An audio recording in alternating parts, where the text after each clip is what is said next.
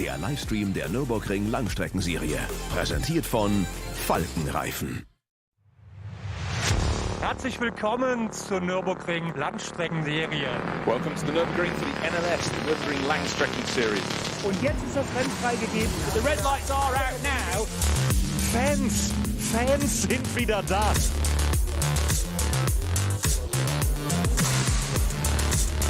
I would think that's very, very close. Jetzt kommt er ran, zieht sich ran.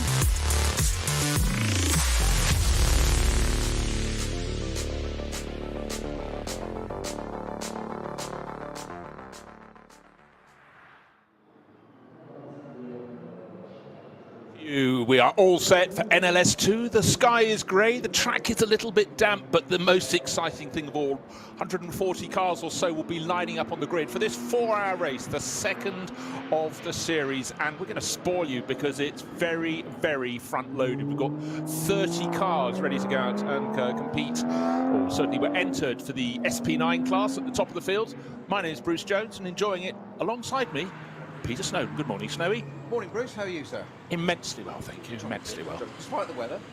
Yes, doing its best to change. Yes. 141 cars, you said. What extraordinary. 30 SP9. I think we had slightly less at the opening round a fortnight ago because it obviously clashed with Super Sebring.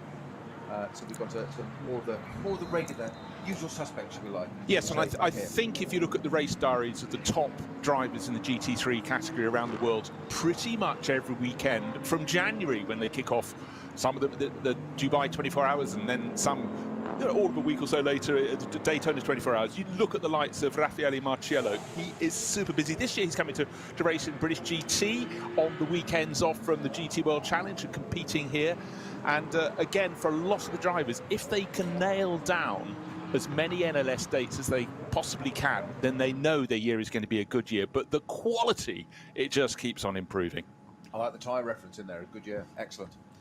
It's uncanny, isn't it? A non-branded tyre series list, NLS. It's open tyre formula, which is one of the elements I like. That it's there isn't a control tyre. Manufacturers can do the different things. Always great. And it's absolutely multi-layer, isn't it? This, we said we've got 141 cars, 30 SP3, SP9 GT3 cars, and how many other cars? You lose count sometimes. So many, but I tell you what, whenever I get the entry list, it gets released on the Wednesday, about lunchtime each week with an LS race on the Saturday. You go down and you go, good grief, look at that driver. Why are they driving that sort of class of car? You normally see them in an SP9 category car, but some of them just need track time. Some top names, but haven't raced here much, are trying to just get their license to complete, their ring license. So you'll see people in Hyundai. Production class cars. You suddenly look and you get people like Harry Gottsacker, Taylor Hagler, Mason Philippi from the States. They're doing it in a fastback i30N. So many people all the way down. It does pay. Don't just stop when you get down to the SP9 or the SP10 class, which is GT4, or the Porsche Cup class cars as well, because you've got some top names in that, all looking towards the front. But on screen at the moment, KCMG, they've often been in the top class with their Porsches. They've now come to play with Toyota Supras in the SP10 class. So again, top teams, but you do have to sometimes absolutely double check to see who is where. Yeah, not so successful debut for them in that Toyota Supra 2 weekends ago, the opening round. Before the Bob didn't finish, unfortunately, so they're looking to get to the end of the attrition with their wet tyres being bolted on. Unsurprisingly, we're just looking down through the window at the track. Nice to see the 296 Ferrari out there. We've got 3 of those at the moment. Yeah, well, in fact, Avalon out there in the Frittidella car. Yeah, well, I have to get my head on that. I know. You got to. Frittidella and Ferrari does work, but Frittidella been Porsche forever. I know. But I tell you what, deliberate. Conrad, though, they're staying true to form. They're remaining with their Lamborghini, but conditions were so tricky through qualifying. It's short, it's sharp, and the whole idea around this immensely long 25-kilometre lap is just don't get it wrong at any of the corners. A little bit of caution is required. There were some spinners, and certainly one of the Ferraris went round. That was the WTM by Rinaldi Ferrari. Had a spin, but if you're going to do it anywhere, do it where they did. Turn 1, there's space at least there in a gravel trap rather than a barrier around the outside. The Rover Racing BMW M4 GT3 seem to go better and better with every passing round. Great to see some new liveries as well. The Yokohama livery 34 Walk on Horse Motorsport BMW looking fantastic too, and you put it side by side with the Rover yellow, grey and white BMWs. They look almost totally different, but that's the masking of a car by its colours. But one car that you didn't need to look at the stopwatch to see if it was going fast was 21, and that took pole position. Matteo Caroli sharing with Julian Andlauer, and that is Rutronic Racing. So they were very happy indeed. On pole by 0.7 of a second from the faster of the two BMWs from Rover Racing, the one shared by Philippe Heng, Augusto Farfus and Nick Yeloli, and they didn't come to the opening round because they were competing, I think, at Sebring it would have been that weekend. But Adam Christodoulou, so many great laps he's had around here, up into the car that qualified third. That's Get Speed's Mercedes, and the car in fourth is car number 34. We commented on its lovely race livery, and Kuba Gimaziak, last year's champion, and Jesse Krohn. For some reason this weekend his name in the results sheet is in inverted commas. Maybe it is, maybe it isn't, but again, It's April the 1st, come on. So it is. Now, one car that from the top class that didn't make it back, stopped out on track, and thank you to Right Turn Lover for picking this out of that short fire qualifying, was car number 19, the Racing One Ferrari. That's Jody Fannin and Kohlhaas, isn't it, aboard that one? Yes. Yeah, And so that's 24th on qualifying, so not a representative lap time. So you never know, might be going up to the order, and I wonder if Fannin will probably be in that car first. Probably Jody, I suspect. Yeah, well, Jody's very good actually. Sometimes if he gets in, he does send a little message to Snowy to report on the findings of what's been going on out there. But you could say it's the 1st of April, it could be March, it could be May, but you often will get this spring type weather, but actually it almost feels wintry. It's not cold, it's just very, very grey, and the track certainly drying out from how it was in qualifying, but well, thank goodness for that. But it's going to be a while before the track is fully dry. Just looking at that bit of footage there, Bruce, as you said, as the car's exiting the pit lane and watching one of the Ferraris, it is going out through turn 1, and it's that old sort of karting wet line, offline, that there is a bit of dry there. You can see obviously it's nice and light, the track there, but it's completely offline. So that turn 1 where they all dive into, we have that rolling start, 90-degree right, tight, and a sweeping left-hander on turn 2. They're going to have to go in there offline, so diving down the inside to try and get an opportunity is not going to be. Now, we saw this, didn't we, last round of last year, wasn't it, with Jody Fannin in that Racing One Ferrari, the previous edition of it, the 488, went from, I think, 4th to the lead all the way around the outside, but then, as he'd taken the greater circumference, actually lost out a bit of ground, unfortunately, so you never know, that might be the place to go. So, ideally, you want to be on the outside of the track at this rolling start, ironically, not on the inside where pole is, which is going to play into the hands of our second place car, I think, there, which was our Rover Racing BMW from the winner from the first round with Dries van Toor, now in a BMW. We used to be in an Audi, we've got to say he's in a BMW now, and Maxime Martin. So they're in the right place. Ironically, not qualifying on pole might be an advantage. It certainly might. Again, we've had shuffling of drivers from mark to mark. You've talked about the way that Dries van Toor's moved across, but I noticed this weekend the third of the Ferraris, the Fricadelli one, has got, a man who's got Porsche right through him in Earl Bamber. Nicky Katzberg, we're used to seeing him in a BMW, and David Pittard most recently, an Aston Martin. I don't know who's going to BMW before that. Exactly. But certainly, every time I look at the sky, I'm thinking, yeah, it's looking a little bit less grey, but that's the optimist in me. But having not been commentating on the opening round, I took a look. But even between then and now, I think there were 21 SP9 class cars. Now we've got 30 new liveries this year, and I've just noticed in the pit lane the Team Bilstein number 6 Mercedes is not in the colours we saw it before. It's sort of yellow and blue, but now it's white with sort of almost a lime green band just in front of the windscreen, and a dark sort of charcoal grey. So changing all along. Sponsorship from Murbag, but that's a very great car. Great team. Hubert Hout, the team boss at the wheel, Arjun Maini and Jordan Love. They're getting some good experience together, and Jordan certainly is really building his reputation, the young Australian racer, and pushing very hard, because it is a sort of almost the promised land in some ways, GT3 racing, if you can get to the very, very top.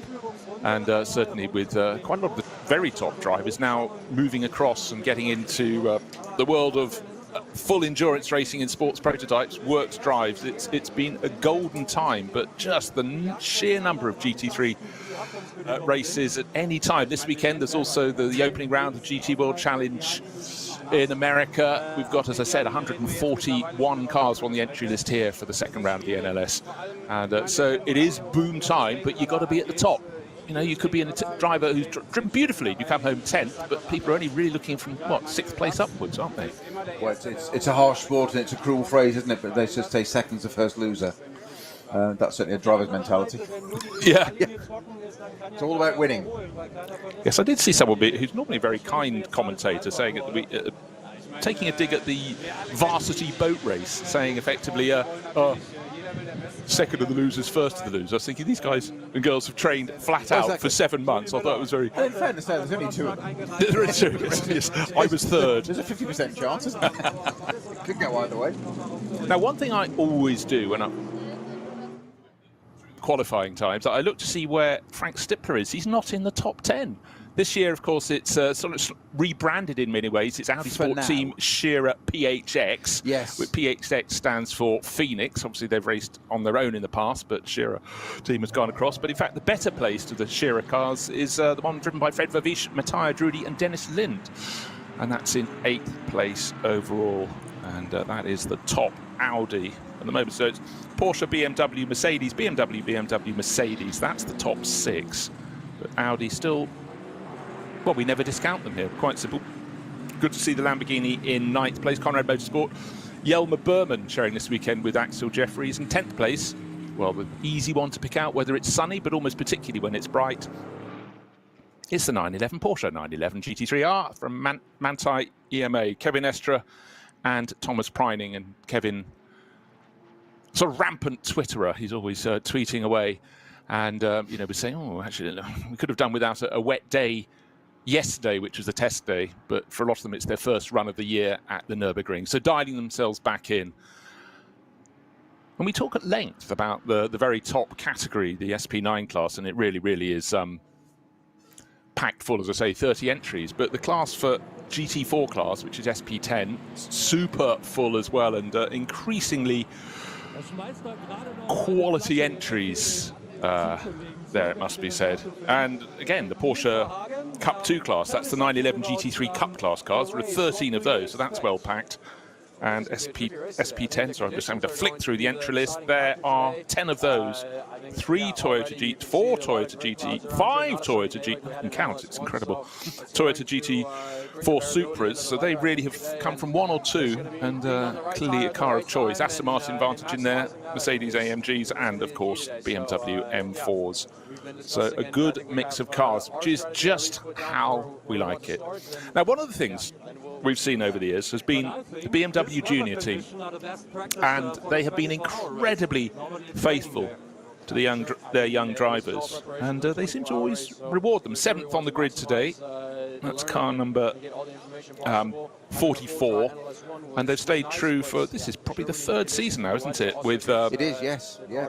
The trio, who are all, you know, knocking on the door of senior rides other places, but Dan Harper, Max Hess and Neil Verhagen, so driver from Northern Ireland, driver from Germany and one from the USA. They've learnt their craft, and BMW do seem very faithful. Back in the 1980s when they had the BMW junior team in what was then the World Touring Car Championship and the European Touring Car Championship, super strong, but it was the golden ticket, particularly in those days, for young drivers who just noticed their money had evaporated and their single-seater career was about to go no further. And once they got on the payroll, as long as they behaved beautifully, they were also had to become professional racing drivers. They had to go and eat the right food, go training in the winter and run up and down some Alps and things, which was a little bit of anathema to some of them. Even the great Austrian Roland Ratzenberger didn't used to run up and down Alps. I can assure you that. Well, I think it was Ross Brawn who said many years ago that being a racing driver wasn't a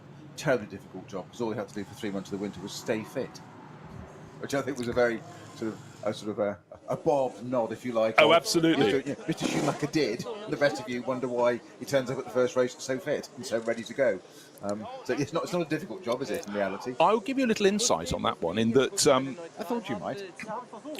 I used to go out to wonderful end-of-year races in Formula 3 at Fuji in Macau, and I remember going to the gym of my hotel. Imagine I had a journalist in the gym at the day, but anyhow, I was still playing a little bit of rugby, so I was relatively fit. But some other drivers were in there. Information gathering, intel gathering. Exactly. And they weren't exactly, how should we say, pushed the boundaries, apart from one, Shuey. Yeah.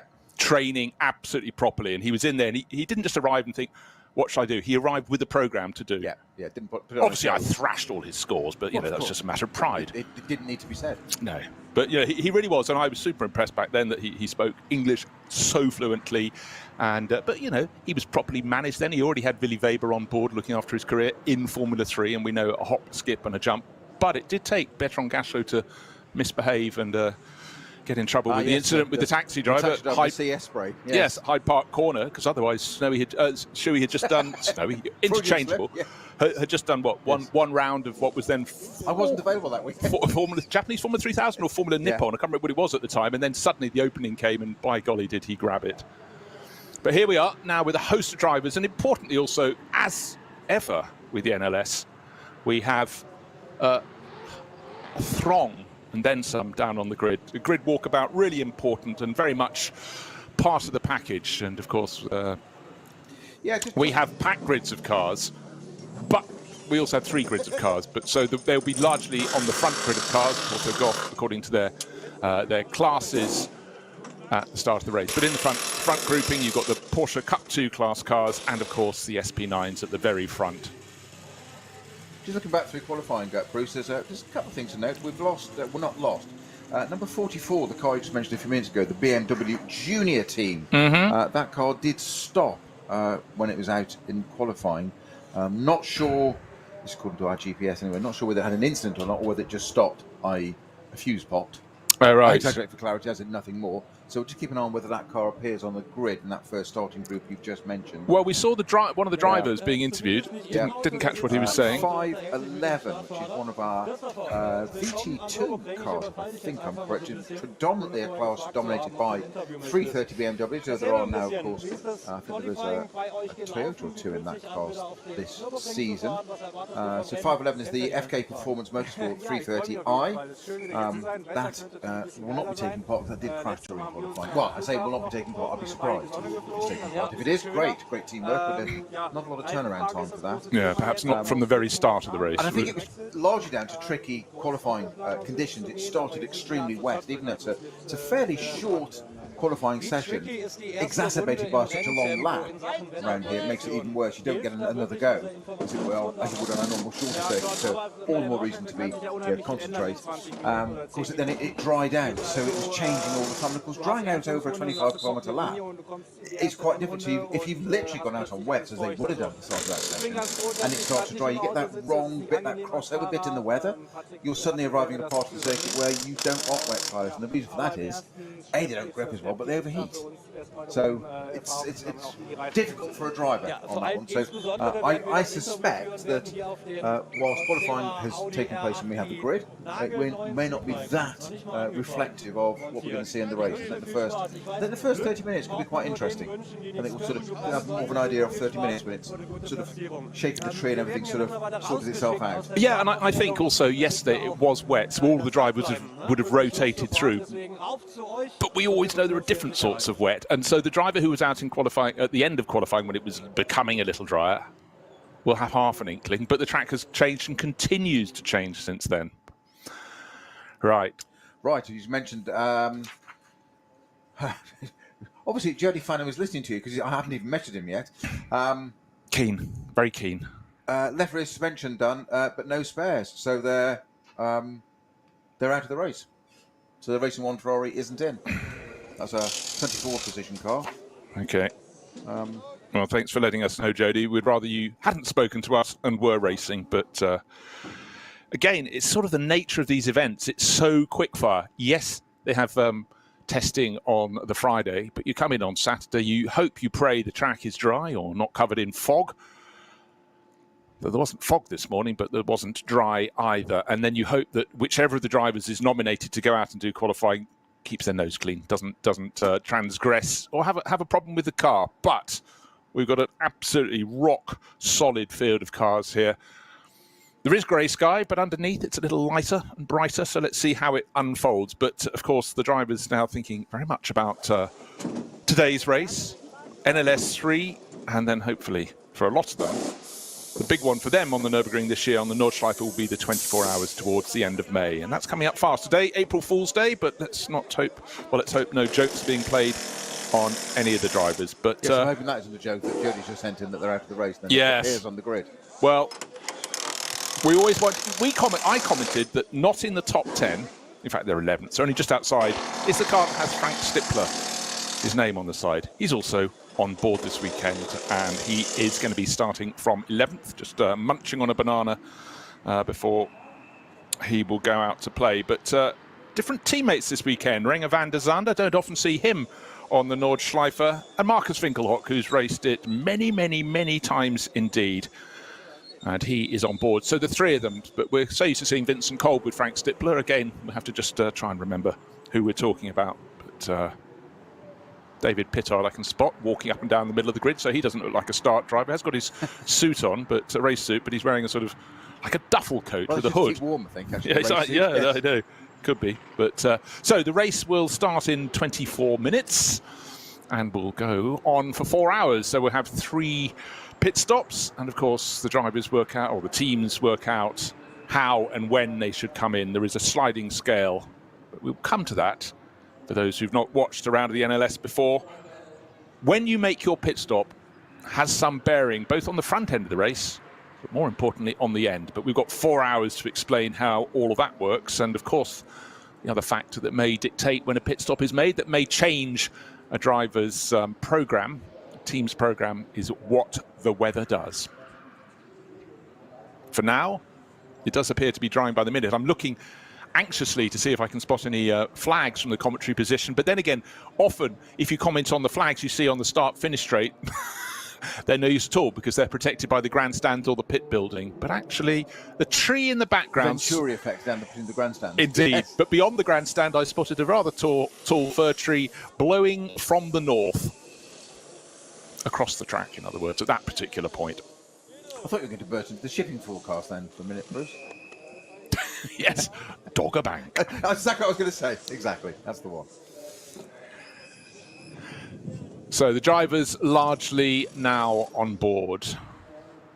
The grid, the first grid, beginning to be cleared. It's only pit personnel. Also, those are now walking back to the gate in the wall to go into the pit lane and consider life, or perhaps a coffee, while the drivers have to focus on what lies ahead.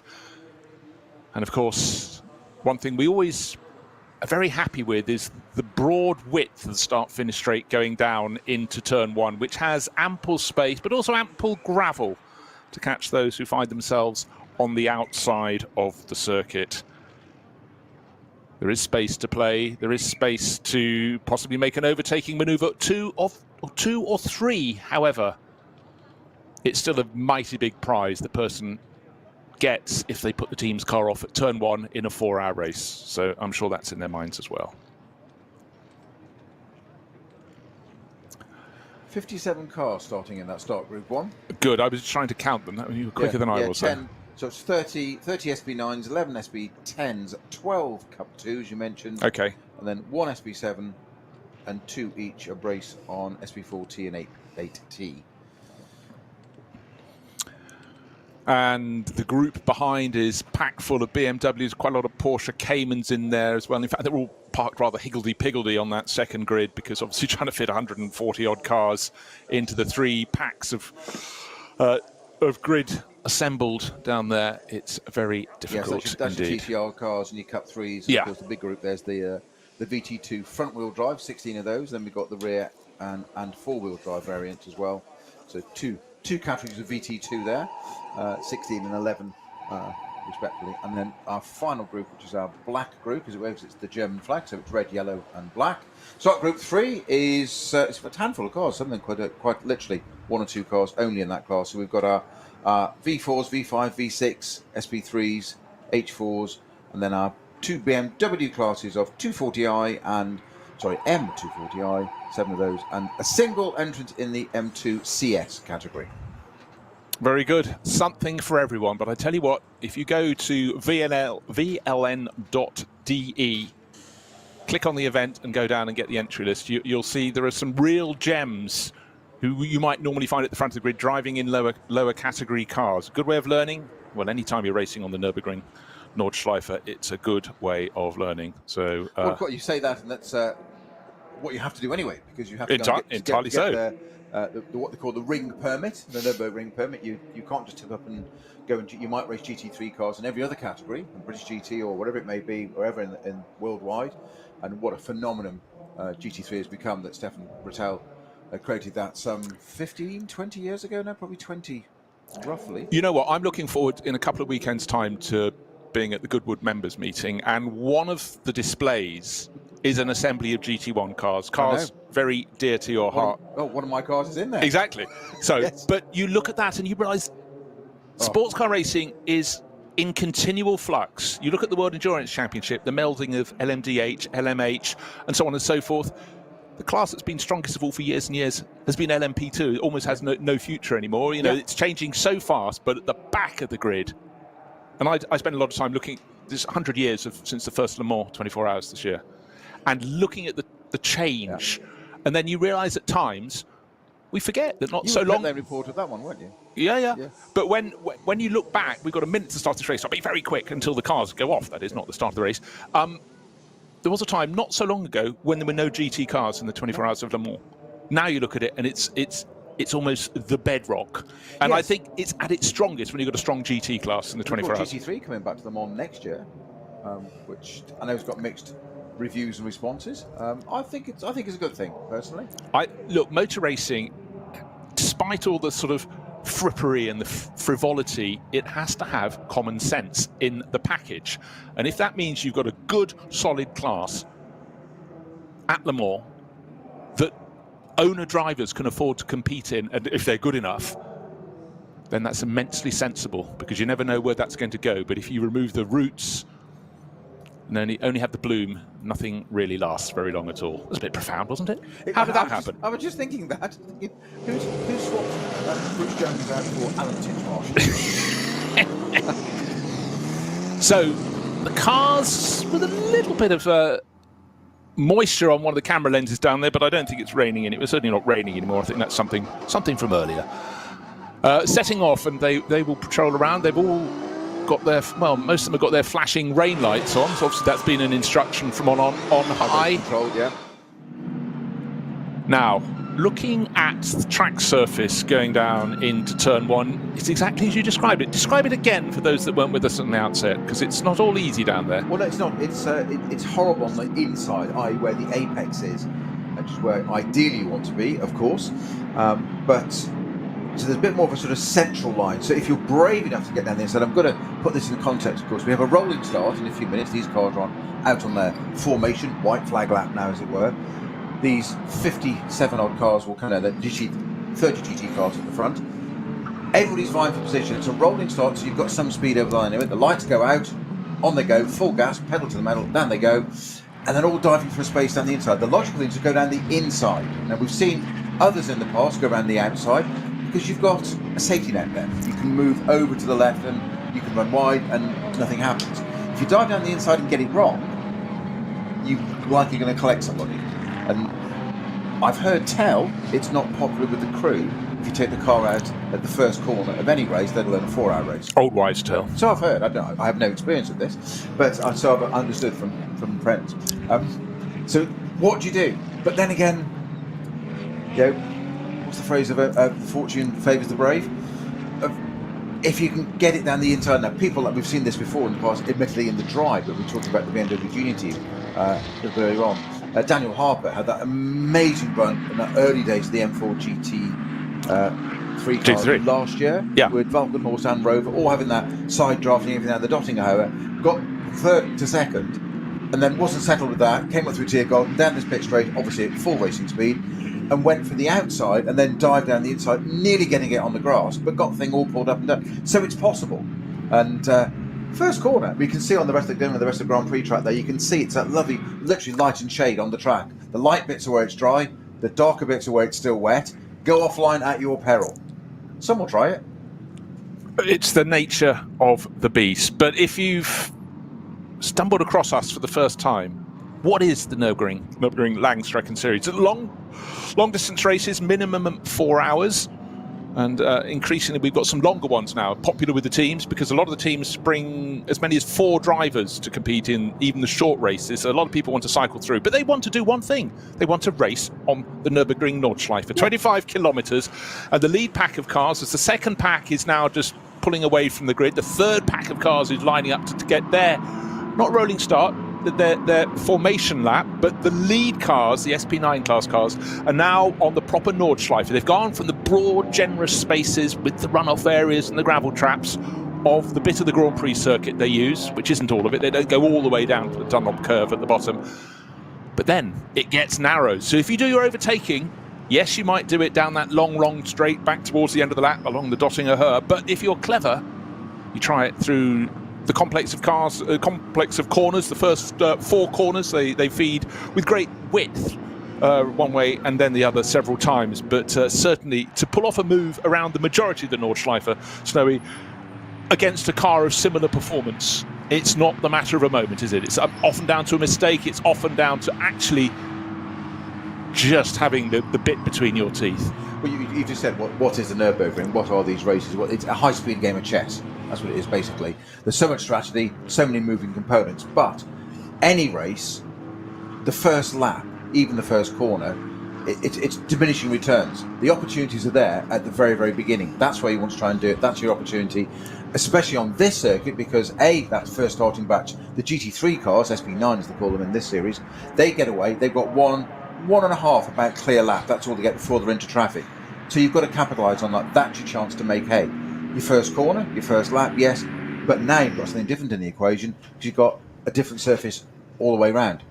Before you get onto that Nordschleife where suddenly all that reduces, they still have a bit more of a chance on that first lap because they're the only batch, so they're all equals, effectively. Some more than others, we know that, but they're still the same category of car. Then, by the time they get to lap 2, all of a sudden they're up against TCR cars and got to find gaps, and you've got somebody else behind you. And we often see some great onboard footage. Quite often, I'm going to say the Falcon Motorsport Porsches. There's often some great footage of them sitting through traffic, less than a foot off the car in front, and they're weaving their way through, going past TCR cars. And thinking, your decision making has got to be a split second, but you've got to be so confident in what you're doing and know your stuff and know the circuit. And that's why the authorities have this ring permit of build up through it. Because you can't just go out there in GT3. It's totally different arena to any other circuit. Entirely so. And just even while you were just talking there, Snow, I was looking at the final part of the Grand Prix circuit before they go into the dip and then up to the chicane and out onto the Nordschleife. And already, just with that first batch of cars going through, on the racing line, there is a dry line.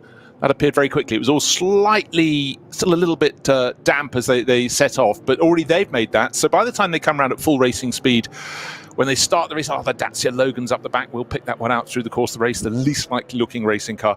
So conditions will be changing all the time. So the drivers know that. But one thing I'm always aware of in this series, a lot of the drivers have done this for a decade. Some have done it for maybe 2 decades. They have experience, whatever category of car they're in, they sort of know how to look in their mirrors. But I'm always slightly aware in the early rounds of this series, each year, there'll be some drivers who are, let's say, very lacking in experience around the Nürburgring, and they have got to learn really fast. By the end of the season, particularly if you're driving, Renault Clio or something, you're so far down in performance relative to the fastest cars. They've just got to learn where to look when the fast guys are coming, and also just how quickly that gap comes down, that speed differential, because it does take 2 to tango. And I must say the driving standards are really, really high, but you've still got to gain that experience. And I think the organising clubs do a brilliant job because they make it very plain what the drivers are required to do, what's expected of them. And of course, everyone accepts that someone somewhere can just make a little bit of a slip up and catch a wet curb. But if you come to the Nürburgring, any circuits like racing in Britain or anywhere in the Northern Hemisphere, from sort of the Netherlands upwards, drive on the curbing that ripple effect, it's not just to make a noise, it's actually where the water can hang when the track has dried, and the combination of rain and a little bit of paint, and many a driver can just make this tiny error, just run up onto a curbing and then round it goes. So that is the sort of thing that is hammered in really hard to them. Exactly that. The key word you said there, Bruce, is paint. Of course, it's a totally different surface, and it tends to be shiny. Although there is now, unbelievably, an FIA standard paint, which is used in sort of British superbikes and stuff and whatever in the UK as well, to repainting curbing, so it's grippier, and that's from a safety aspect or so. But the big trick here with curbing is whether it's loaded or unloaded wheels. So on the inside, unloaded, there's no real pressure on the tyre.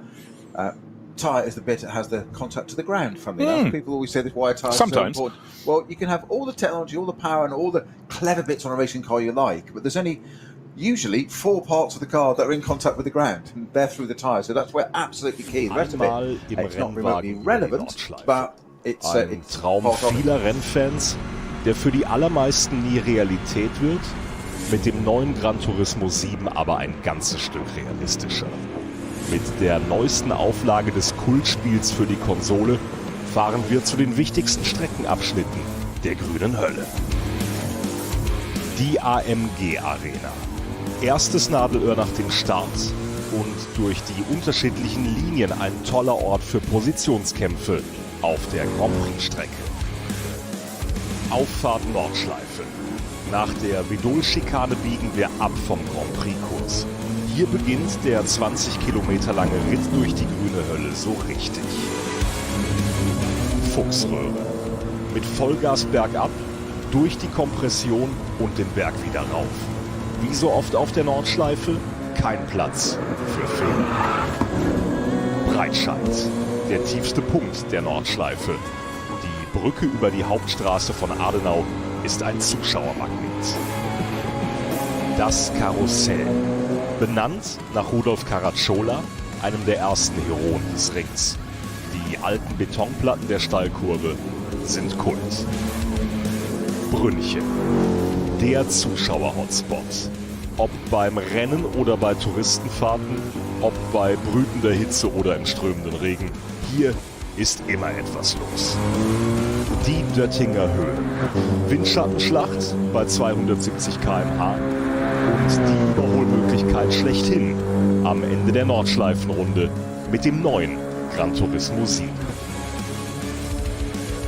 Und damit von der virtuellen wieder zur realen Nordschleife.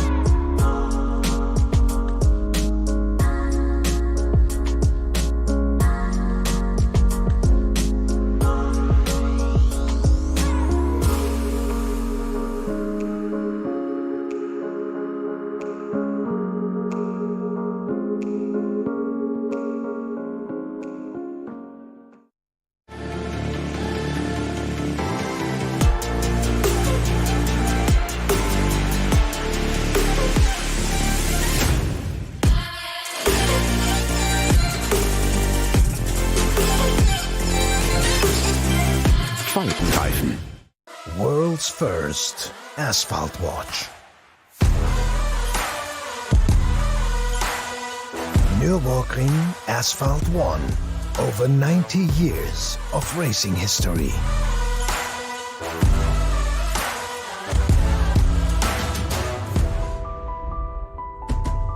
Cobbler.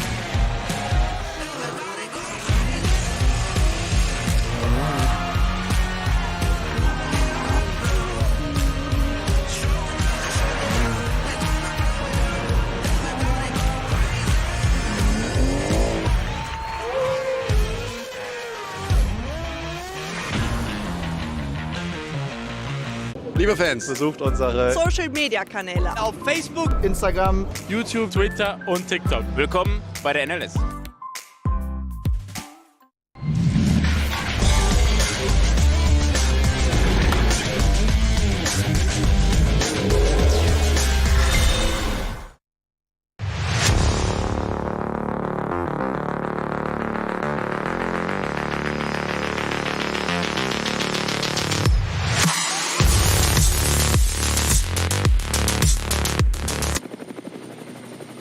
The run back down the Dottinger Höhe. The track looks quite dark grey. That bit hasn't dried out yet, but the very first cars, the lead group with the 30 SP9 class cars, wending their way, working their way, putting heat in their tyres, but the helicopter that is filming the action and will bring brilliant action from the next 4 hours after this formation lap, there is moisture on the lens of the Rover Live helicopter. So that means, you know, it could go the other way. I think it's drying out, but still it's clearly not that, how should we say, the humidity is still quite high. No, but the fact the helicopter's up in the air and giving us pictures is a good omen.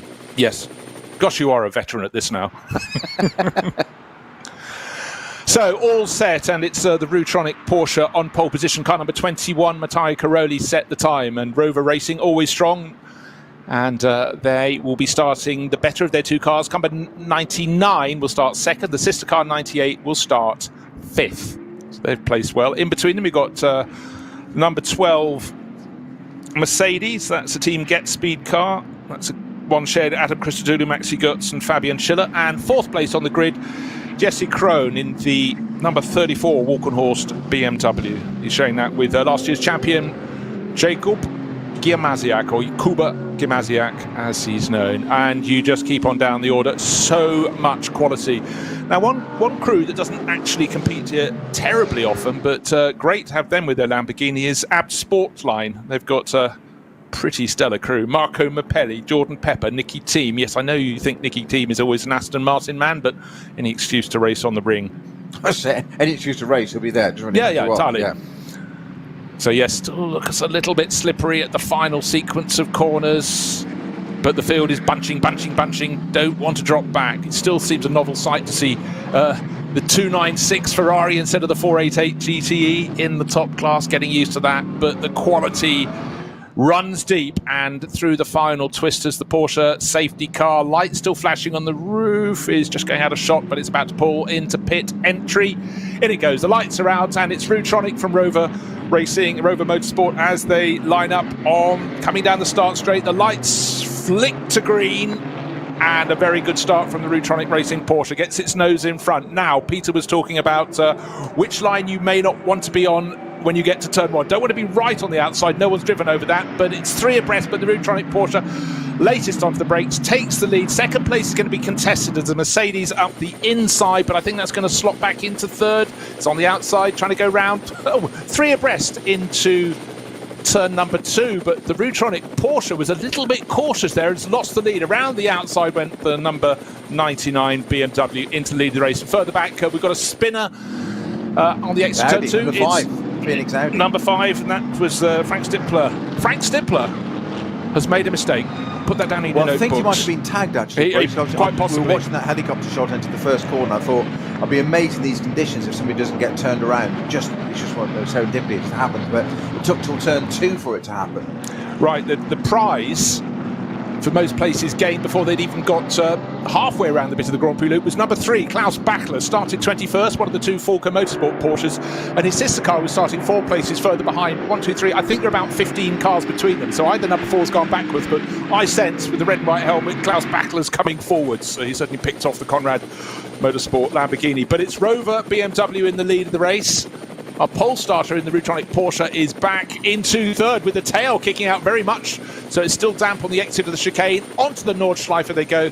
And in between them is the Mercedes that started from 3rd, the Get Speed car number 12, which is crewed by Adam Christodoulou, Maxi Götz and Fabian Schill. I think it's Fabian on board, but we'll confirm that when we get to the first timing incident. Now, we've been given a replay of Frank Stippler, and he was spun around at turn 2. Think by one of the Rover BMWs rejoining, so obviously not the one that's in the lead. So that'll be the other one. That'll be the 98 entry, won't it? Which is that was P5. That was a round 1 winner, Dries van Toor and Maxime Martin. But this weekend, crewed by Connor De Filippi, Sheldon van der Linde and Marco Wittmann. A lot of the regular drivers for Rover were away at Sebring 12 hours, again showing how international these drivers are. Right, now through hats and back and setting off on what they're looking for, the dry line, go the race leaders. But the second group of cars, second starting group, just coming up the Tiergarten sweepers, and then they'll tighten it up and then turn onto the start-finish straight, and they'll get going. But you know what? Half the cars have got their windscreen wipers on, and we've got a spinner. BMW. I think it's the second of the Rover BMWs that's been rotated, because it didn't look as though it was one right from the front. We'll get confirmation of that in a second. But sitting 90 degrees the track, there is far more moisture on the lens of the camera looking down onto the start finish straight. That's why their windscreen wipers were on. But you know what? Their wipers were on as they came into Tiergarten, but they may not need them by the time they get to turn 1. Such is the fickle nature of weather. But it's Porsche Caymans 1, 2, 3, 4 abreast, with a 5th car trying to squeeze in, but trying to be cautious, nearly rubbing and body rubbing. Round the outside goes the Avia Porsche Cayman, and unfortunately given a tiny little touch and spinning around, and the next 15, 20 cars go round. He'll have to rejoin at the back of group number 2, so that little bid for the lead didn't work, and the cars from 3rd and 4th touch at the exit of turn 2, and they go around as well. So the first 2 cars have been very fortunate indeed. They've got a little bit of a cushion, but what we saw, Snowy, with that lead group of cars was the fact that it's still slippery out there. Looks as though it's almost dry, but almost means it's not fully dry. And the lead car, front right bodywork, just in front of the right wheel, he's clearly had contact, because that's just snapped and fallen off the car, still on the Grand Prix loop. They're just going to the little cut through. And so I'm afraid we can tell that one of the driver of the car that is leading that second group is going to have problems with his bodywork, and clearly was part of the parcel down in that clash at the first corner. Yeah, and it's the 99 Rover BMW was off at Flugplatz. Oh, so that was the one, that was our race leader. We didn't see the start of the incident. We presumed it was the one who was further back trying to make up ground. That had already had contact with Frank Stippler. According to my GPS, it's just after Flugplatz. You've got the big right-hander of Flugplatz leading up to Schwedenkreuz on the opening lap, and it's on the left-hand side. We saw it. It looked like it had just been touched and turned around. It didn't like it connected with the barrier on it. Didn't see all of that, of course, but that's what it looked like. Certainly more raindrops on the lenses looking back at the chicane, which is the one just before the drivers then turn to their left and go onto the Nordschleife. Yeah, code 6 of that 99 BMW now. Well, it's not surprised. It's at the point of the track they would be getting up towards, they'd be absolutely flat out. And the nose of the car is literally on the white line at the edge of the circuit, and it's so narrow, the grass strip, the tail is almost touching the barriers. Don't know if it did touch the barriers. And this is the point of the race. The third group haven't even started the race yet. They're just coming. We've got 5 minutes already expired on the clock, and with more dampness, raindrops on the lens on the start-finish straight, they get going. And the car that was in the lead of that group, in pole position, has dived straight into the pits and decided, you know what? Roll the dice. Going to wet weather tyres. I would think that's a little early, but they have seen 3, 4 more cars in the background diving in as well. At least in the background have come and done exactly the same, Bruce. So What we need... a brave call that early. I think immensely brave this early. So we saw spinners at the first corner in the second group of cars. Third group of cars behaving a little better. Slightly fewer cars in that group, but then we saw action at turn 2, both with the first group and the second group. But for the third group, note there's a little more space between them. BMW's jockeying for position into turn 3 there. It's a Porsche Cayman leading their group. Seat Cupra was second, is third. A BMW sedan, as you might say, stateside, has pulled up into second in that class. But it has all been happening in the back group, the third group of cars, the one that's going to be first caught by our front runners from the lead group.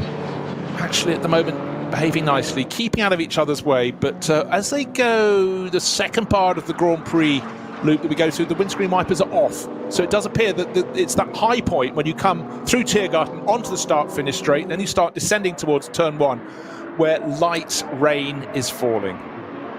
So the big question is who is in the lead in SP9, the lead outright in the race?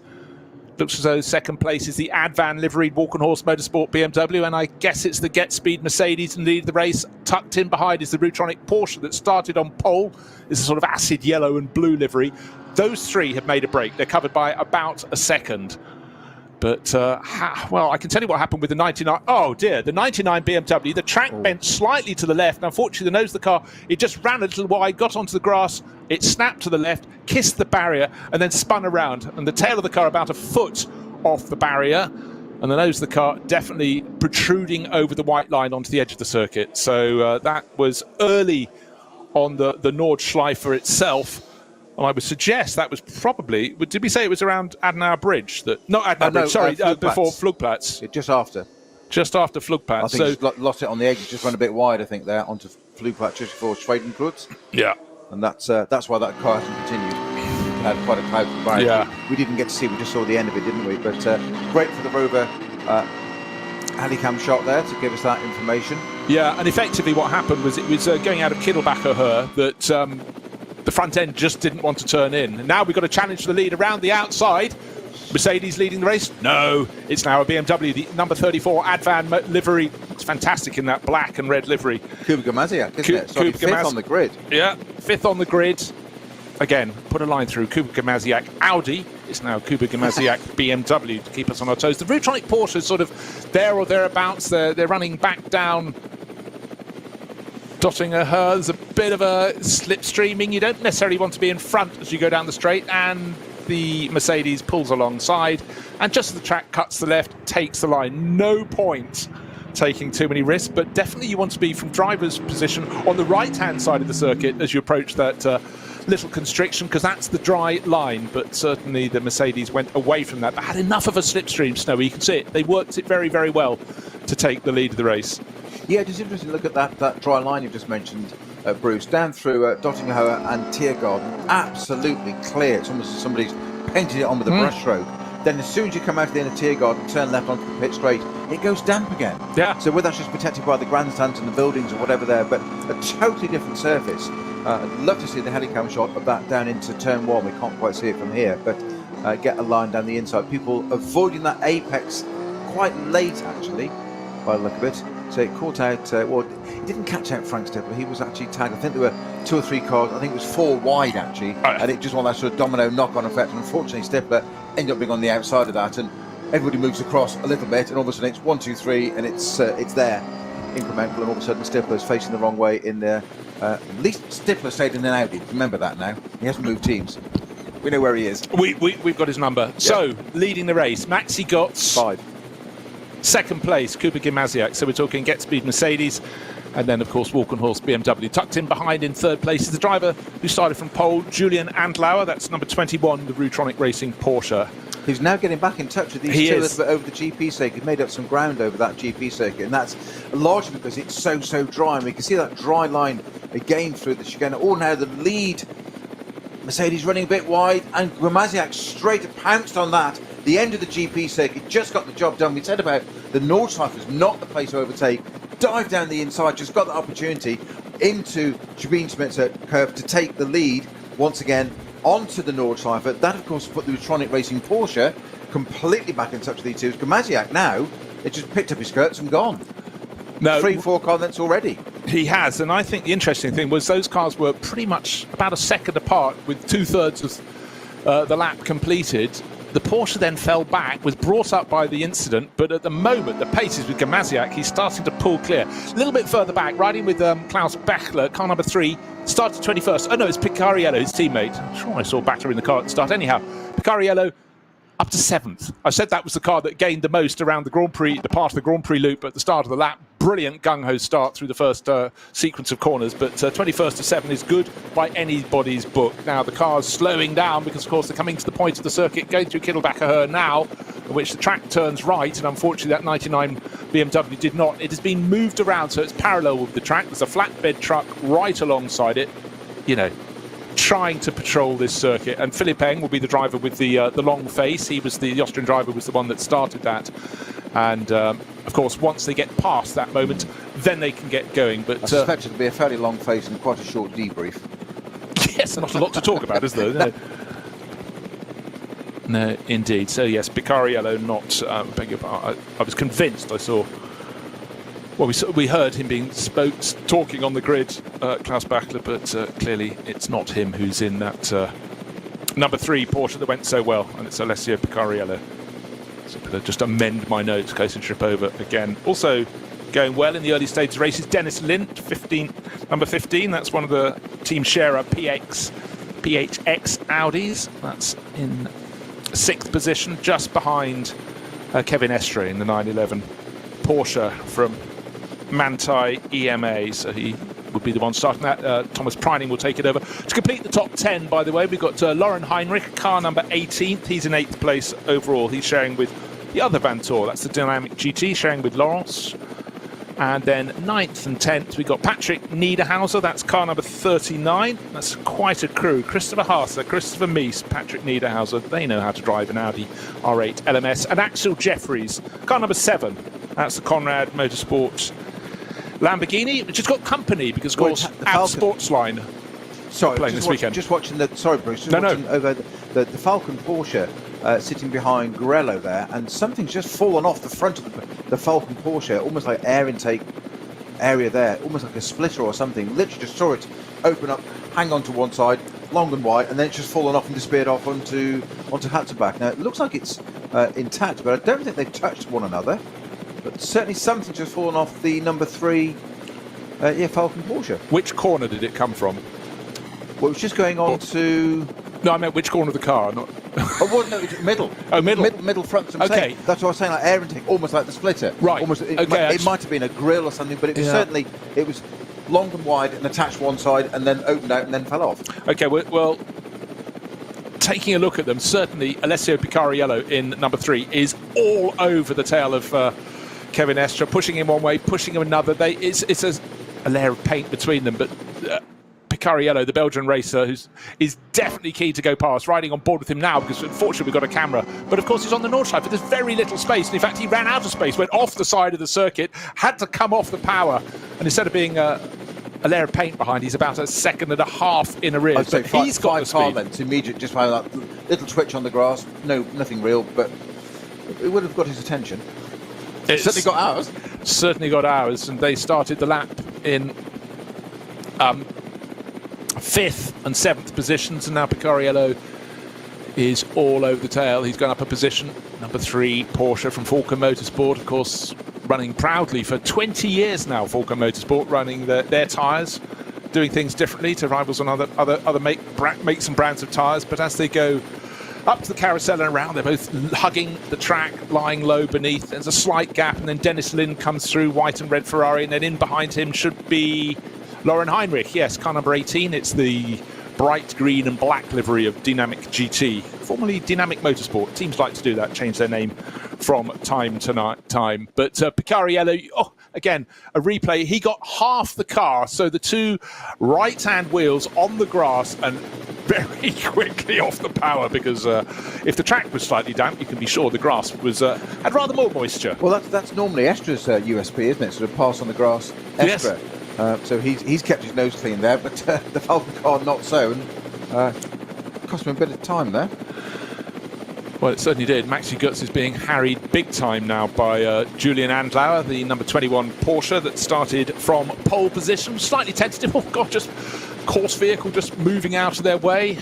These two came through, the Mercedes pressing on, and they're now starting to lap some of the tail enders. So they got the first quarter of an hour under their belt without having to pass the tail enders, and from now on in, that will be their diet for the rest of this 4-hour race.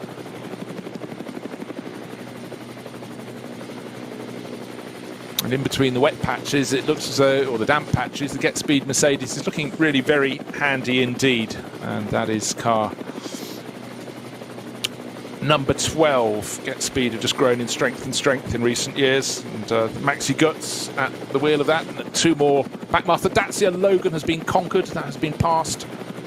Certainly some of the drivers of the junior class cars being very tentative, but these top pros in the front running cars are taking the risks, and we already saw for Philippe Eng, one risk too many didn't pay off for him. And for Rover Motorsports, that is a hard one to swallow. Didn't get around the opening lap, had done the hard work to go from third up into the lead of the race, but unfortunately it all unravelled, from second into the lead of the race. Got through that first sequence of corners, Snowy, so difficult when cars are bunched up, and was just starting to stretch his legs and stretch them a little too much for the conditions. And with the track just at Kittelbacher just jinking to the right, well, it felt to him, it wouldn't have felt like a jink, it would have felt like a full-on turn, but he just carried on and then clipped the barriers with the nose and rotated around. And actually, to be honest, rather fortunate he didn't bounce back across the track, because think of the consequences of that with the next 29 GT3 cars running in the SP9 class coming through.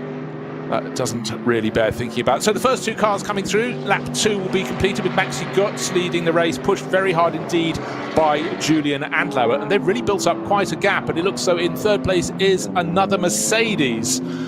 So we'll wait for that order, but up front it's Maxi Götz defending, using all those years of experience into turn 1. But Julian Andlauer, still young but wise enough to realise, have a look, but not too much of a look, because it does seem almost the greasiest part of the circuit is the end of the lap and the very start of the next one. Yeah, it just looks greasy, doesn't it? Just going to be in twitch on one of these. Of course, don't forget they have all sorts of driver aids. They do like ABS and traction control. But of course, drivers always turn it down as much as they can and try and get I've got this. Then you find you haven't. Yes, it's more about me sort of thing. What, in the driver mentality? Surely not. Yes. I've got my wires crossed yet again. So, classic dogfight at the front of the field. 10 years, it says it's only 4 hours, not 10 years, on the side of the race-leading Mercedes. That's Get Speed Motorsport celebrating, great success in their first decade. Oh, dearie me. Poor old Julian Andlauer was left with nowhere to go. Fortunately for him, it was on the Grand Prix loop, going behind a Porsche Cayman and BMW 3 Series, and unfortunately one did something unpredictable in front of him, so he had to come off the power before going back on. And now it looks to me, just want to see the first 2 cars, Maxi Götz and Julian Andlauer, as they are coming across cars left, right and centre. I thought I saw I just got to see where the number 34 BMW Kubica Maziak appears to be leading the race. Yes, he's listed. I was looking for him and I thought, hold on, he can't have come in at the end of lap 1 to go to wet weather tyres and lost that much time, and he's only just in front of him. So while we were watching their dogfight, what we didn't see was Kubica Maziak had got back in front. He was in front, he was behind, he was in front, and I just presumed, because we hadn't seen him for a short while, that therefore we were looking at the first 2. So as you were, Kubica Maziak leading in the 34 Advan Mercedes. No shame in admitting a mistake, but let's clarify that. Then Maxi Götz just in second place from Julian Andlauer. So we're going BMW, Mercedes, Porsche. Third place, man who has won just about anything in this category car. He's also in a Mercedes, also racing for Team Get Speed. It's Jules Gounon, who just seems to win at will at the moment, and it's quite a thought for fans of British GT. They they'll have him and his frequent teammate, Raffaele Marcello, playing throughout the championship. That certainly will up the ante. Well, it certainly shows the quality of British GT now, doesn't it? The likes of the names you just mentioned want to be part of the British GT Championship. So we have got we've got a Porsche refueling already. That's car number 107 now. Why? Yeah. Okay, well that's got a very strong crew.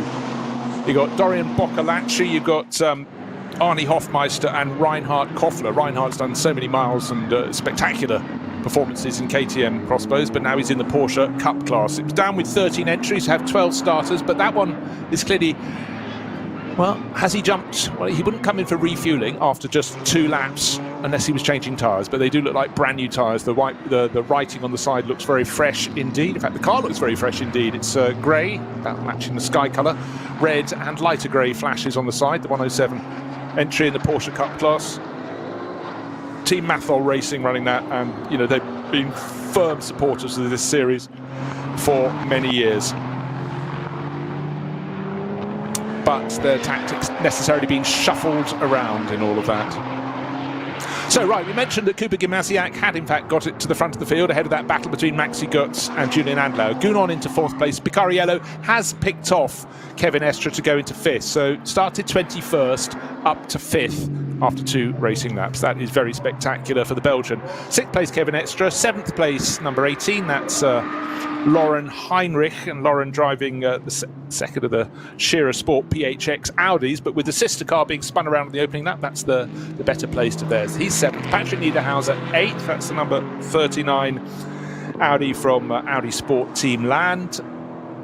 Losing a few positions down to 10th place. Car number 15, that's Dennis Lind, the Danish driver, the second of the Scherer cars, and Axel Jeffries, top Lamborghini. Number 7, Conrad Motorsport. Just a 2-driver lineup, showing with Maxi Hecklander. Still occasional drops of rain on the screen, but as much muck and rubbish riding on board with Alessio Picariello. His next target, well, he doesn't have to look very far. He could be very short-sighted and still spotted it. Jules Gounon, who is all of, maybe a second in front of him as they go sort of halfway around the lap. But looking at the lines that Jules is taking, he's doing what all the top drivers do. He's shortening the circuit as much as he can, but how much do you dare put your wheels up onto the curbing? But he listened to Snowy earlier. He remembered, if it's the inside wheel, that's fine. The car isn't loaded, and so he's been quite careful. Corners turning one way, he's prepared to go put those right-hand wheels on the grass. Corners turning the other, not so much. So if it's kinking to the right, it's fine. If it's going to the left, breathe in. The metaphor for life in there somewhere. Still, cars come in at the end of their second race lap. Some of the Porsche Caymans coming in from that 3rd grouping. Either they don't trust the weather, they don't trust themselves with the weather, or it was preordained, but I don't think after 2 laps it was preordained. It was exactly as you spotted, you called it, Bruce, when we saw that second batch starting group going. A few, I think we saw 4 or 5 dived into the pits, and they called it absolutely right, because those that stayed on the wets and went with it, it didn't pay out, and they've all had to do that now. So those that, we said it was brave, we also said before that fortune favours the brave, and those that did. And that's why you've got to rely on your team. You get some instructions over the team. Box, and you think, I'm just about to start the race. Box, because they know what they're doing. They've read the condition. They've got weather forecast. You're sitting in the car. You have driven it, but this is where the 2 were. At the end of the day, the ultimate decision should be down to the driver. I've always said though that you just get to do the pedalling bit on the track. Listen to the team. If they are adamant that you should do it, you've got to have a very good reason to override it, because if you get it wrong, it's 0 to 0 very quickly. Worse than 0, frankly. Yes, suboptimal lap. Maybe I'm easily pleased, but I think not. I think I like things with the highest standard. You're not known for it. Looking at no standards whatsoever. Looking at the action in the battle for 4th place, that's why it's worth getting up very early in the morning, or go to bed very late, according to where you are on the planet, watching and listening to this great event. Because when you see drivers the caliber of Jules Gounon and Alessio Picariello right out on the edge, their cars are tiptoeing around. Well, they're not tiptoeing, they're going where others wouldn't dare to look, in search for the shortest line around the circuit. But Picariello, he pushed and passed Kevin Estre, not physically pushed, but got very close indeed. That's a feather in anybody's cap. But if he can pick off Jules Gounon within the next 10 minutes, having passed Estre, that's a performance masterclass. So a big fan of Alessio Picariello. Now, can he catch the Mercedes? He got close, he went on the grass, he lost ground, he's now fighting back. Maybe a second between the pair of them. But what does he want most of all? He wants to get the slipstream. Not close enough this lap, using a back marker there to get a bit more of a drag. The gap was 5 car lengths. Then it was 4, then it was 3. It's down to almost 2. but I think he's going to run out of time on the dotting hole. There's another back marker ahead of them in a BMW. They go to the right. Actually, it was a course vehicle. And it's down to 1 car length, but Gounon's got him covered up into Tiergarten. They go, dab of the brakes, lights still flashing, the rain lights still just adding a sort of stroboscopic effect as they turn into the final sequence of corners. But these are 2 drivers absolutely on their tiptoes, top of their game. I could watch them all day. Well, we're going to watch them for the next 3.5 hours, aren't we, at least? Or 3 hours, 34 minutes and 9 seconds. 8, 7. Yes. Oh, I see what you're doing. Yes. April Fool. Yes. Absolutely great footage as ever from the Falcon Motorsport car. This one by Picarelli at the wheel of that. All over the back of Gounon in the Mercedes. Equally, Gounon got it covered, and this is where you earn your money of keeping that, because I've said that Gounon's just made a slight mistake there, run slightly wide, and they're completely off the track now, the pair of them. And just as we said it, he's run wide, a little bit of damp, and Alessio straight through in that Porsche. Just to explain, that was a classic Nürburgring turn 3 manoeuvre. The corner is slightly banked as you go into it, and it was very brave to take the outside line. It's the land of diminishing returns, because turn 4 comes very soon after that, very quickly upon those drivers. But Picarelli was completely committed, and they were totally side by side into turn 4, where the track was turning quite sharply to the right. Both cars went off over the white line. They ran out of circuit, but by the time they were fully back on, the Falcon Porsche was in front, and as they got up to the Vidal chicane, there's a second and a half between them, and the dynamic Porsche coming through behind has just gained a position. So Lauren Heinrich's been passed. Lauren Heinrich doing the passing with Patrick Niederhauser. So we're seeing a few drivers coming forward, and I've spotted there's a possible similarity. Yeah, that was set up. They're both driving Porsches. Yeah, that was set up in turns 2 and 3. Wasn't ready for that turn 4 there. So you almost want to go into turn 1 really careful, considered, to get a really good focused exit on turn 1, because it's a really slow part of the circuit. Then you get that run through 2 and 3, that if everything plays out into your hands and the cards fall the right way, you can suddenly create that opportunity by turn 4. You're not going to get it again by turn 5. And we've got a very smoky Megane, I think it is. Is that 494? Well, whatever it is, very good. Opel Astra, hard to see in all the smoke, but whoever's on board, anyone behind can see absolutely nothing. Well, against speed, Mercedes. Okay, so this is going to have to pull off the circuit. No, don't. Yeah, he's gone to Marshall's post, but he's across the track. He's crossed the track with all, not just the smoke. Let's hope there's not oil coming out of that as well. Yes, the car is now at safety. It's a shame it couldn't have pulled off to driver's left. So 494. Well, I'm trying to trickle back to somewhere, but that. Not only will the drivers come across where he's been, that pall of smoke, it was a thick wall of smoke, impossible to see through. That will be clearing, it'll be blowing away, but then there'll be oil, surely, dropped out of the bottom of that car. Doesn't look oily though, does it? No, it looks to be one exhaust only as well. I'm not sure what engine's in that Astra. Actually, this is a young motorsport car, isn't it? 494 entry. So he needs to exit that fairly quickly, because there were very clear images of flames underneath that car.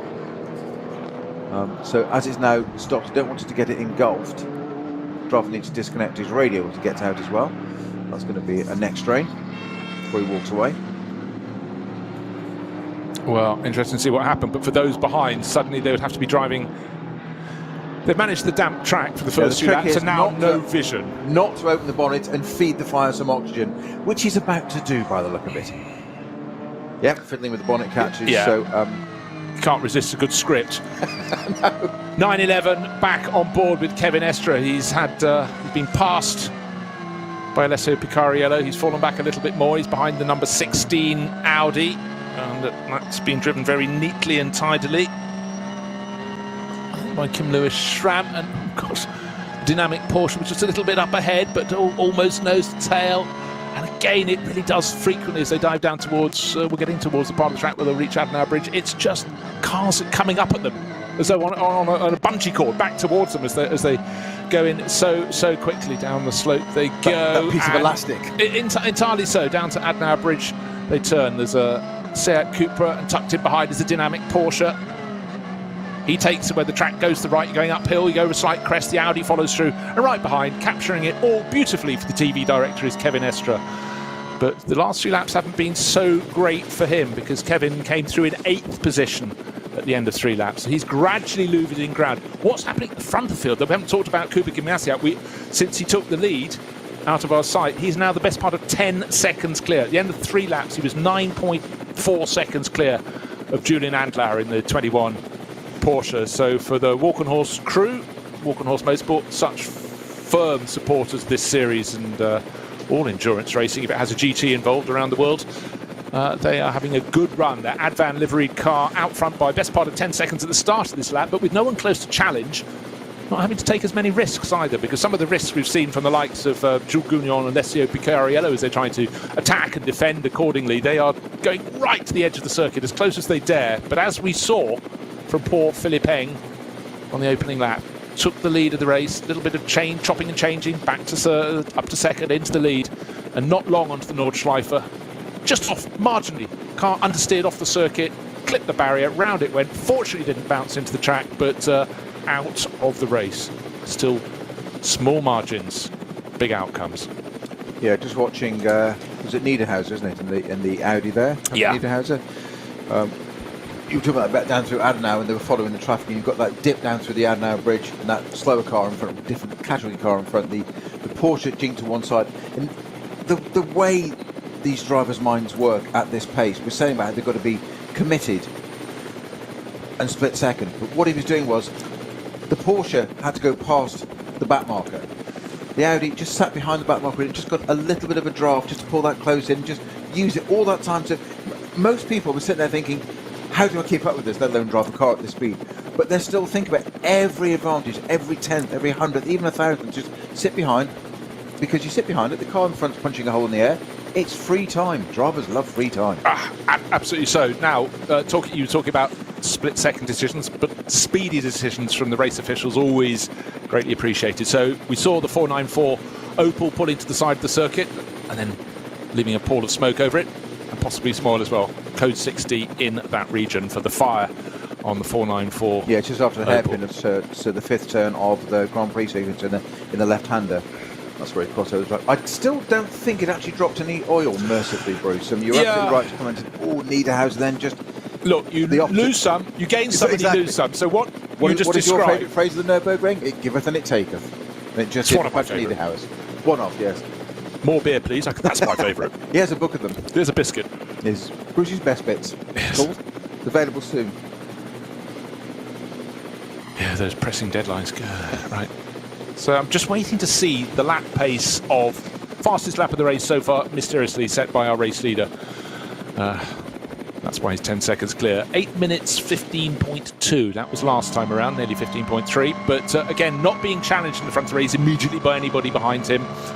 He will be getting towards the end of lap number 4. Still spots of rain, but the sky is brightening a little as the drivers power down the Dottinger Her, riding on board with Kevin Estra, getting a little bit of a slipstream. It's such a long straight, you think they're not getting close enough. They're not closing. Then as you work towards the end, the slipstream, you can see the effect just starting to manifest itself, but he's not going to be close enough to make a move. He's about a second and a half down as the tractor suddenly kinks to the left, but it still looks very damp off the racing line as they get towards Tiergarten, and there you get the twist to the left, to the right, to the left, and then it tightens up for that final sequence of corners. But again, great racing from the SP9 class, still in their grouping, the dynamic Porsche powering through and being driven very nicely indeed by Laurin Heinrich, who's come on in leaps and bounds in anything Porsche the last couple of years.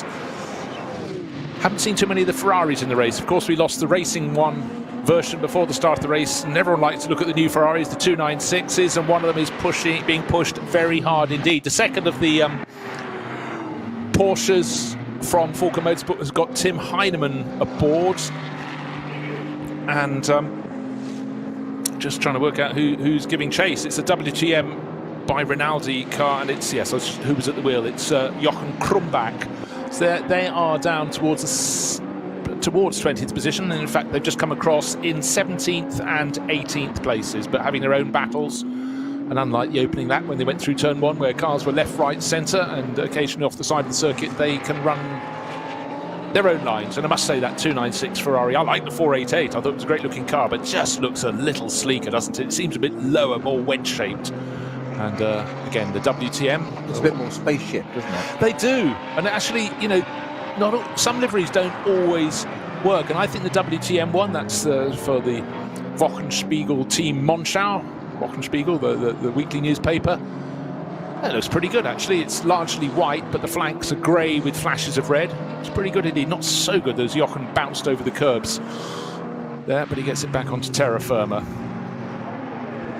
2 Lamborghinis running line astern as well. There Jeffries and Mappelli in 15th and 16th, just ahead of these 2 Ferraris. They're 0.7 of a second apart as well. So yeah, and it's a bit Noah's Ark, isn't it? Yeah, but what's happened there is that Axel Jeffries, that car started, I think it was a double check, in 8th position. That's unfortunately gone backwards. But Marco Mappelli, who has clocked up quite a few seasons racing Lamborghinis, largely been racing in the States the last couple of years, is doing what he's paid to do. So working it forward. It's almost a stealth car. It's black, but not painted black. It actually looked to my eye as though it was the same colour as the dark wet patches of the circuit. So whereas the Conrad car running in those inimitable Conrad colours, the aquamarine and black, that's rather easier to pick out. But they're nose to tail. So for the Lambo fans, good to see those Huracans.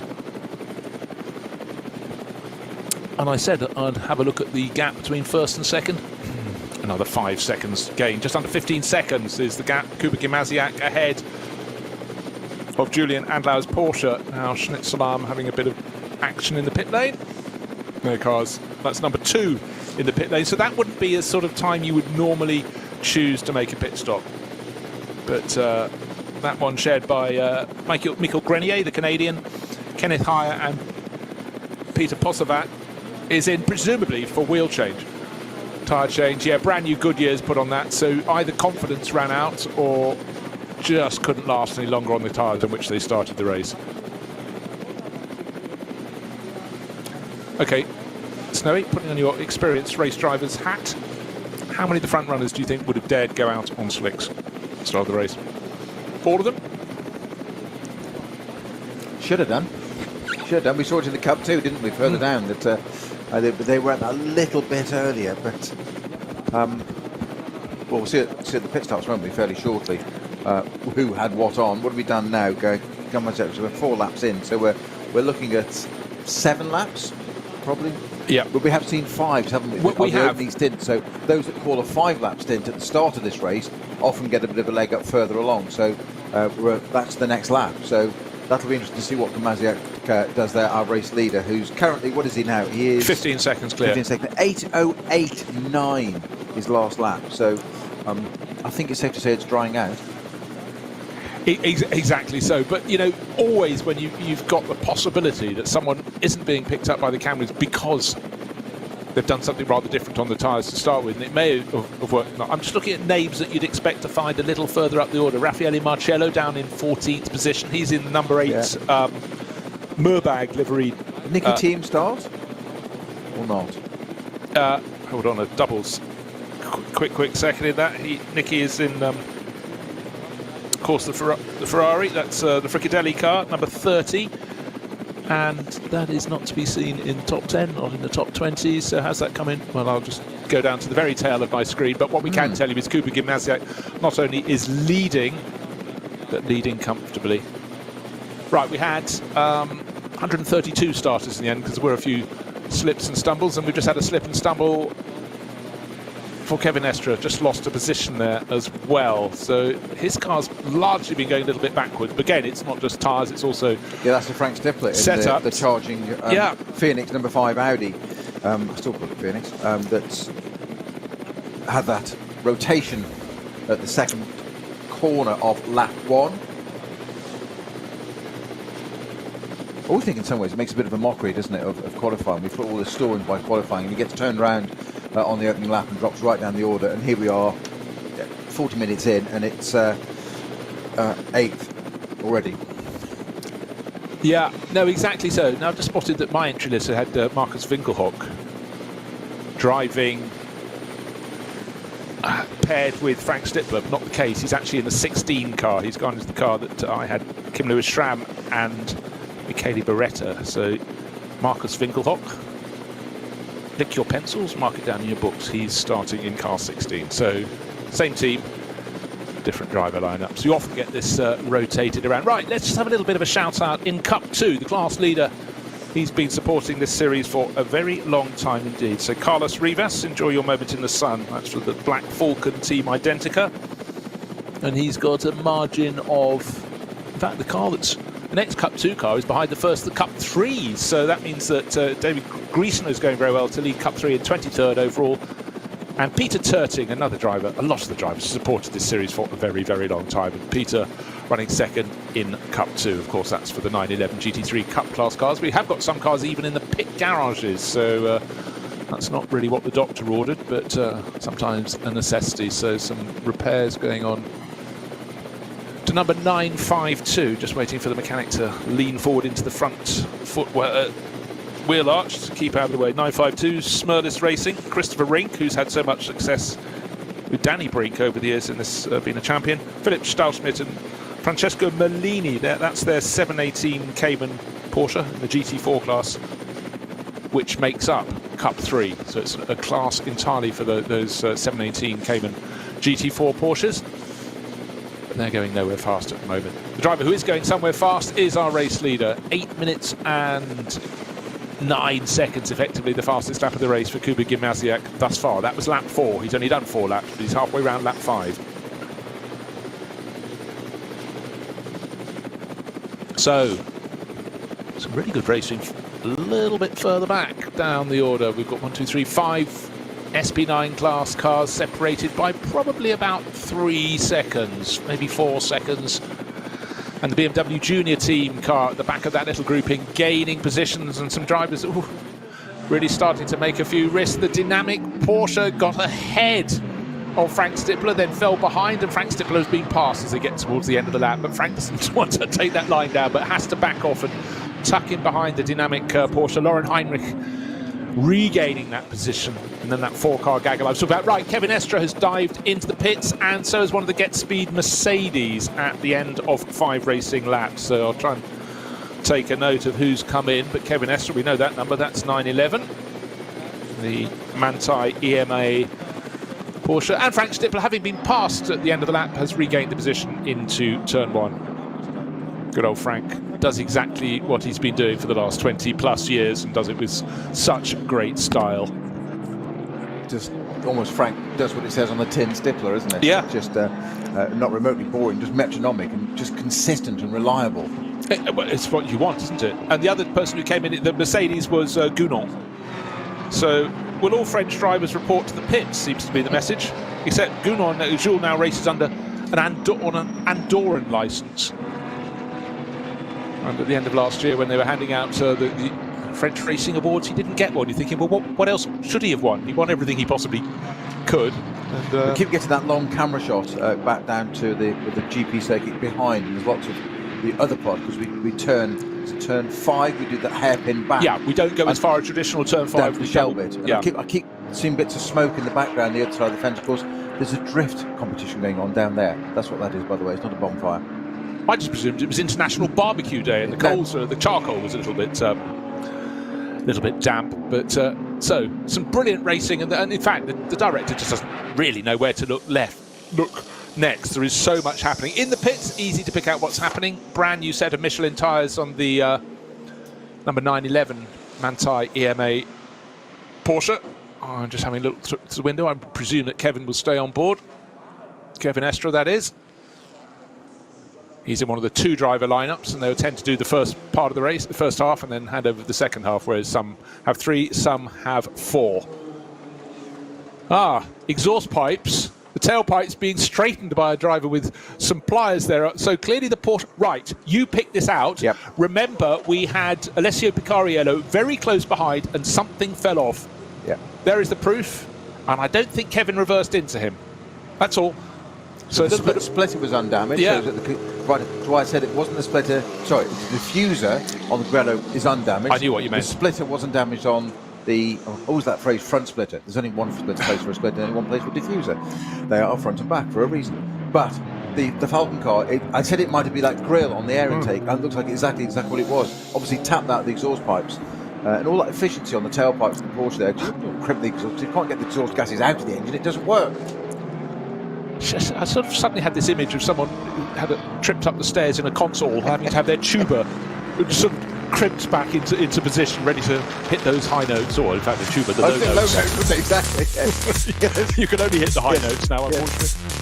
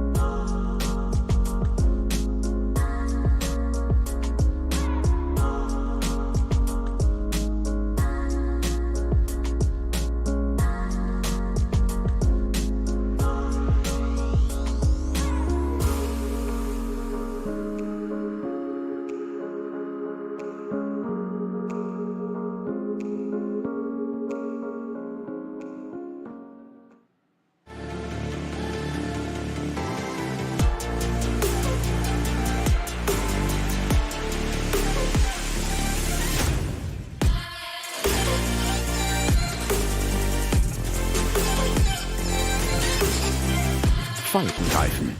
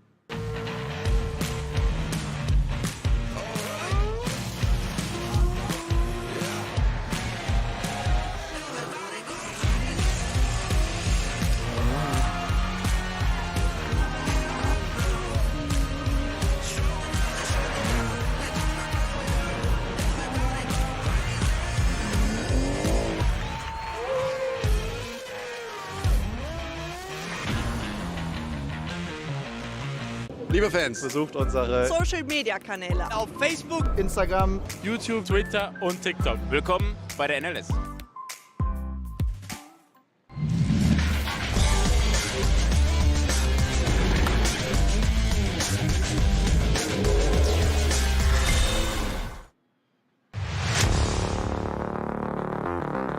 Experience has been gained by all the drivers today because it's always changeable on the Nordschleife. Kuba Gimasiak still leading the race. The real battling is towards the end of the top 10. In fact, the quality is the number of top runners is so great. We had 30 of them kicking off today. 29, of course, the racing one Ferrari didn't make the start of the race, but the rest are giving a really good show, as you would expect. Yeah, very quick update a good few minutes ago, actually, from Jody Fannin, who was in that car when it didn't happen. He said it was actually very, very minor damage. The issue is the car's so new, there are no spare parts. It's as simple as that. There's no spares for it.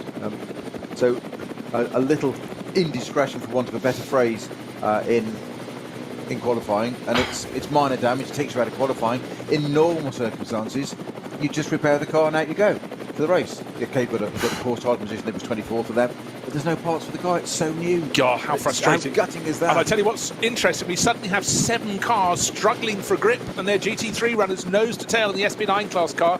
The dynamic Porsche lost ground, has got back, muscled its way back onto the circuit. I'm just trying to work out which of the Audis. It's number 5. It's the Frank Stippler car. He's suddenly slipping and sliding and being elbowed off the circuit. But I did notice they got windscreen wipers going. Well, only he had. No, at the start, I think you might have been looking down because the 2 cars ahead of him had theirs on. Or was that Van der Zande in that car now? Oh dear, the driver of Maitland Bergel's car, the BMW 325i, looking a little tattered on one side, but also in the gravel down at turn 1, but he's got it going and can take his embarrassment out onto the Nordschleife. Right, the driver who's out of the car is Frank Stippler.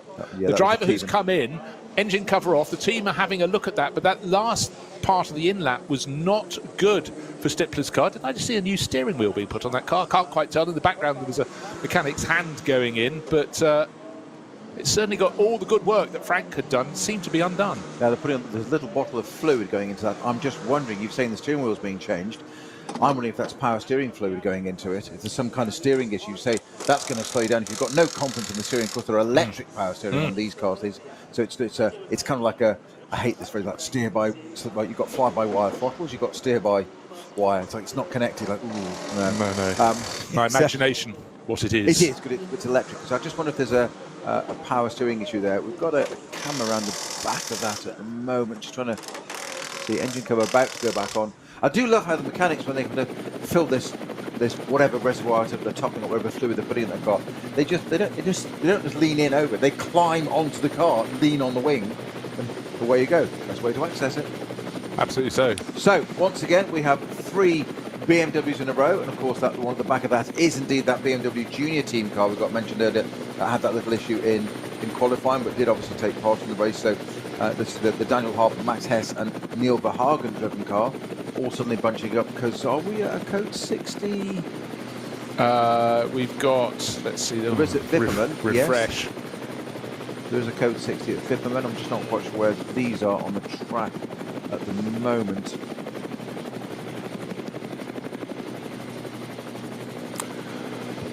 Not that far around. I'll tell you which car has had a race of company. It's been Lauren Heinrich in that bright green and black entry from Dynamic Motorsport, Dynamic GT as they call themselves this year. It doesn't matter who he's fighting with, he's always fighting with someone. And we saw him just a moment ago, just before the likes of Frank Stippler pitted, being pushed around and regaining position. But when he's on the track, he's very quick indeed, but he has had a couple of little moments, not all necessarily his fault. Again and again, when you get the helicopter, the high shot from the rover helicopter over the circuit, you realise just how little space there is to play with and to drive on, and the risks the front runners have to take to thread the eye of the needle. Probably not once or twice a lap, probably many, many times indeed. Porsche Cayman just keeps out of their way, but they don't wait for an answer, they're just going in. And that's a very good little battle. So this is the battle for 8th and 9th, isn't it? 7th, 8th and 9th. Yeah. 9th, yes. It's so Heinrich, Wittmann Wittmann and Neil Verhagen. Neil Verhagen in the car, yeah.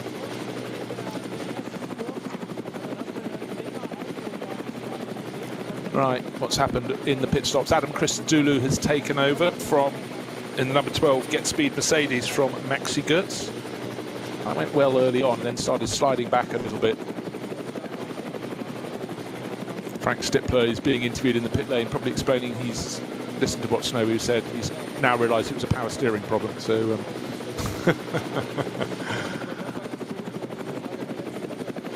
You become my team manager. You have such confidence in me. It's brilliant. Yes.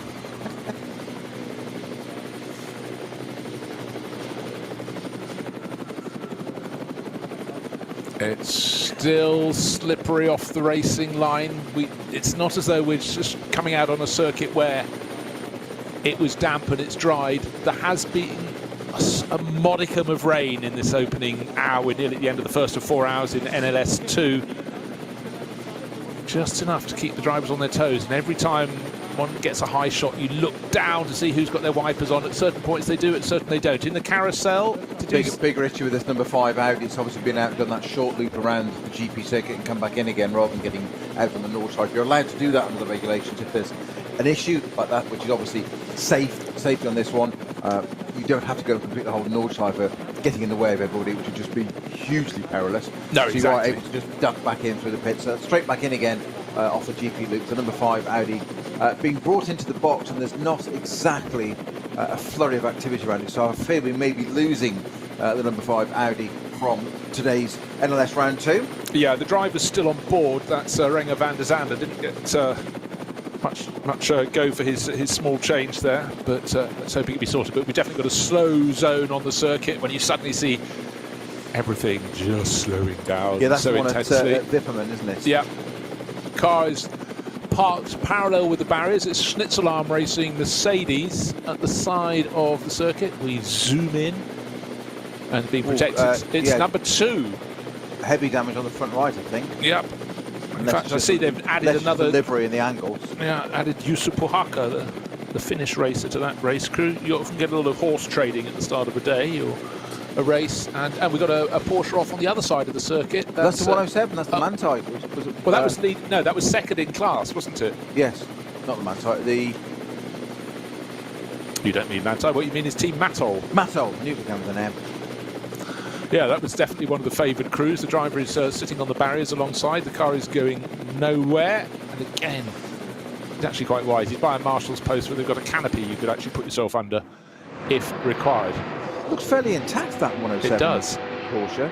I fear the Mercedes is less so. So I wonder if the two have just sort of come together. All it takes is a broken toe link or something, the wheel to be a few degrees out, and it's not going to work anyway. So it's not heavy damage, but all these suspension components designed to work in 1-2 directions only. Put them on load on that's not required, all in the right wrong direction, and it breaks very easily.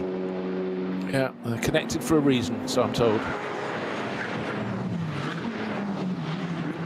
Well, conditions still slightly tricky, but nobody's told Kuba Gimasiak because he's rattling on. He's got 6 laps on the board. He's going to whip in this time. He's just going through the final chicane, and yes, he is. So 7 laps on the board. That is the sort of distance you want to go before your first pit stop, if all goes well, and it really has gone well. His lead was 25 seconds at the end of the previous lap. That was after 6 laps. He was gaining sometimes 5 seconds a lap, but really untroubled, and clearly he drove beautifully on a circuit that has been very kind to him. He's done a lot of races. He's the reigning champion. Today he's shown exactly why. And I tell you what, if you're doing that in a field with 29 starters in that top class, and you paced away as he did, but again, it did show the advantage of qualifying well. That car started on the second row of the grid in 4th place overall.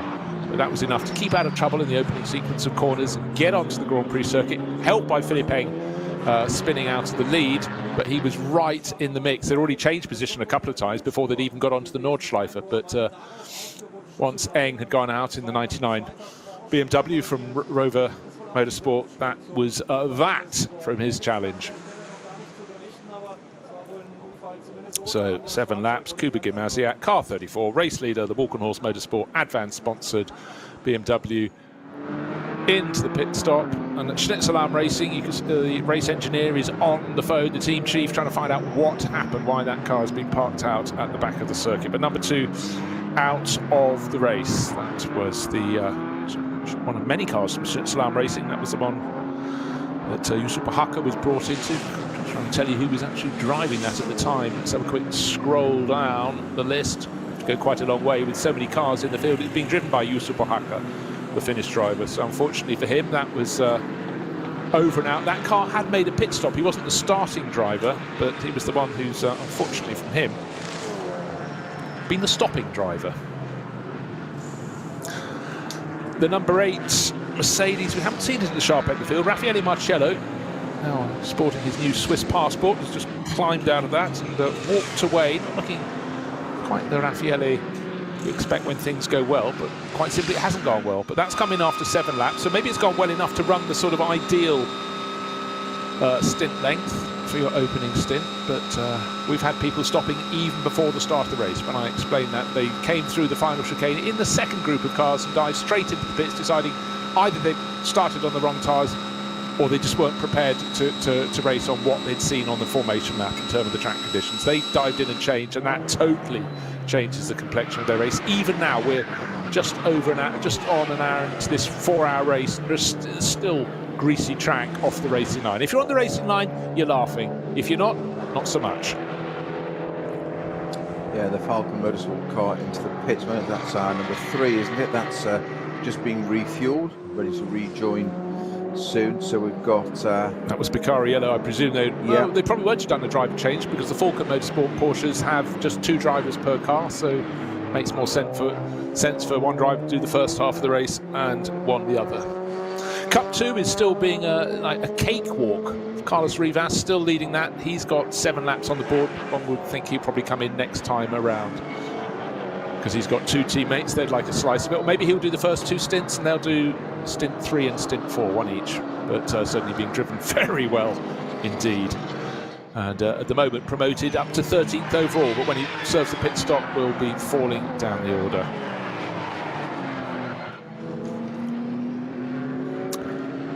It's been a problematic first stint for the number 16 Audi from Scherer Sport PHX, because Marcus Winkelhock, still on board, but has 2 pit stops to his name. So at this point, you'd expect 1. So clearly something has been a little untoward or needed a bit more attention. Now, just double check if the Frank Stimpler Renger van der Zande Audi, it came back into the pits, just did the little loop around, and it's fallen down the timing screen. I'm still scrolling, I've gone past 100. So clearly just trying to see if that's going to go back out again. So many cars to watch, not always easy to pick them up. Yeah, listed as 24th actually, but I think still in the pits.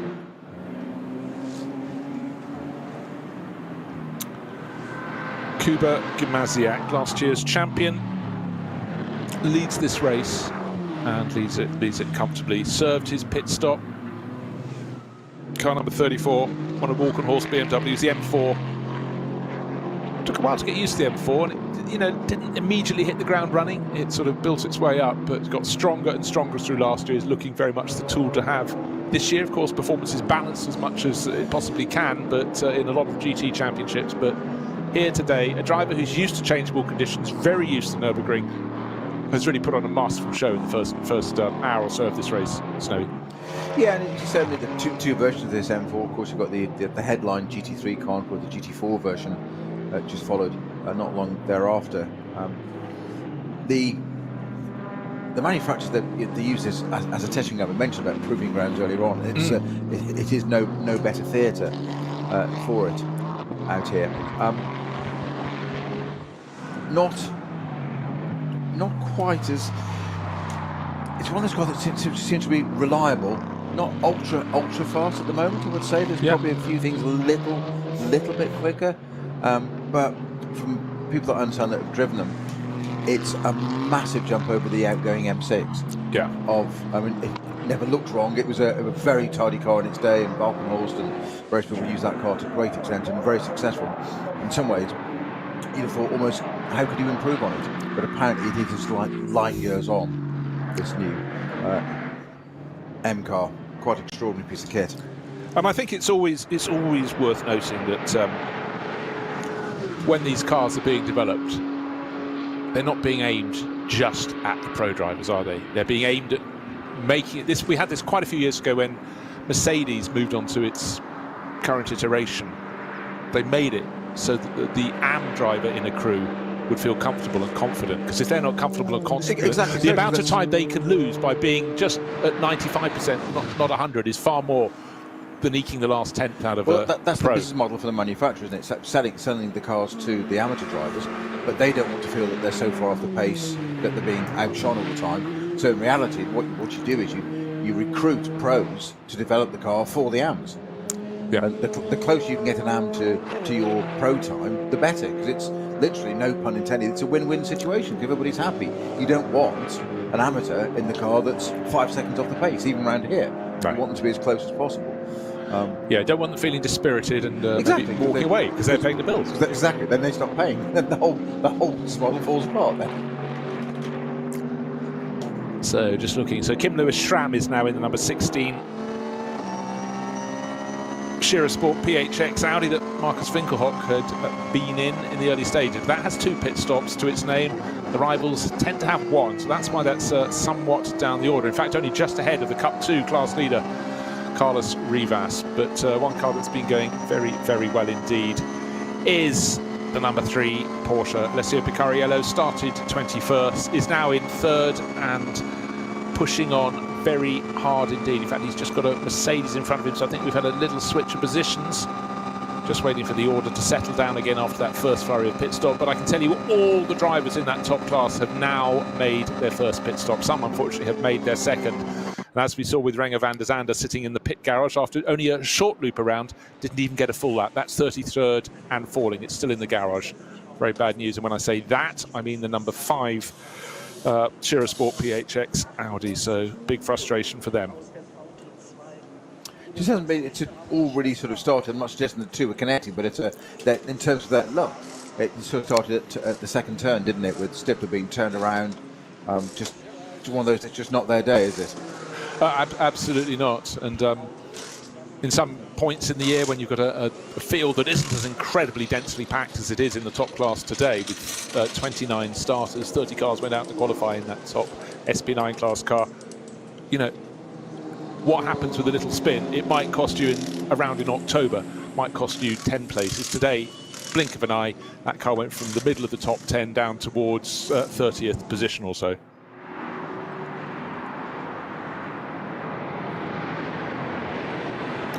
Still occasional windscreen wipers on. We've got still 2 hours and 50 odd minutes in this race, but it's been not a cakewalk. It's been a masterclass from last year's champion, Kuba Gamasiak. Just looking to see his last time. His last time, of course, is just under 9 minutes. Why, of course? Because that's including coming out of the pit lane, but he'll be picking up the pace. Conditions seem fairly stable. We had a moment about 2 laps into the race when we had moisture, raindrops on the lens of the camera that's high above the final chicane, looking pointed down the start-finish straight. And you can see the cars coming to Tiergarten, windscreen wipers on, but right now, down into turn 1, looking at a quartet of cars, and only one of them, a Porsche Cayman, has got his windscreen wipers on. The others do not. So maybe it's a confidence thing, or maybe the driver thought, well, I did it last time and there was rain, but you know, with a lap time of about 9 minutes for some of the drivers of the Porsche Caymans, you know, the weather can change at the blink of an eye on the Nordschleife up in the Eiffel Forest. And you know, often what you expect is not what you find. Just going back, Bruce, we mentioned before about the Porsche that was inside the track, the 107, and then the Schnitzel Mercedes on the opposite side, the number 2 car. Apparently it was a trail of oil that caught them out. They both arrived at the same time, so they may not have connected to one another. We've got a Mercedes there with a little bit of damage on the left hand. It might have been a GT4 one, just seeing the onboard from the Falcon Porsches who went past it. And it might have been a GT4 Mercedes inside the track with its bonnet up, though. Kind of like it working on the car at the side of the track. Now, it's an odd one. Sometimes, well, in any race where you've got 100-something starters, you can easily lose someone. But one car that we seem to have lost is the Get Speed Mercedes with the Mega Crew. Number 9, Jules Gounon started the race in that, and just trying to see where that is. Had an accident at Flanscott. Yeah. Okay. Thank you very much for people sending information. Sometimes you have too many sources, and the driver at the wheel of that was still Gounon. 6 laps on the board, so one would think that was probably his in lap. Oh no, we saw Gounon come in, after 5 laps, so he'd served the pit stop, back out, pressing on. We can't invent what happened. Something happened. The car is off at the side of the track. But we talk in all weathers, but particularly when it's slightly damp, the risks the drivers in the front running cars have to take perpetually, not to lose momentum when they come across a tail ender in a slower car, but just to try and keep their flow going. And frequently drivers just start to run out of road there because someone else is minding their own business. They will be looking in their mirrors, but sometimes they've had their own little slip over a piece of wet curbing or whatever and have slipped wide, and the options have suddenly become diminished. But you can put a line in that case through the Gugnon car. That was number 9, and don't forget that was running qualified 6th and was running well in the top 10, very well in the top 10, but alas, no longer running. And that's the thing with a lap time, the fastest driver is still not under 8 minutes. A lot can happen in 8 minutes, so if you look at your lap chart at the end of one lap and then you look next time, you may not have noticed that someone's just taken a tumble. Then you have to play the game of finding them. Let's have a quick look at the weather forecast to see if that's much is going to change during. Still got nearly 3 hours to go.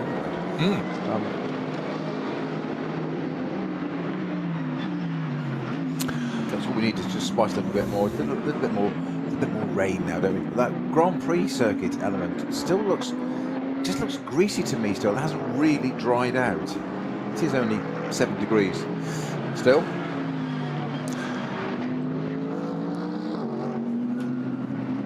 So I honestly thought at the start of the race we had thick grey cloud, but underneath it you can see a band of lighter cloud, and I thought it might have dried out and brightened up a bit. It's not wet, but it's not fully dry, and that's constantly in the minds of the drivers.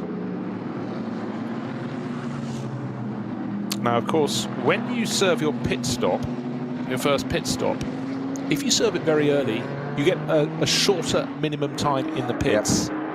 So Kuba Gimasiak came in after 7 laps, but some of his rivals came in after 5, some after 6. One of the cars that came in after 5 laps was Kevin Estra's car. We saw it make its pit stop along at the same time Jules Gounon came in the Get Speed Mercedes. We've just seen Jules' Mercedes parked at the side of the circuit with damage. But Kuba Gimasiak went on till 7 laps. His pit stop therefore had to be 351 seconds minimum. After 5 laps, 45 seconds fewer. That is why the 911 Porsche is leading the race. Kevin Estra leading by 14 seconds last time around from Kuba Gimasiak. But payback is to follow.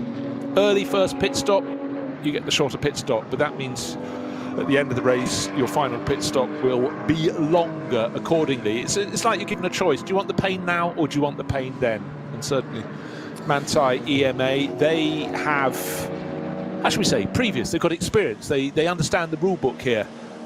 Class leader in Cup 2 sitting in the pit lane, but Carlos Rivas was suitably clear. That's looking very comfortable indeed. But so for Manthey EMA, they've taken the early hit. The number 16 Audi crew from Shearer Sport PHX, they took the hit as well, and Get Speed, as I mentioned.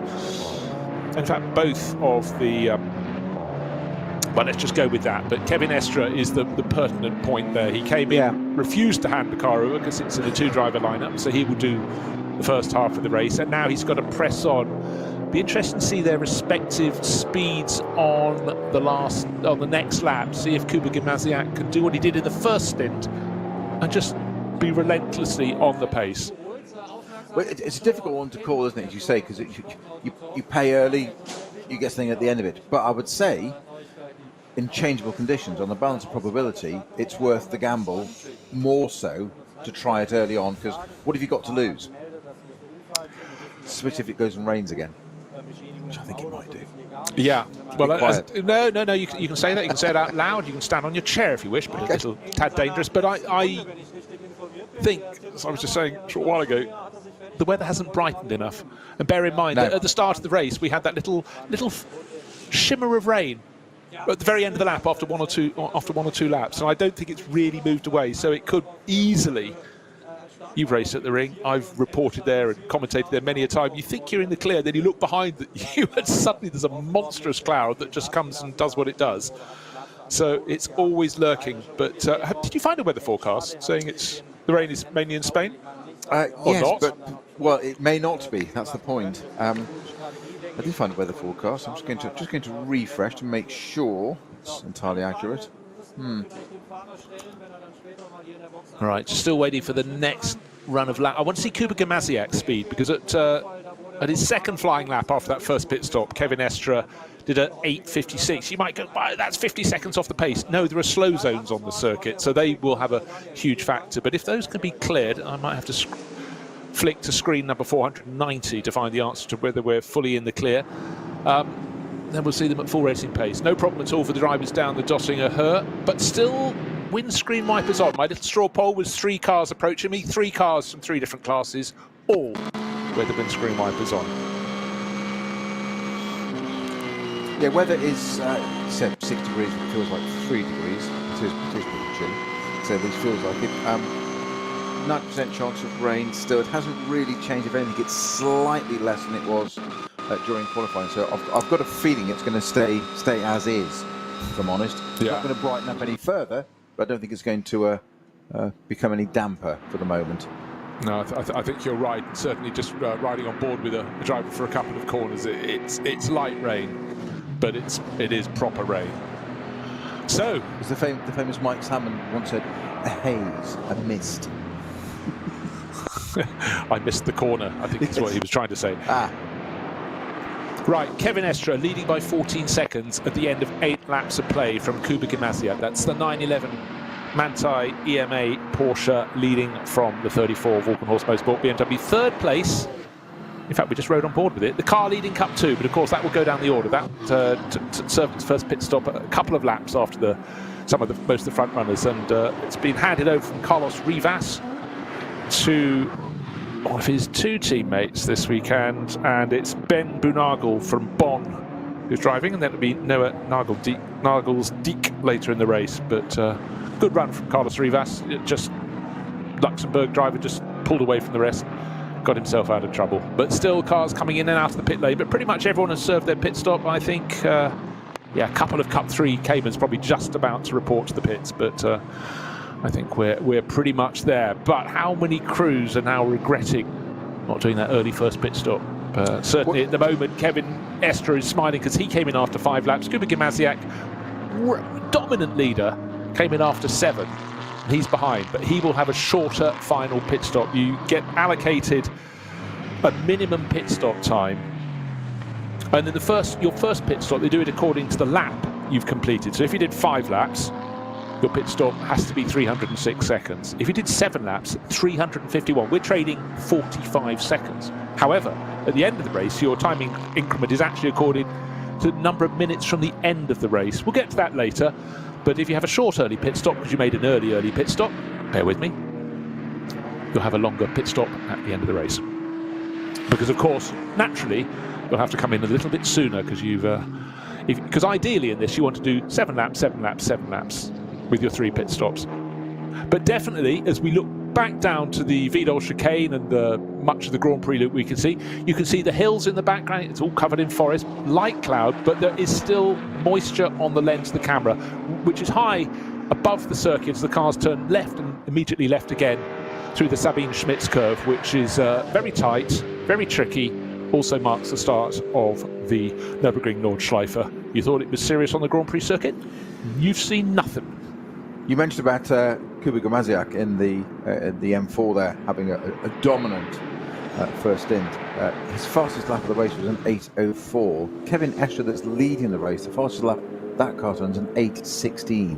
Some 12 seconds difference, which just indicates and illustrates exactly what we said about that, taking that gamble on the pit stop time. What a quick note as well is on race control messages, there are 3 cars that have had a minute added to their race time, which you don't really want right now. Do they include any of the front runners? Well, no, but not quite, but 6:20, 5:20 and 30, which surprised me, which is the... well, that is a top-class that's car. That's the Ferrari, that's the... Fricadelli car, the 296 Ferrari. Would you believe for starting from the pit lane? Not taking the starting group. Yeah. No, I So wonder... I guess that was a late decision on tyres. I think so too. It's okay, we'll start from the pit lane, add a minute on, it's over 4 hours. It's, again, it's a gamble, we'll take it. You set me off on one of those long chases to try and find car number 30 on the timing screen. I found it, 90th position for Nicky Katzberg. 2 pit stops, maybe one of those to serve. Now there's a sentence I would have thought you said 90th position for Nicky Katzberg. It doesn't really go together, does it? No, you could sort of maybe imagine 9th, but 90th, well, there we go. It just shows how, if you have a problem, if you have a penalty that you have to serve in the pit lane, rather than one that's added to your time, you've got to overtake all those drivers of of cars of an inferior performance, being driven as hard as they possibly can be. But yeah, maybe he can fight back to the top 50. Crazy, isn't it?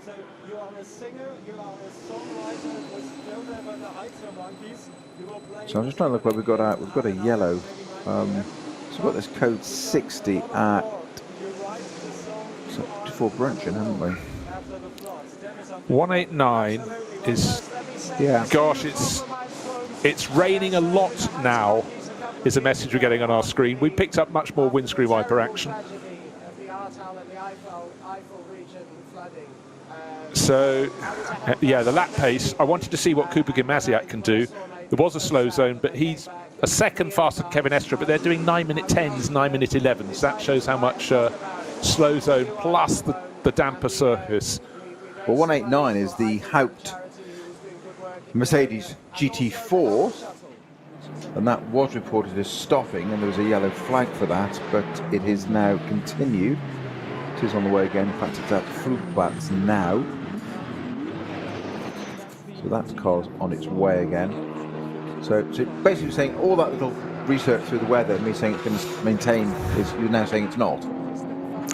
Yeah, again, just flicking between the various cameras that we have with the direct hazards at its disposal, more and more of them at what I call this end of the circuit, the end by the Grand Prix loop, have raindrops on their lens. Now, if you look through various racing databases, you just talked about the Haupt Racing Mercedes in the SP10 class for GT4 class cars. Haupt Racing team Tobias Fahl and Reinhold Renger. I won't spoil the fun. If you look up Reinhold Renger, he comes up with quite a few names. He has an alter ego, which almost caught me out racing in the GT World Challenge Asia a few years ago. Snowy is now looking at what's he going to find on Forex? Having a little look in Forex. Does it come up as Reinhold Renger? No. Does it come up as something Walls?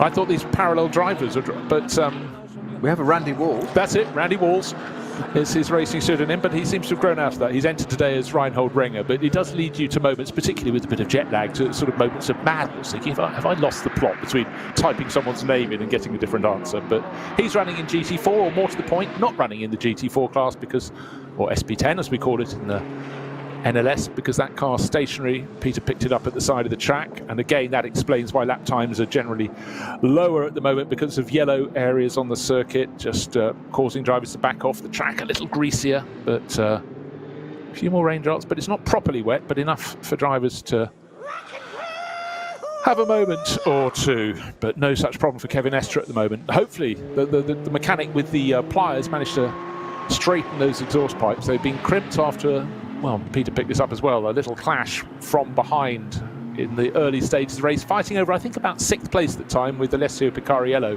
who made such a fast start, went from 21st up to 3rd by the time of his pit stops in the better place, those two Falcon Motorsport Porsches. But clearly a tiny bit of contact, but the pipes were given a bit of a trim, and hopefully just working that little bit better. But certainly Kevin Estre, we can't see an improvement in times because the track conditions aren't as good. We've got slow zones, but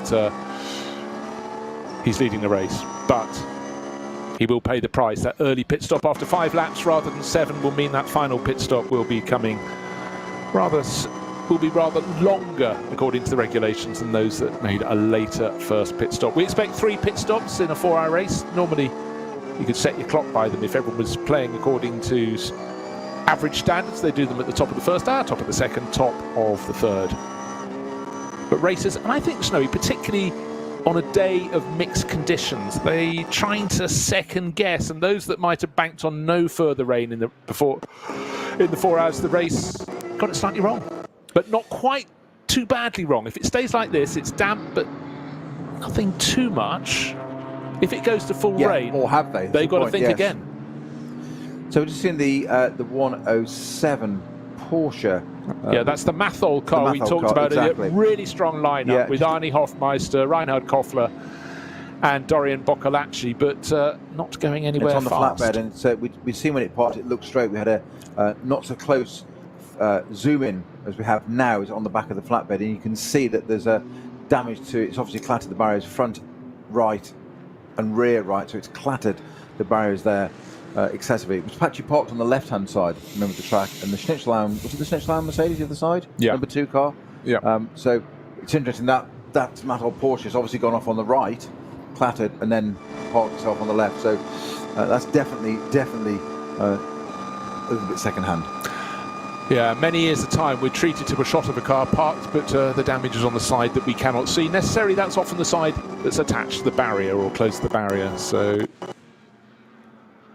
but a flatbed and out. In fact, I just spotted the 99 BMW that went out on the first flying lap of the race from the lead. Philip Eng's car is parked up in the sort of dead car park just on the outside of Sabine Schmidt's curves. It's been removed from the circuit and taken to a place of safety. But just bear in mind, if you're listening or watching the action around the world, just simply how difficult it is to run this circuit. You think a lot of circuits have a dozen corners and it's often quite tricky to get a car removed, but here we can multiply that by 12. We can square it, and it's, you know, some people say there are 170 corners, some say there are 140 something, but more than enough.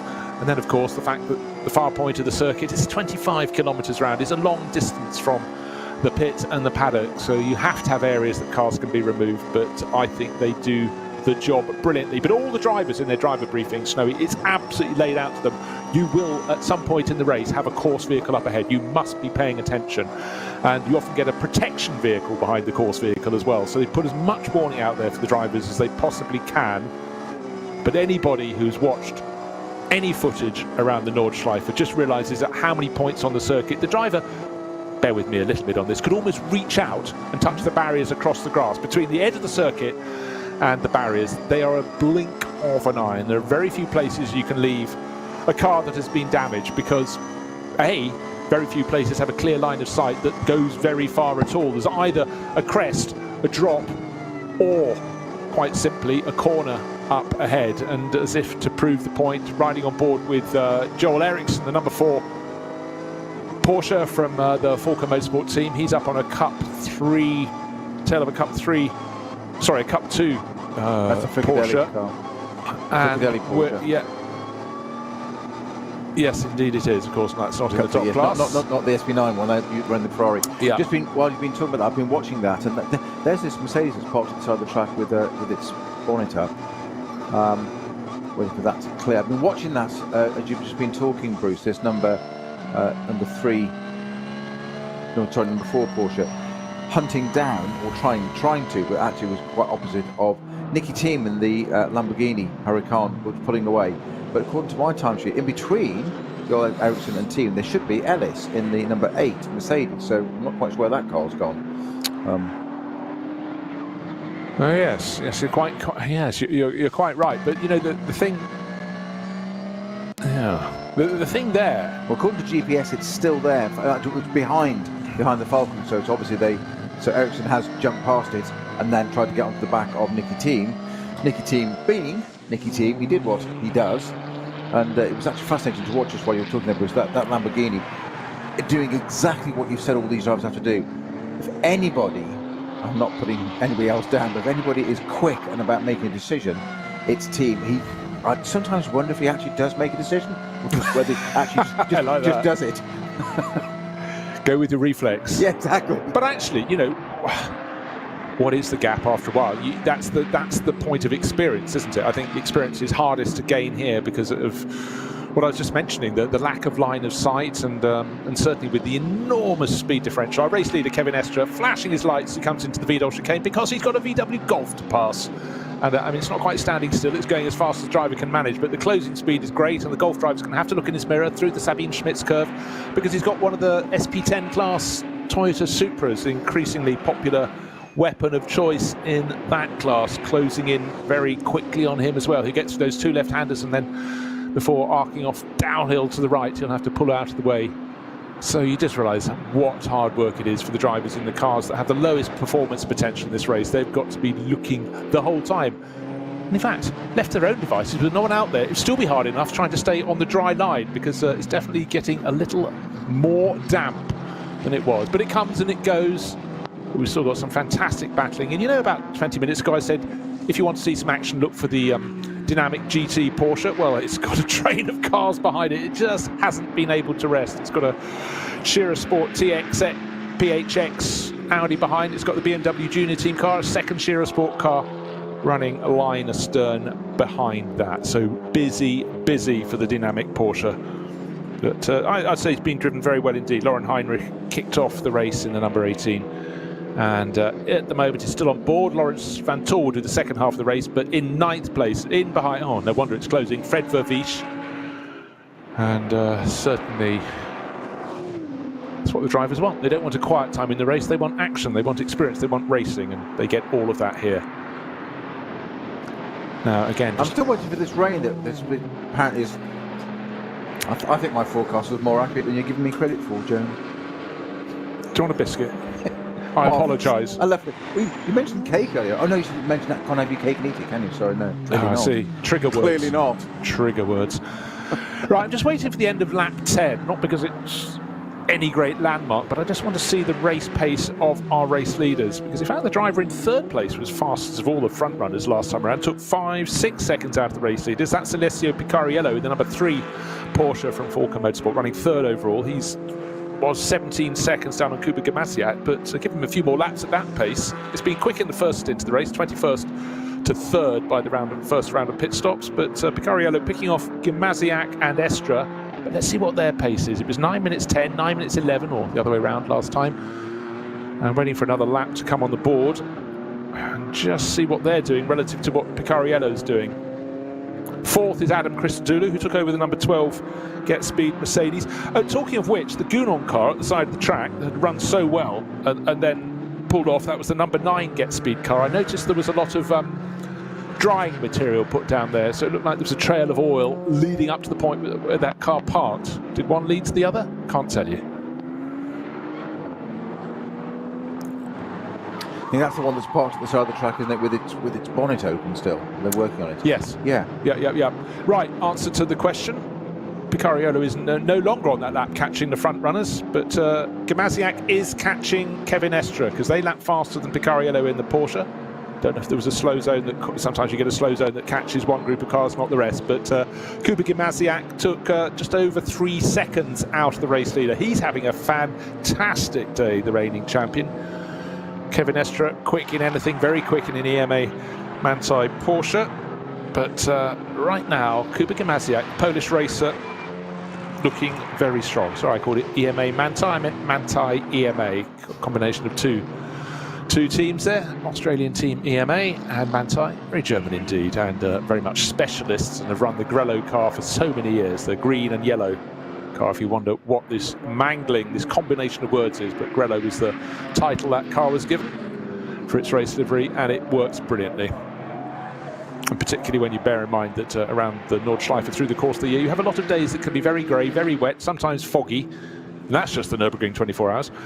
And a car that can be picked out is certainly a safety element, but for commentators it's lovely as well. You can pick it out, particularly when they're coming through a batch of cars, and so that sort of set a standard others can only aspire to. One of the other Mercedes that we haven't mentioned at all so far throughout the show, Bruce, is our number 45 entry. That's the Pro-Am entry of CP Racing, the All-American lineup, with Charles Espinal, but that's currently running in 28th. Set an 8:35, just looking at the times they say, but it's normally stalwarts of the Hankook series, so Creventic 12 and 24-hour races. And, well, they were Mugello last weekend, weren't they? Mugello last weekend. It's absolutely any chance to race somewhere, they're out there doing it. But I think that's the difference probably between the Hankook series and here at NLS. Of you've suddenly got real pro teams up at the top. So yes, it's probably about the right place for it. But great stalwarts, and great to see them out there still. So again, once again, we get one of the Falcon in-car shots, and it's a different car in front every time, and there's a spaceship in front of it. What is it? The new 296 Ferrari. Certainly is. I sense the track is drying out a little. You can see, well, certainly for Alessio's car, he's pushing very hard indeed. The sky is getting a bit brighter. You can see the drivers now using the curbs a little bit more as well. They learn, don't they? Some of them. Waved yellow flags, double waved yellow flags. As I say that, I think they're coming up to the point where that Mercedes is parked. Let's have a look. It's again, I want to see how much we cut away just before there, but there had been a lot of quick dry material thrown down onto presumably something rather slippery and potentially dangerous. And earlier we'd heard 2 cars going off because they hit oil. So Aston Martin, the pro sport entry, rumbling through. Looks very crisp, dark green with yellow, bright acid yellow trim on that. And Dumoulin, car number 17 in 27th position. And that's Maxime Dumoulin showing with Christophe Breuer. So it's Maxime on board at the moment. They're running in the AM class of SP9. They're the only runners in that class, so they should be heading for a trophy today. But it's all about gaining track time, gaining experience. And fans of Aston Martin, this car is always beautifully presented. Of course, they don't just run in SP9. They've got advantage in SP10, the class for GT4 cars as well.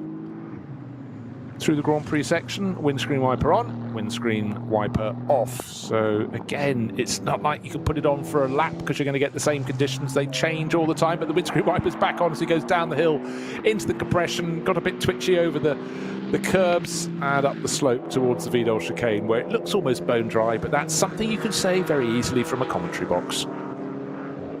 How much grip are they getting through the bits? Let's have a look. The exit of the Vidal chicane, out onto the curbing. No, staying a bit to the right of that, but that's because you have to cut across very quickly to the left of the Sabine Schmitz curves. Windscreen wiper back on through the first left, through the second left, now into the dip they go. Kevin Estre leading the race. Let's have a look at the margin. Was 10 seconds at the end of lap 10, but he wasn't as quick as the chasing Kuba Gimasiak. We'll get proof of if Gimasiak's gained some more on lap number 11, because Kevin Estre out of the final corner onto the start-finish straights he goes. Will his lap pace have picked up? Last time was an 8:36. Waited in 9:06. There we are. So a slow zone of some point for him. But importantly, what's the gap back to Kuba Gimasiak? It was 10.074 seconds. Waiting for the timing screen to refresh. 11.8 seconds. So advantage to the race leader. But of course, around a track like this with so many cars, it's often traffic that can make the difference. And a second here or there, if there was no traffic, you think that's a bit of a gain. But right now, it's about consistency. It's about guessing right in so many ways, but using your experience. Where do those class of cars tend to drift? How much of the circuit do they use as they're running wide? Can they afford to use the whole width of the circuit because of the rain, the dry line, the wet line? But I think that wet line is disappearing, or more to the point, the dry line is now covering most of the track. But one little flurry of rain, that could all change. It is. It's how far do you risk it, isn't it? We've got something slow coming out of the dotting the Hoa with a lot of smoke.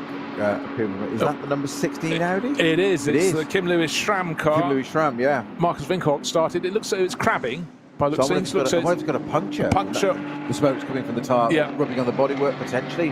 Haven't seen it too close up. We need a bit of a foreshortened image we saw there from the helicam shot. Which means he's still got further to go than we thought he had, in other words. Yeah. Of course, you've got the uphill bit of the dotting Hoa, then you've got that left-hand kick, it drops down, and that rise up to the tier guard.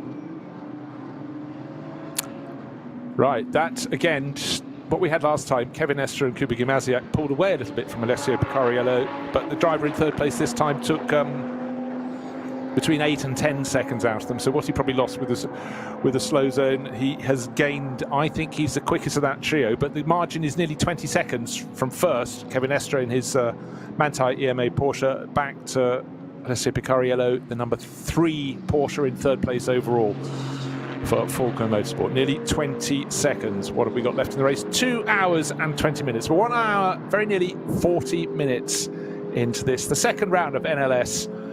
And at the moment, it's looking very nice and neat and tidy for Kevin Estre. But bear in mind that 911 Porsche will have a much longer pit stop than the car that's giving chase. At a shorter first pit stop, which was enforced, they made the choice to come in after 5 laps, but the driver who dominated the first hour of the race Kuba Gamaziak came in 2 laps later, had to last 45 seconds longer at a standstill, and still that number 16 Audi keeping hard to the right-hand side of the circuit is losing ground, trying to get back to the pits. Bodywork rubbing.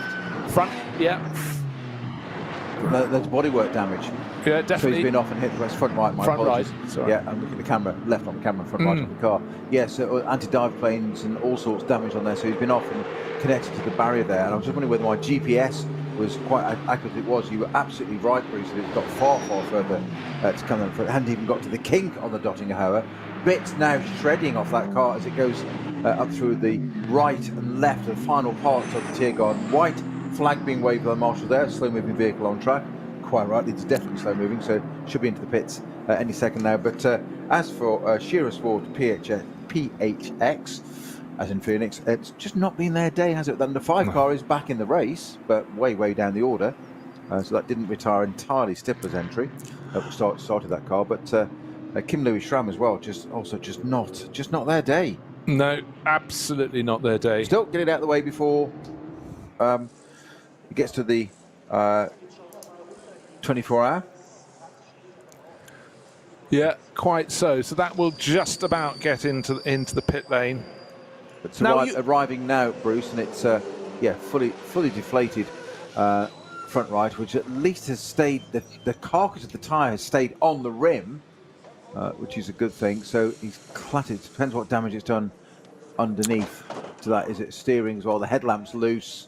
What we don't know in that is how far before he got onto that homeward straight did Kim Louis Schramm connect with a barrier or whatever it was with which the front of that number 16 Audi collided. The car a bit up on the jacks and being Dolly Jackson being pushed back, or at least turned through at an angle, kept in the pit lane, but they have to be at a 45-degree angle. There's not enough space in the pit lane for 32 starters to all come in and make a pit stop if they're not put at an angle.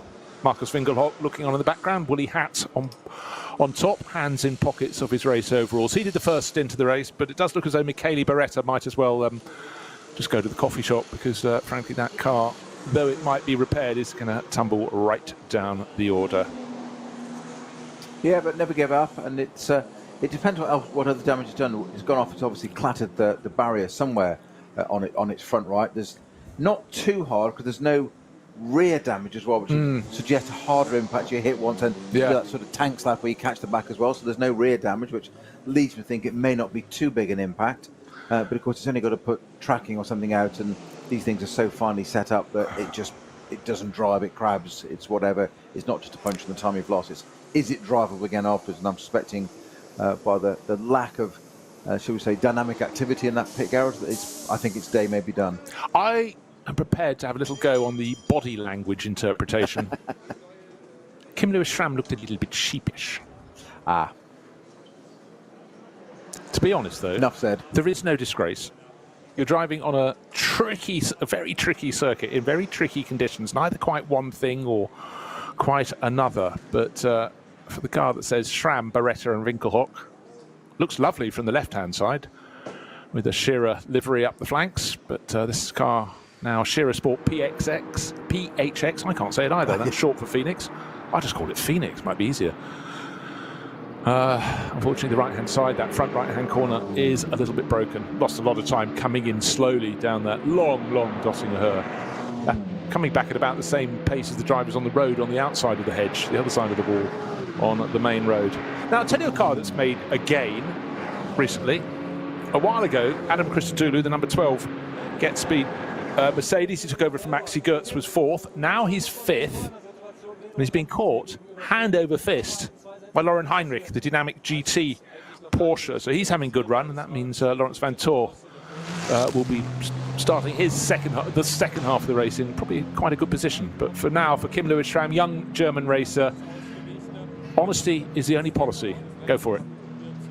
He's being interviewed in the pit lane, but quite a lot of shrugging, the shoulders coming up and down. No, I must move away from this body language interpretation. Right, let's look at lap times. You can always rely on lap times, and last time around, fastest driver, in fact, was Kevin Heinrich, 8 minutes 53. He's in 6th place and closing on Adam Christodoulou.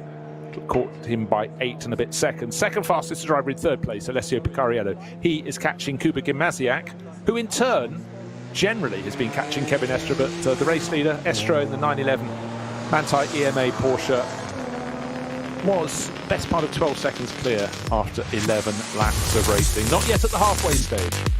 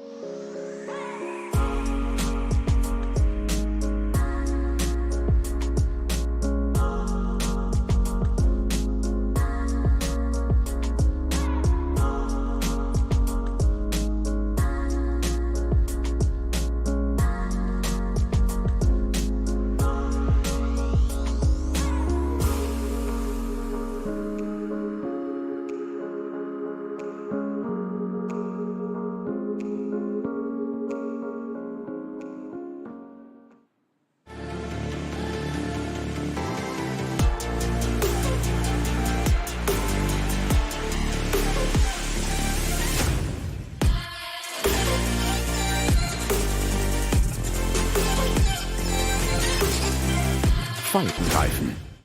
World's first asphalt watch. Nürburgring Asphalt 1. Over 90 years of racing history.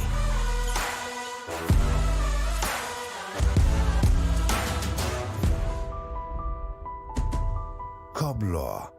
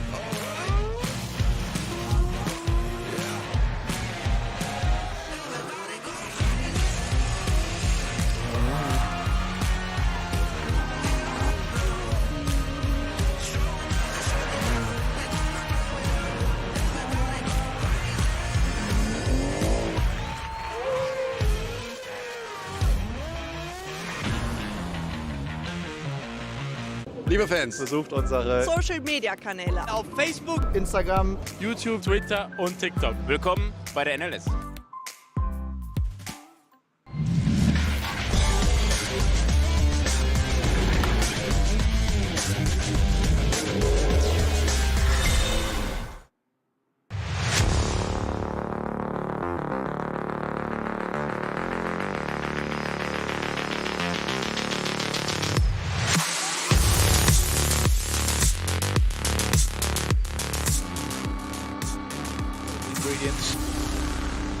And the opportunity to get things slightly wrong, of course, is always big here on the Nordschleife. But one crew that's had a really, really good run is no longer leading Cup 2 because we've got to change. Car 102 is no longer in front of that queue. So why the change? Well, someone's moved ahead. Which car has moved ahead? Well, it's car 100, Max Cruz Racing. And the driver on board that at the moment in 18th place overall is Benjamin Leuchter. He's going better and better with each year, the driver from Duisburg. But all the lap pace is dropping because we've got another slow zone. And in fact, the car that's giving chase in the class 102 that led early on, Carlos Rivas, now in the hands of Brunagel. That's just waiting until they get the sign you can get going again, up to full speed. I've got a report coming in that said it's Audi Sport Team Schurer PHX. Got it right. Because you did it slowly, you see. Yeah, exactly.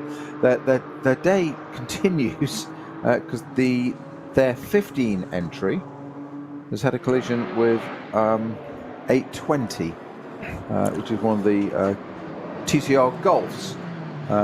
Unfortunately, the Golf has come off worse on that one, and Audi has continued at the moment, but it's just a litany, isn't it? Exactly.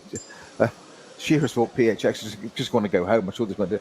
Are we still only halfway through? Not even halfway through. We're 8 minutes short of halfway through. To the point where you said number 15, I thought we had contact with another. I thought, you mean 16. We've seen that came in with front end damage. No, one of their other ones.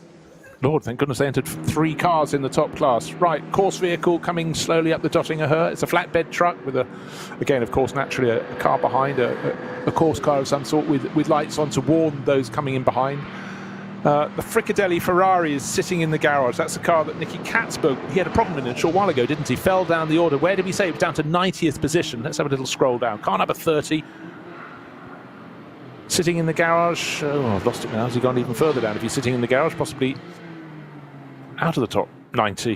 When you talk about it, they've maybe gone up a little bit. But anyhow, it's not their day. And when you look at their stellar driver lineup of Bamber, Nicky Katzberg and David Pittard, if the car was going well, even as a new car, the 296 Ferrari, it would be a lot higher up the order. 82nd position. Yes, I skimmed past when I was going down to 90th, but only 9 laps on the board, 3 pit stops on the board, where their rivals in the SP9 class have largely only got the 1. Some are now starting to come in to serve the second. That's because they did the early first pit stop after 5 laps. Race leader on lap 13. Every now and again I catch sight of a car that I've hardly seen in the race. Huber Motorsport. Their red and blue Porsche. It looks like 2 cars. The left-hand flank is red, the white stripe up the middle, and the right-hand flank is blue. But car number 25, Dennis Vetzer, Komi Lederger, yes, him, Lars Kern and Hans Verman. And let's have a little look where they are in the order. They're 19th overall, Dennis Vetzer on board. So they've served their 2 pit stops. They'll come back up the order. And you talk about its colour scheme there, so red one side, blue on the other, and a very distinctive M logo on the door of the Golden Arches. So the fast food take. So I guess that really is going to serve a drive-through penalty. It had to be done. You may hear a dull thudding. Unless from me from the rest of the show. Yes. Actually, any mention of food halfway through a 4-hour race, and I start to lose concentration for a second. I know. That was my plan. Your master plan. You've spotted me. I've been rumbled. I suppose your stomach. More spotting on the windscreens. At this point, you could jump to the conclusion, all right, the car coming in the flatbed is the number 9 Mercedes that was a front runner in the hands of Jugunyo. But unfortunately, it then came to a halt. We saw it with the bonnet up for a long time. So Maro Engel, you can put your helmet back in the bag. And likewise, Danny Junkerdea. God, the stellar lineup in that car. And it showed its pace, but unfortunately, that has been brought to an abrupt end. And we thought behind the car we saw a bit of a trail of oil. But anyhow, it was clearly out for good. We'd seen that with the bonnet up for quite a long time, hadn't we? With the side of the track there, you say that material on the track. Quick dry to help it sort it out, but it was also a bit of an odd shot on the flatbed there for us. But there's a lot of the front missing, I think, on that car. So That might be why the bonnet was up. Yes, it's not attached to anything. I think there's not a lot for the catch for it there. Yes. And yet, as more course vehicles turn onto the Dottinger, I can only see 2 cars on the entire straight. An incredibly long camera angle. They're coming. Oh, we've got another course vehicle. We've got a line of cars coming through the final corner. They're SP9 class cars. The good thing is, one of the course vehicles pulled off. It looks immediately after that final corner onto the Dottinger, but it's actually quite a long distance. The foreshortening effect is considerable, but we're getting great bunches of cars. That's because we've got code 60 from Marshall's Post 170 right through to 187, which is basically just after brunch, and we start at Flansgarden with the code 60s. That takes us all the way through Schwabentrans until the end of that onto the Dottinger Höhe. What we do have a 5-car gaggle, but behind them the race leader, and right under his tail is Kuba Gamaziak. So Kevin Estre is leading. He's got to get past this group of cars, but as he goes through, he's passed 4 of them in one fell swoop. He's got a Porsche to pass. He gets that done, but right under his tail is the Pole, Kuba Gamaziak, and to tell you what, Kevin Estre's got it covered, just as you'd expect. He's mighty on that part of the track. We've seen him on the grass before. Not concerned about it in the slightest, but today it wouldn't be the wise course of action. Some of the cars still coming through behind them with their windscreen wipers on a little bit intermittently, but first and second continued through with Estre just ahead of Gimnaziak. Now let's see, we're very nearly at the halfway point on the race. I would expect Kevin Estre's car to go in the pits, and it has. Just needed confirmation because of course he made his first pit stop after 5 laps. The second pit stop is now after 13, so he did an 8-lap stint. He couldn't have gone any longer, so 13 laps. Write that down in a notepad, Jones. In comes number 911, but according to the first stop being 2 laps later, theoretically, our driver who's returned to the lead, Kuba Gimnaziak, will serve his pit stop and end his race, because he'll have done the whole first half of the race, can come 1, if not 2 laps later. But I would think possibly next time around, because he came in after 7 laps, and it will be another 7 laps after that at the end of this next lap. But for now, having hunted down Kevin Estre, Kuba Gimnaziak is pressing on. And can I give you a newsflash? The sky is becoming greyer again. I just saw someone in the background walking past with an umbrella. That does not mean the same thing. I know, indeed, I'm giving people options. So this massive code 60 area is for barrier repairs, but it can't be for all that way through. So we've basically now got yellow flags starting at Brunchen, just after Brunchen on the left. We've got Brunchen the left-hand part, so Marshall Post 167 onwards. 3 of those then from 170 to 187, so 17 consecutive Marshall Posts, which encapsulates basically Brunchen, Flansgarden, Schwabenschwanz up to the end of that beginning of the Dottinger Höhe is all under a code 60 at the moment. My intel is telling me that it's for the 820 incident and now car 22. Well, I always thought Brunchen was a rather silly meal between breakfast and lunch. Moving into your world of awfulness. Listen, I have one job and I do it well, okay? You not muscle in, please. I was just feeling left out. Right, number 44 into the pits. That's the BMW Junior Team car in the Shell livery. And Neil Verhagen kicked that off. Didn't see just yet who's climbed on board, but the outgoing driver straps in the incoming one. They've done this before, not once, not twice, but throughout 2 seasons now. And they've really come on very well, picking up wins as they go. And for all the drivers, even if it's not raindrops on their screens, the peel-off strip is going to be removed, gives them a clean windscreen after their pit stops. But the good thing is, of course, with the rules about pit stop length, is that the drivers don't have to rush and the crews don't have to rush things too much. Now, the big question is the mechanics check over the cars. Is anything needing adjustment, repair? Because there is necessarily a little bit of push and shove in some of these races, and just simply running a little bit wide, rattling over the curves can occasionally loosen things up as well. But it all looks pretty much in order for the 44 crew. BMW Juniors dropping out of the top 10, down to 12th at the moment while they sit in the pit lane. But along with 911, they're the first 2 of the front runners to come and serve a second pit stop. But all looks, neat and tidy for the 44 crew. That's the BMW Junior team. Yeah, I'm just looking at this slow zone area. I've never seen anything on a GPS like this where you've had so many code 60 for consecutive, say, 17 modules posted in here, such a long portion of the track here. Well, explain what you're doing there. You've got a track map, and it lists where each of the cars are around the circuit. Obviously, you have to sort of stretch the circuit so the numbers aren't overlapping, but I can see from my side of the commentary position across to yours. Daniel Harper's on board, by the way, the BMW Junior Team car. So many warning symbols, which is it's extraordinary. If it's just barrier repair, it's that much the track. I think what's happened is we've had a few issues there. So we've had car 9 and 820 and 22 all had incidents up there, plus the 16 Shearer car that I mentioned that you thought was the 15. Wasn't the 16? As in, couldn't be that other car as well. Yes, it was. 3 cars entered. All 3 had issues. I think what's happened is because there have been so many consecutive issues there with barrier repairs and vehicles, intervention vehicles on track. I'm second guessing here, that race controller very wisely said, rather than having a 60, a 120, green flag back again, rather than that piece of elastic, just do it as a 60 for the whole lot. Everybody goes through, nice and safe and controlled. Come out of that, onto the dotting hour, and off you go. Yeah, no, I'm absolutely sure you're right. You don't want to be in, out, and changing things by the corner. I could be completely wrong, of course. It could be a snowstorm across there. It could. I can't believe you didn't even put that on your list. So remiss. Amateur hour. Right.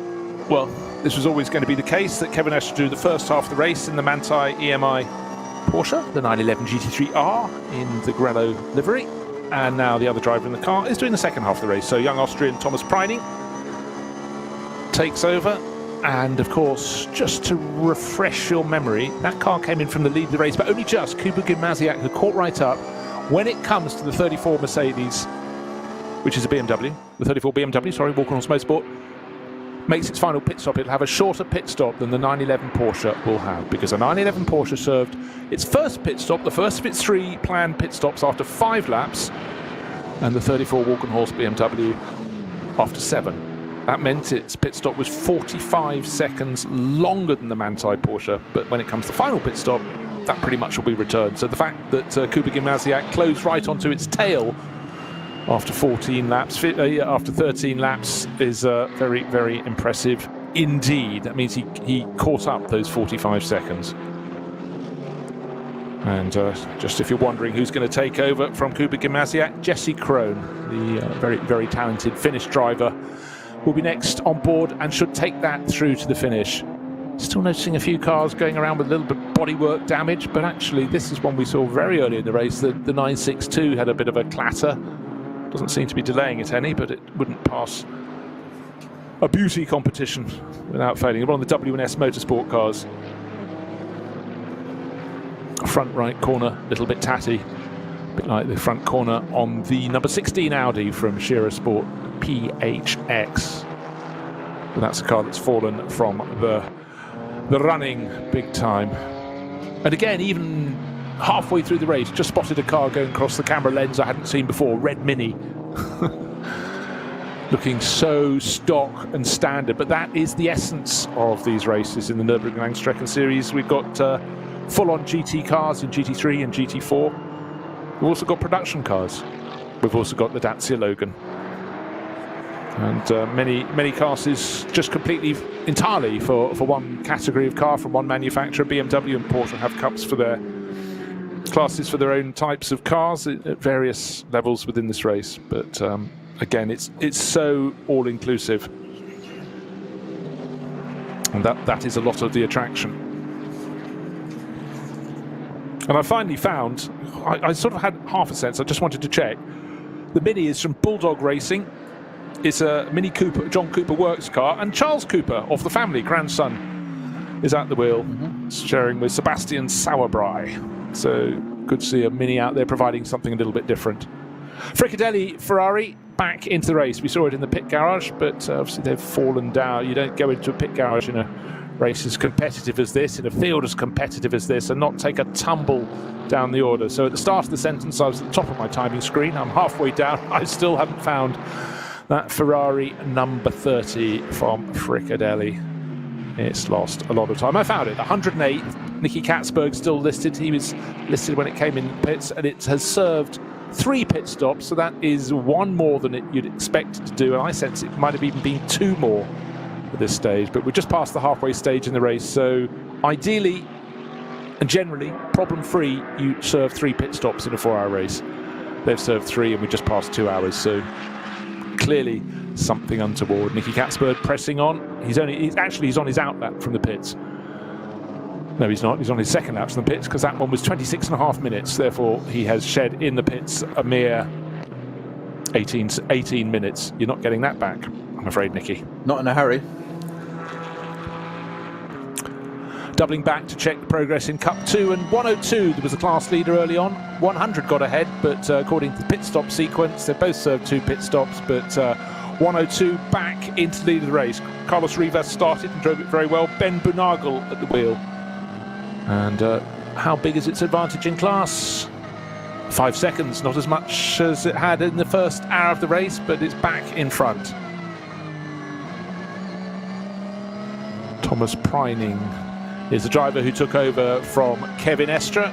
Thomas is in second place, 7.3 seconds down on Kuba Gimaziak, but Kuba will be coming in soon. And again, just looking to see, we've got this very frustrating and very, very long slow zone. They almost come to a standstill as they hit the start of that. What was that, Marshall's Post, about 160, and it goes to 180 or whatever. So many corners interlinked. 187, yeah. Also, the track's really greasy. Just, I know I've been quiet for a minute, Bruce. I've just been looking through. We've said quite a few of the teams have onboard cameras, and of course, their teams, you can go back and review that. I've just been looking at the Manthey Porsche with EMA, the number 911 Grello car, watching because he was following Gunon, and now I know why the bonnet was up. How much did it suddenly blow? It's rather a large impact with the barriers. Oh, okay. If you Okay, press the start. Okay.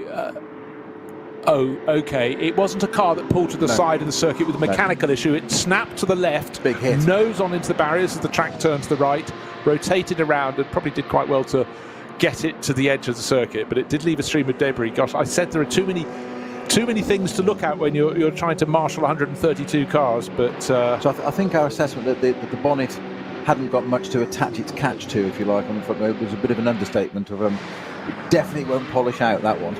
Most of the front of that AMG is somewhere on the Nordschleife, still not attached to the car on the back of the flatbed. Yeah, I think it spent a while fluttering down from the air. So that really was a nasty one, and it's very unusual to see these top-level drivers having moments, making mistakes, whatever like that, because you look at them, how many races they do per year on the circuits they do, and the ones that win regularly at this level, you know there's something super, super special. So Jules Gounon won't have enjoyed that one. Didn't see enough of a lead up to see if anything had put him offline, but certainly clearly the track was going to the right and the Mercedes was going sharp to the left, so that was yes, again, afterwards you can go home, or be at home, you can look up these things. I'm sure you'll find it on the internet, but that wasn't entirely comfortable viewing. But the good news is the car has been recovered to the pit lane, but you can understand the degree of barrier damage as well, because you know, these are heavy tools, and when they go off, and after winter, of course, all the ground's all muddy and soft, and certainly is around here, it could do a little bit more damage. But right, leading the race, Kuba Gimaziak. Will he come in after 14 laps? I thought he might. No, he's going to the full 15. We saw an 8-lap stint from the 911 Manthey EMA Porsche. That served its second pit stop after that 8-lap stint, and clearly Kuba Gimaziak is also going to do that. We don't normally see 8-lap stints, but we've had quite a lot of slow zone areas. That's made them able to eke out that extra lap from 7 to 8. So I have to reach down for my rather scruffy notepad, and right after 15 laps, we ought to be getting number 34 make its pit stop, but hasn't done it as yet. Sorry, in that shunt that took out the number 9 Mercedes, Gounon just got slightly over to the right and just clipped the grass on the right hand side, and that snapped it to the left. Just going up the inside of a back marker, and that's exactly that thing. That judgment, absolutely right, but just right to go past the car, but just clip that little bit of grass, and that's it, and it's just turned the car around, and that's a big bill for that Mercedes. That really is, and actually we are talking probably being maximum 30 centimetres a foot. Absolutely. off where he'd that normally critical. be. He wasn't taking, going, right, I'm putting the whole car across the grass. It was just that little, what was that, narrow difference between being on the white line at the edge of the circuit and on the grass. And that's all it was. But big impact. Out of the race. The car's been returned to the pits on a flatbed.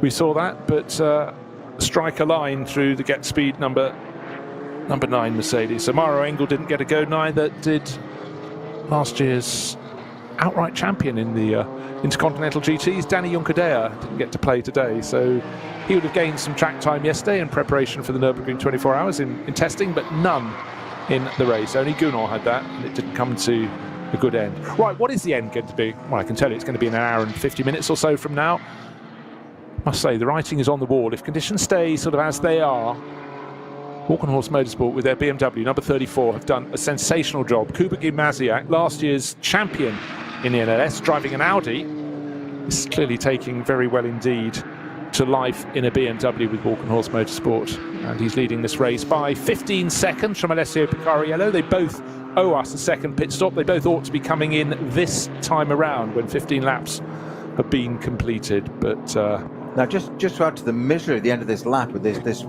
massive 17 Marshall post. In fact, it's longer now. It's Marshall post 170 to 185. Nearly to 200 now.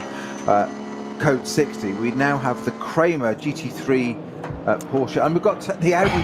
The Audi What stops team? again. Let me just finish the Kramer bit first. Sorry. So that's our Cup 2 entry, car entry 121. That's crawling down the Dotting Hoe. So just after you clear those all those zones and you get up to the Dotting Hoe, you can't. We've now got the number 5. Audi facing the wrong way again. I think it's the whole set. There's something locked on that. It's sitting across the curbing on the outside the track. But this is the car that had the Renger van der Zande. We thought it was power steering problem, didn't we, when Frank Stippler was driving that? But it's an unusual position. The car had locked up, great black tyre marks up to the point at which it's come to a standstill. Yeah, it's on the exit of the third turn of the GP circuit. So it's gone right, left. That one said it's a fast-flowing one. You've got a lot of runoff area on the right-hand side. But it's just the way it's positioned looks exactly like it's just swapped ends and stopped. Yes, it's ended up with the nose pointing to the right instead of to the left, which is where you would naturally be going at turn 3. But it had locked up fairly monumentally. So anyhow, it was deep in the 60s. It was 2 laps down on the front runners.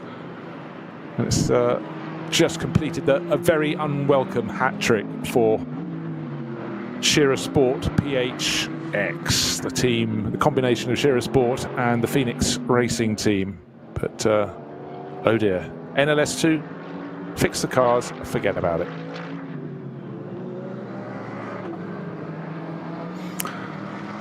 Gosh, it is extraordinary. You think, we'll hedge our bets, we'll enter 3 cars, must get a good result. And it just means they've got 3 cars to repair, get home, fix. So tricky for them, but out comes the cliche. That's racing. That's all, folks. Where did that one come from? So, Kuba Gimasiak leading by 15 seconds from Alessio Picariello. Picariello has been chipping away at that, but their runs will come to an end. They did the first stint, they're about to complete the second stint. It's a 4-stint race. And they're going to give their teammates a go, but it's been another really strong showing from the pair of them. The next car in line is another 14 seconds further back. It's the car that started on pole, Rutronic Racing Porsche. Julian Andlauer didn't get away totally cleanly. The first 3 positions swapped around pretty much every corner on the bit of the Grand Prix circuit we use. Once we got onto the Nordschleife, it was the 99 Rover Racing BMW in front, but it didn't complete the lap, didn't even get halfway round, because unfortunately Philipp Eng ended up just running a little bit wide at Kittelbacher Höhe, went into the barriers and somehow didn't bounce back across in front of everybody else, because that would have been an absolute field of carnage.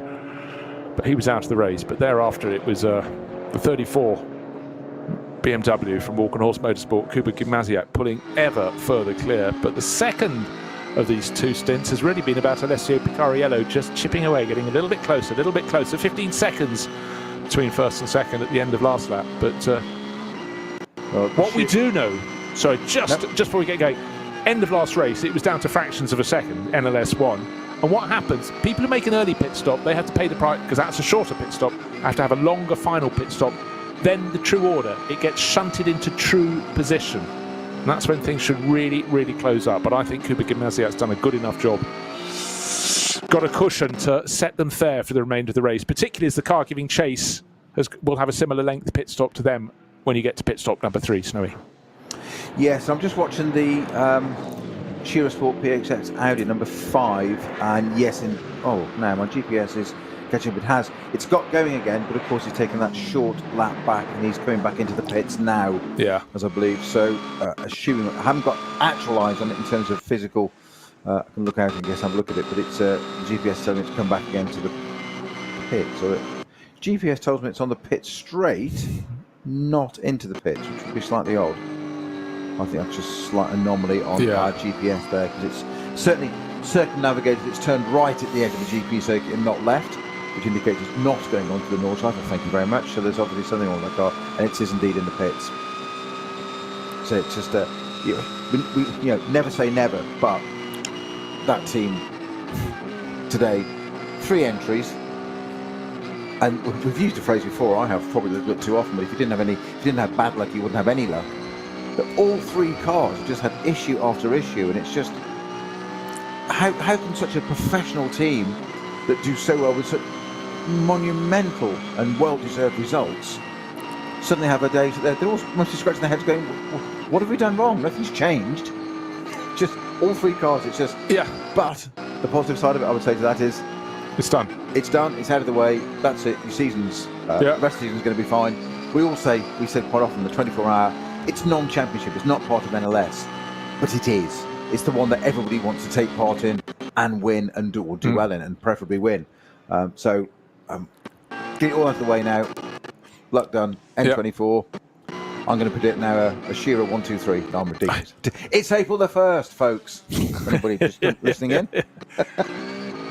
Yeah, sorry to upset everyone. It's April the 1st, but you certainly feel Black Cats will be safe. You know this is a recording, don't you? It's not real.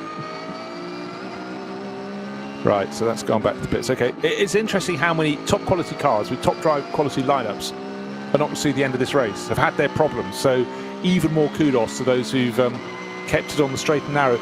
If you looked at the track at the start of the race, it was slightly damp. By the time they'd done the formation lap, there was a 1-car dry line. Only just. And then beyond that, it was anybody's guess. Gradually it's dried out. We've had these little flurries of light rain, enough just to concern teams, particularly if they're due in the end of the next lap. Talking of in the pits, in comes after 15 laps number 34 and number 3, the first and second in the race. That's the Balkenhorst Motorsport BMW. Kuba Gimasiak in after a fabulous stint, and just over 9 seconds behind, gaining a bit more on that lap. Alessio Picariello comes in as well from second place, the number 3 Falco Motorsport Porsche, and likewise Julian Andlauer comes in from third in the number 21 Porsche. Been very well driven from pole position, Rutronic Racing, and he was another 13 seconds down on Picariello, but importantly 30 seconds, fully 30 seconds ahead of Lauren Heinrich in the dynamic GT Porsche. So Porsche looking pretty good. They're second, third and fourth, but there's a BMW up front. The challenge has been passed to Jesse Crone, the Finnish racer. Right, finished the race, but you've got 3 very quick Porsches behind you. What can you do? But Kuba Gimasiak has driven beautifully. So let's just record that. He came in with a 9.3 second advantage. That is all the top runners having served their pit stop. And at Shearer Sport, the team chief being interviewed. And so how was your day?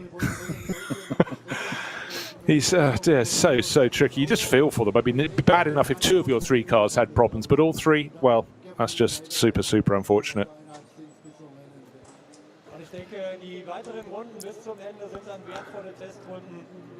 So Klaus Bachler will take over the number 3 Porsche from Alessio Picariello. 2 drivers in that car. I'm still convinced I saw Bachler in it at the start of the race, but clearly didn't, because Alessio Picariello was picked up once they were halfway around the opening lap, and the timing screen and the transponders picked everybody up. Now, just to add to that code 60 area, now we've now got the Max Cruz Racing Golf, which is our SP3T class car. That's car number 10. Is actually just stopped on the right-hand side of the track, just ahead of Brunch and just ahead where all that code 60 starts. So just to extend it to the beginning a little bit more. I suppose it's the place to do it. So, is that, did we say Max Hesse was in the junior? No, it's Dan Harper. Dan is Harper in. now. Max Hesse we saw fleetingly being interviewed. Dan Harper's up into 8th place. Yeah, lapping at good pace. Knows the car, knows the circuit. But he's got a lot of company. He's got Fabian Schiller in the number 12 Mercedes behind. That's the Team Get Speed, one of the Team Get Speed cars. Started by Maxi Gutz, Adam Christodoulou doing the second stint.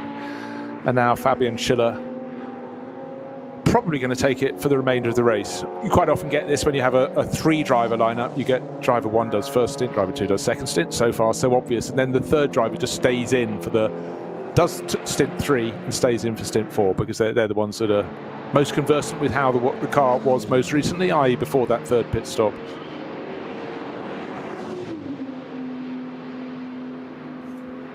So what we've talked about through the course of the race has been largely SP9 Pro, if we will, that's the top class.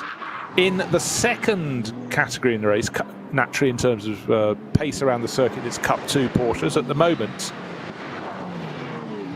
But they're in and out of the pits. 102's lost its position ahead of the Cup 2 class. And that's the entry from Black Falcon Team Identica. But I think it's going to swing back into the lead. But 121 was giving chase. Kay Kramer racing and Moritz Krantz at the wheel. But that served 2 pit stops. Yeah, I think that might have even taken the lead again from Brunagel. We haven't really talked too much about SP10. The car that's leading it is number 187, a BMW M4, but notably, of course, it's the GT4 class that run in SP10. And the driver at the wheel is Nick Wustenhagen, FK Performance Motorsport. They're leading that class. It's BMW from Mercedes by about 30 seconds. That's looking pretty strong for them. And Cup 3, by the way, is led by car number 959. Cup 3, I say it as though you should know what I'm talking about. It's the Porsche Endurance Trophy Cup 3 class, which is a Porsche Cayman GT4 Club Sports. That is being led in 32nd position overall. In fact, rising as others make their pit stops. And it's number 959, SRS Team Sorg Rennsport. They've got the Patrick Gruter at the wheel at the moment. But again and again, particularly in the classes not at the very front of the field, Peter, you see teams that just serial winners. They don't win by mistake, do they? They bring all their experience, the rule book, the vagaries of the circuit, the weather, and whoever's on board, they generally get their drivers towards the front of their particular pack. A lot of these classes have a dozen cars or so in them, some have even more. And so if you can keep appearing at the top, you're doing your job very well indeed. Yeah, there's a reason they keep winning, isn't it? And they've just got a formula that's hard-earned and worked out, and it's kept to it. Just look at bit of wiper action again there from the, I'm going to say it, from the Fricadelli Porsche. It is the Porsche, it's not the SP9 car. I'm not going completely mad. So just to confuse us, Fricadelli switched from being long-running, dedicated Porsche runners to a Ferrari for this season for the top class, but have still maintained a Porsche in a different category, just to completely confuse us. So there's one of each in the race. Right. And actually, while you were saying that, so many updates coming in. We saw the number 5 Audi sitting in a strange position at turn 3. Apparently, that one collided with number 176, the SP10 class Aston Martin at turn 3. So in the Mercedes arena. So that could explain why we saw that sitting, not looking very happy, facing a not natural position down at that point on the circuit. You know, which point of the circuit you say is an easy part of the circuit, because it's on the Grand Prix loop before the cars go out onto the difficult part, the majority of the circuit, which is the Nordschleife. I love how Harry referred to the easy part of the circuit. No, it's all comparative, you see. Brilliant. Shall I call it what one would call the easy part of the circuit? Anyhow, right. Less challenging, I would describe it. Yes, but comparative comparison, as they call it.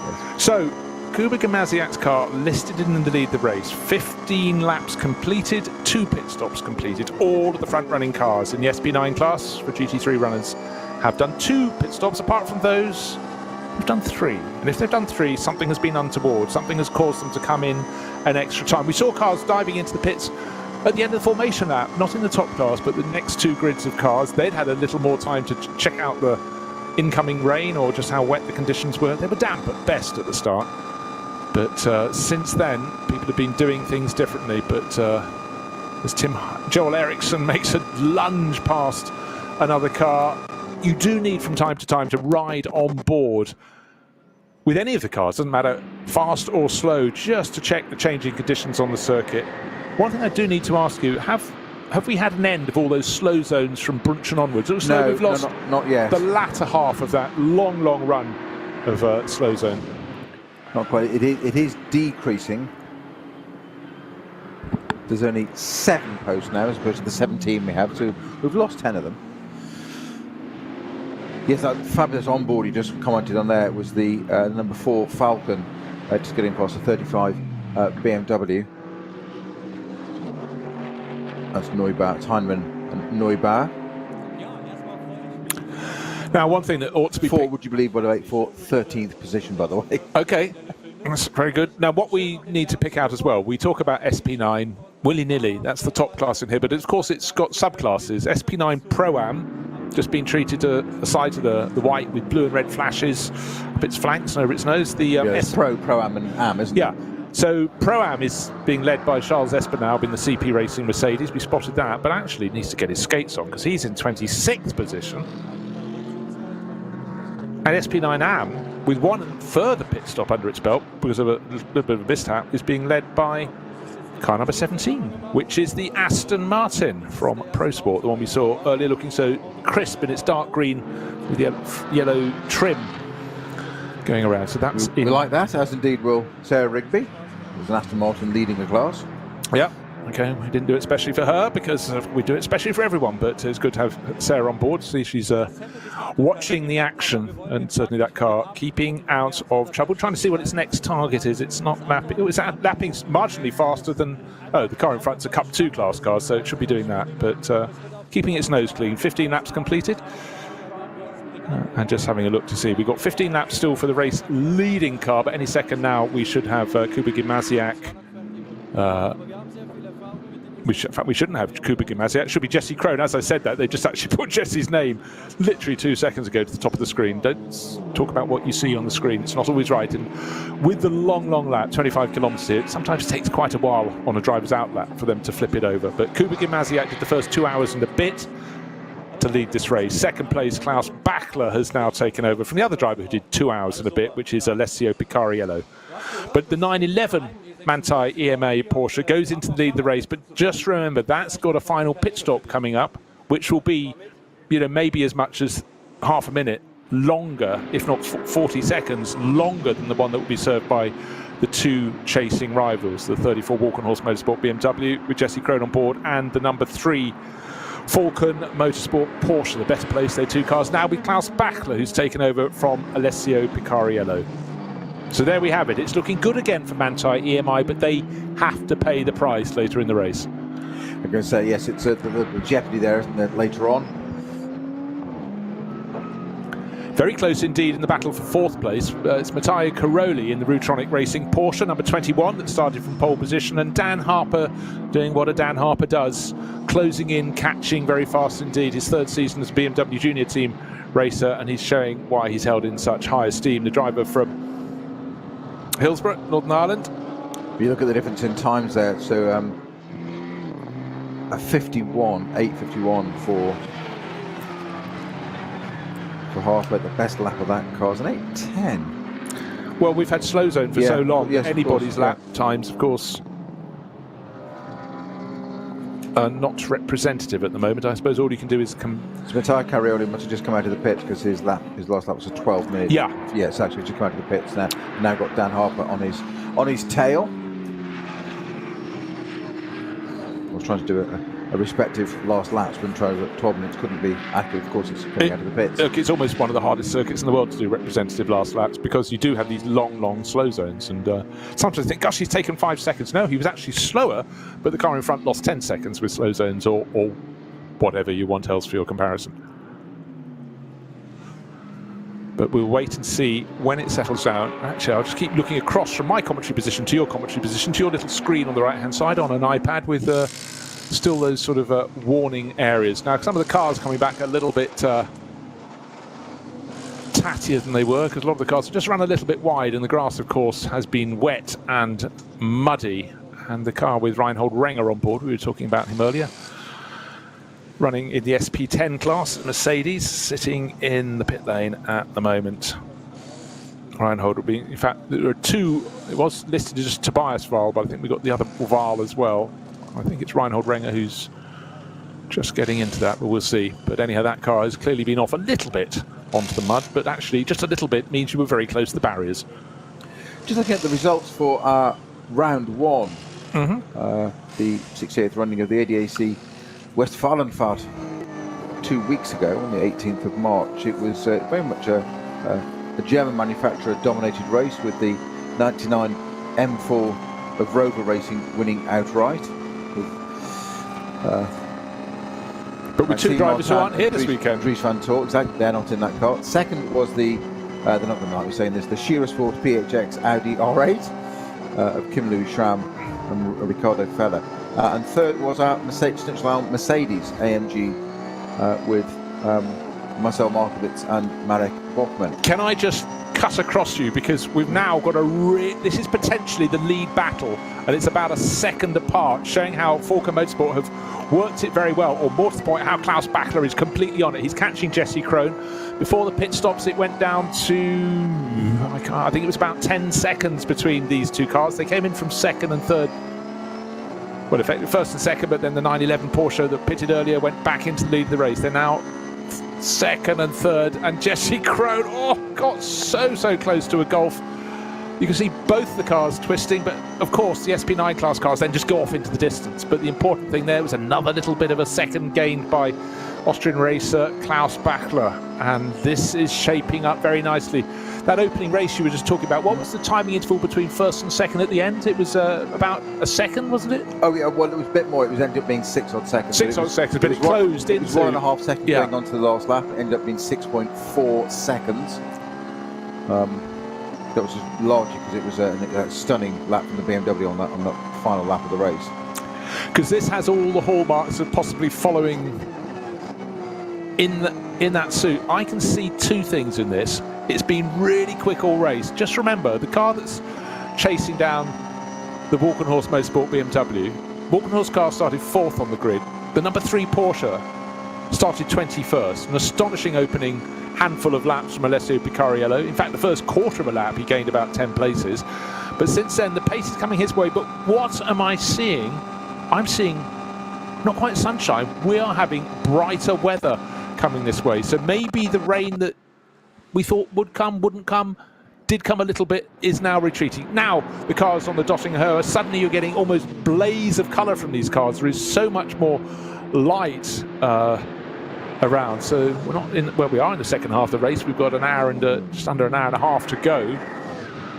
Of course, maybe a car that was set up for a damp circuit is not going to be so good when you're now on a full dry circuit. We're getting towards full dry. I think Klaus Bachler catching Jesse Krohn. This is the sweet spot for the Falken Motorsport car, but if it continues to dry, maybe, just maybe, Walkenhorst car will be better than that. I can't know, I'm just guessing, I'm putting in versions of what may or may not happen, but it looks like it's going to be a classic scrap. But Thomas Preining, he's the race leader. Must be, surely, sitting on a 22-second advantage, going off to win this race. No, we've got that final pit stop. He'll definitely have to spend more time in the pit lane. NLS never fails to confuse in the nicest way possible. No. What I was trying to look quite laboriously explain was that first race, it was German manufacturer dominated, BMW, Audi, Mercedes. We had to look down to 7th for the first Porsche, which was the Manthey car, 911, on that first round, and then in 9th as well with Falken. What have we got this time? Porsche, BMW, consistent. Porsche, BMW. So the Porsches seem to be stronger today. I know the Van Tor car isn't there, except different people driving that, but it's where were they at the first round? Where are they now? Yeah, top non-German car was 8th in the opening round. Marco Mappelli and Kelvin van der Linde. This time van der Linde is in the Lamborghini, in the Huracan. Yeah, he's in a Lamborghini, and he's in 12th place. We'll probably pick up a few places because there's a very strong lineup in that car. actually this weekend, but maybe it'll get in the top 10. But again, it's those German marques just in control. Porsche, BMW, Porsche, Porsche, BMW, Mercedes, Audi, Audi, BMW, and Porsche. That's your top 10. Yeah, Jordan Pepper aboard that Huracan at the moment.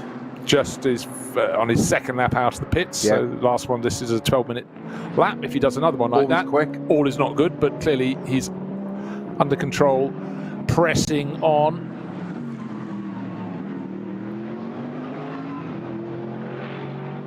There's some good scrapping. You know, you do get moments where suddenly, you know, obviously it's the art of a good TV director. They just, you know, not much is happening and they find something. You've still got 100 and something cars going around the circuit here. Many class battles. SP8T just being treated to sights of cars in that. Car number 151 looks fantastic in a GT Tyres M4 GT4 variant as opposed to an SP9 category GT3 one. It's only two drivers in two cars in that class. Pippa Mann making a rare outing. See her racing Indy cars and many things in the past. Certainly Carrie Schreiner and Celia Martin. And also early in the race we saw Ben Dorr in the rival car, the Aston Martin from Durr Motorsport. But it's the BMW from GT Tyres that is leading that class.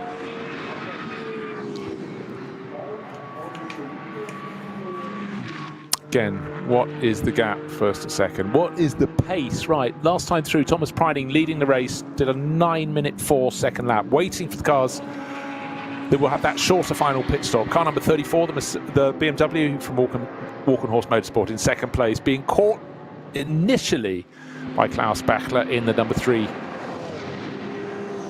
Now we've got third, fourth and fifth, very close indeed. Klaus Bachler has got Matteo Caroli in the Rutronic Porsche and Dan Harper challenging as they come up the Dottinghur. Dan Harper's got through before they get into Tiergarten, just closed the door across the nose of the Porsche. We could see that Dan Harper was catching Matteo Caroli, but did another good job. And again, it's the experience you gain here, working that slipstream, Snowy, down Dottinghur, and then up Dottinghur, if you will, as it goes into compression and then rises.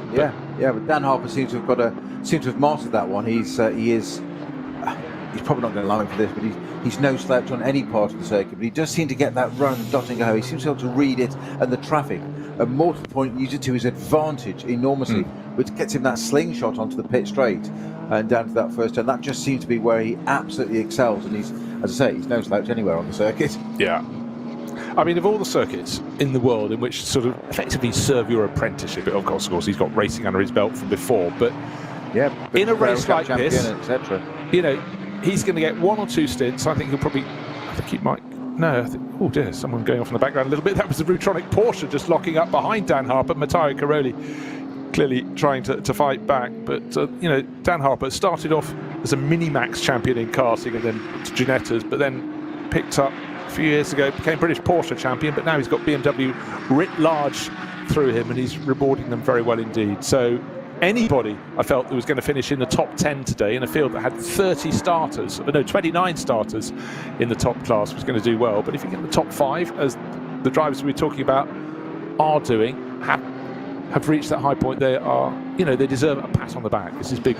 Oh dear, we've got a rear-ended Porsche Cayman number 410 sitting smoking on the infield, nose into the track. Wheels are missing. Yep. The rear, oh yes. Tyres come off the rear, or maybe the wheel as well. The front left completely removed. And the left rear as well. So that's a biggie. That certainly is. Is it 410? 410. I'm just flicking through. I can see body parts at the side of the circuit from what's come off the car. It's the MSC Adenauer, so a local car. A couple of Thai drivers in that, along with David. Ankina. Yeah. And Vasuranatra Ackerman, I don't know who was at the wheel of it at the time, but that's had a major impact with something, hasn't it? Yeah, it really has. Just kind of trying to scroll down to see who was aboard at the time, but yes, it was one of the 2 Thai drivers. It was a Karapong, a Kananurot. So, I chalk that down to experience. You never know if it was push or shove, but either way, there is the bodywork parts. What's it? Tattered at the side of the circuit. It's on the left at Tiergarten. So let's just have a. So that's going to be a code 60. It is indeed now a code 60 into Tiergarten. So that's going to put pay to Dan Harper doing his little trick down there. getting any pace on the next lap round, and that's going to be a while to remove that car, I'd imagine, because it's pretty heavily damaged there. Hohenrain is the place it's listed as. Driver left on the grass, code 60, with 1 hour and 21 minutes to go. Thank you, right turn lover. So, again, these things, there's a constantly changing scene. Teams constantly have to appraise the information ahead of them. Slow zones, dirt on the circuit, oil on the circuit. The driver is out of the car, so it's very good to see that the driver of the 410 Porsche Carapon. You sure he's got Toyota overalls on? Yeah, but maybe it's the first time he's driven a Porsche. You got in the wrong car. Sorry, that's unfair. That's unkind. Indeed, but again, I think it's fabulous that we see two Thai drivers have come across to compete here, gain experience on this circuit. Of course, they've got a very vibrant racing scene over in Thailand. They've got the Super Series, and they've got, in fact, I'm going over there in just over a month's time to Chang International at Buriram. Great circuit. I remember I went there first time about 5 years ago. Couldn't believe it. It was a great circuit, but the quality of the infrastructure. You sort of arrived, and the grandstand was about 5-6 stories high, and as you approached, lovely hospitality suites, great commentary position up high, rather hot. But their scene is very strong, and it's great for them to come and gain experience over here. So, driver out of the car, but Snowy's screen, once he opens it up and pins down the corner, you will find that there's I'm just trying to see the length of the slow zone, but anyhow, I think the car was quite visible, but those two left-hand wheels having been either twisted out of shape or knocked out of true or removed. They've broken off. They're not really attached to the car. They're still in the wheel well. So that the slow zone starts basically, Bruce, on the kink, the left-hand kink of the Dottinger and starts with a double yellow, becomes a 120, and then becomes a 60. All the way up to the top there. So you say it kind of starts at both Tiergarten and going Hohenrain. So we thought at the start of this race, when it was slightly damp, there was more than a chance that drivers would get it slightly wrong, but in fact they were remarkably good. We did lose the race leader, Philipp Eng, on the opening lap of the race, just got a little bit wrong at Kittelbacher. But now, late in the race, but of course, for some of the drivers, they've only just maybe starting their first stint, partway through their first stint, and unfortunately that number 410 MSC Adenau Porsche Cayman, running in the V6 class, has had a clatter with the barriers. Driver is out of the car, one of the two Thai drivers in that car. It's all about gaining experience here. That wasn't an experience they would have ticked the box for, but again, the course vehicles very, very quickly up to the scene of the crime. Oh, well, the tyre marks tell the story. The barrier very much folded back. The driver is where the track has turned. As you got the rise, the track turns to the right. And that Porsche Cayman went pretty much straight on, probably clipped the curb on the inside of the corner. I think that's what happened. I think he's just unweighted the car. And then it just got from full ABS. And that's what the time was. That's why it's hit the barriers so hard. Where the track turns to one side there, the car has clattered the barriers, cleared the track, moved hard across the circuit to the far side, is parked on the grass on the inside of the final corner with those two left-hand wheels missing. So that would have been a big, big blow. But, a second or so before the curb was hit on the inside and launched the car, all was probably absolutely fine.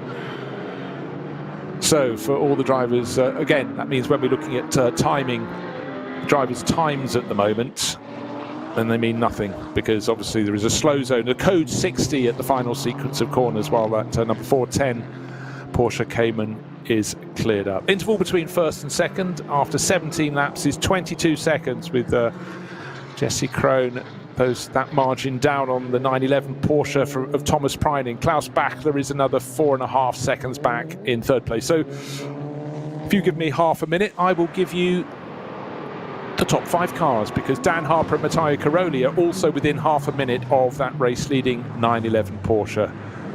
So for now, Thomas Preining leads the race, but I'll say it one more time, his final pit stop for the Manthey EMA Porsche will be longer than those that stopped 2 laps later at the end of the opening stint of the race, and that includes the 34 BMW in second place and the number 3 Porsche in third.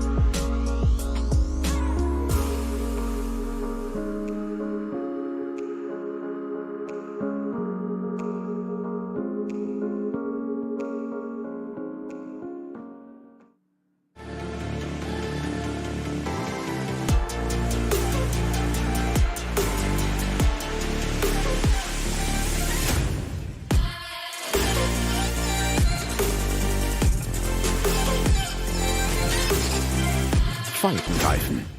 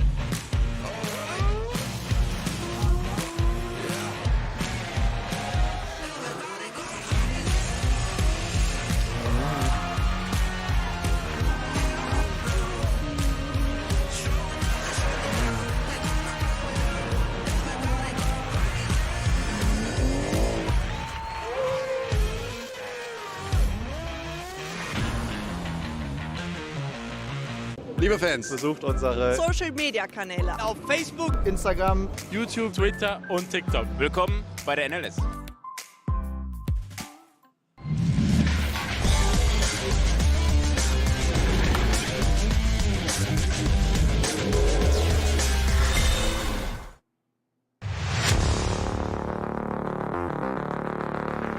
Experience is what pays in so many ways when you're competing on the Nürburgring Nordschleife, but certainly in the NLS, you see the same teams working their way to the top time after time. The other team that needs a lot of praise is the rescue crews. And already the top of the barriers on the exit of Tiergarten that have been pushed back so enormously by the MSC Adenau Porsche Cayman. Almost back true. A flatbed truck with a crane on top has come and pulled them back upright, because before there'd have been a launch pad. Fortunately, they did their job and they look capable to do their job again. So the clock has 1 hour and 9 minutes remaining to the end of this 4-hour race. This is NLS2, the second race of the championship for 2023. Is this the quiet before the storm? What we can tell you is the race-leading 911 Porsche from Manthey EMA will have to take its final pit stop some while before the final pit stops from its rivals, and that means its final pit stop will be a lot longer because it's a mandatory time you have to serve according to the number of minutes before the end of the race that you come in. And in fact, very kindly, with 1 hour and 9 minutes remaining, that is the first point on my chart. If you came in now, you'd have to be at a standstill for 300, from pit in to pit out, I beg your pardon. Your pit stop would have to be 357 seconds. If you came in half an hour after that, your pit stop would be 278 seconds. So, you know, massive difference. What are we talking there? 79 seconds. An hour, a minute and 19 seconds would be the difference. Nobody is diving in for that final pit stop yet. But certainly for the Manthey EMA team, they're sitting pretty at the front, but not pretty. They're sitting at the front. This is walk and horse race to lose. But the dark horse in this is that pesky BMW Junior team. They've worked their way forward, bit after bit. Each stint, they've moved a bit further up the order. Dan Harper pushing very hard indeed. He's gained, we've seen him go from 5th to 4th, now 4th to 3rd. And Max Hess, we saw him being interviewed earlier in the pit lane. He's waiting for the glory run through to the finish. But how high up the order can Dan Harper push them? They've shown their experience. They've won here before in the NLS. They've honed their craft, and they are very, very good. Yeah, just look at the difference in the lap times of those top cars, and the Porsche 911 car number 8:55. BMW 34 in second place, 8:40. Dan Harper's junior team car 8:39.9. So not much in it there, but 7 seconds between first and second, 12.4 seconds second to third. So need to watch that gap come down. So we'll look at some of the sector times and see how young Harper pushes on there. And indeed, what a surprise. That said, actually, the second place BMW having a good run. Who's driving the second place BMW? I've got no name on my Jesse Crone. Jesse Crone. It's completely blank on my screen at the moment. Yeah, mine as well. That's fine. That's fine. That's why he started the race as Jesse Crone in inverted commas. I remember that, yes. Maybe they've rumbled him. Ah, that's it. Maybe they've checked it. No, I was going to say checked his license. No, let's not go there. It's been quite hard to really gauge the ultimate pace of a lot of these cars because, as I've said, we've had so relatively few laps where they've had clean running, apart from majority of that first hour. But since then, we had that period where it seemed about a sixth of the circuit, which is a long distance on a circuit as long as this. It's 25 kilometres round. Had slow zone while repairs were made. But at the moment, we're looking at the final sequence of corners at Tiergarten, the barriers that were clattered into with some force by the number 410 Porsche, the Cayman from MSC Adenauer. It's been repaired. It's still a slow zone there, still a course vehicle sitting, an intervention car. It's being the barriers, not the car. Yes. Yes, indeed. Yes, the car will take a little more than a twitch of a tail to fix. Once the cars are past there, they can go back up to full racing speed, and the battle between the number 3 Porsche and the 21 Porsche. So Falco Motorsport and Rutronic Racing, the order's about to be reversed because Rutronic dived down the inside into turn 1, get just across the nose of Klaus Bachler into turn 2. So Matteo Caroli for Rutronic Racing took over from Julian Andlauer, is pressing on very nicely indeed into turn 3. They're fighting over 4th position, and the fight is not going the way of Klaus Bachler. Disappointing, because that was one of the 2 really quick cars in the early stages of the race. The number 34 Walker Motorsport BMW in the hands of Alessio Picariello, certainly that number 3 Walker Motorsport Porsche. But I did comment as we went with about an hour and a half to go that how were the cars set up for the start of this race? A car that was quick when the track was damp, if it dried out, might really start to lose performance. And maybe it's also the fact that the Falcon tyres are less suited at this stage in the race, these track conditions, to the conditions as they are, because certainly Klaus Bachler shouldn't be struggling in that car, but he's been picked off first by Dan Harper, now by Matteo Caroli. And maybe that final pit stop can't come soon enough for them. And just bear in mind, of course, Snowy, when we look at this, is Thomas Preining will do the remainder of this race. He'll do the final one of the 4 hours, because it's a 2-driver lineup in the 911 Porsche from Manthey EMA, but he has to come in and serve that final pit stop before his rivals. That's going to really hurt. So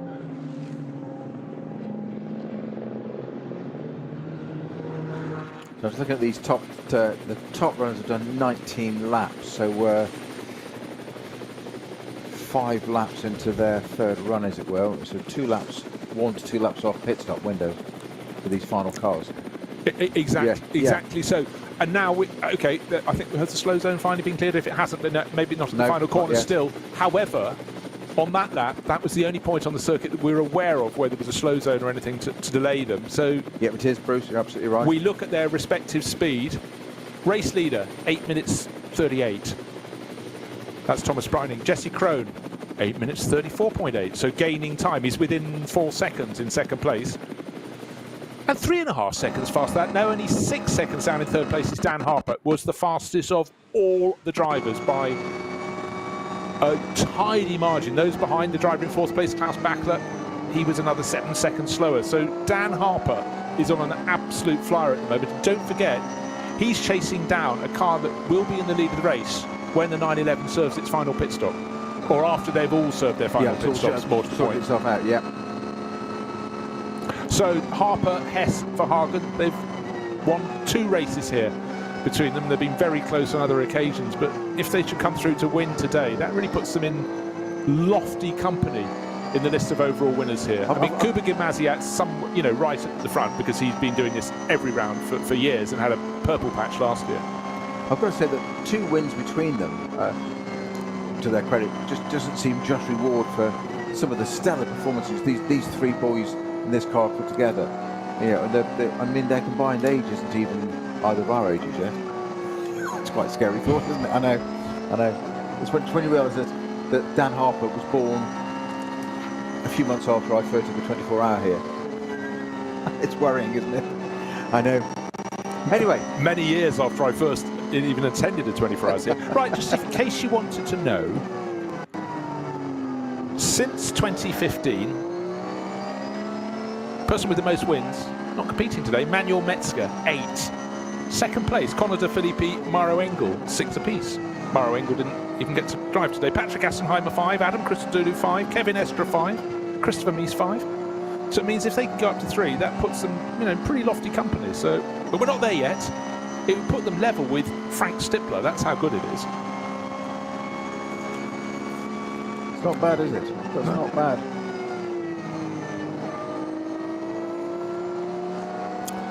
Again, looking for people making gains. Unfortunately for the number 3 Porsche, it's going backwards a little bit. Ty Caroli got ahead of it and is continuing as they're halfway around the lap to pull clear. So back to 5th place now for Klaus Bachler in the better of the 2 Falcon Motorsport Porsches. And don't forget, today they started in 21st, I think 25th position. So clearly qualifying did not work for them. Track conditions were wet, slightly damp at the start of the race. It has dried out. There have been little flurries, but having got up into that 2nd place, challenging, it looks as though that was going to be where they would end, but they're down in 5th at the moment. Now the code 60 at the end of the dotting area is now cleared. We've now got a fresh one, just before fluid flats. So we've got end of the Hatzenbach complex, as I call it, if you know what I mean. Then we've got the drop down and up to Flugplatz. So I'm just trying to see what it is. It's, I think I'm going to just check. I think it's car 515.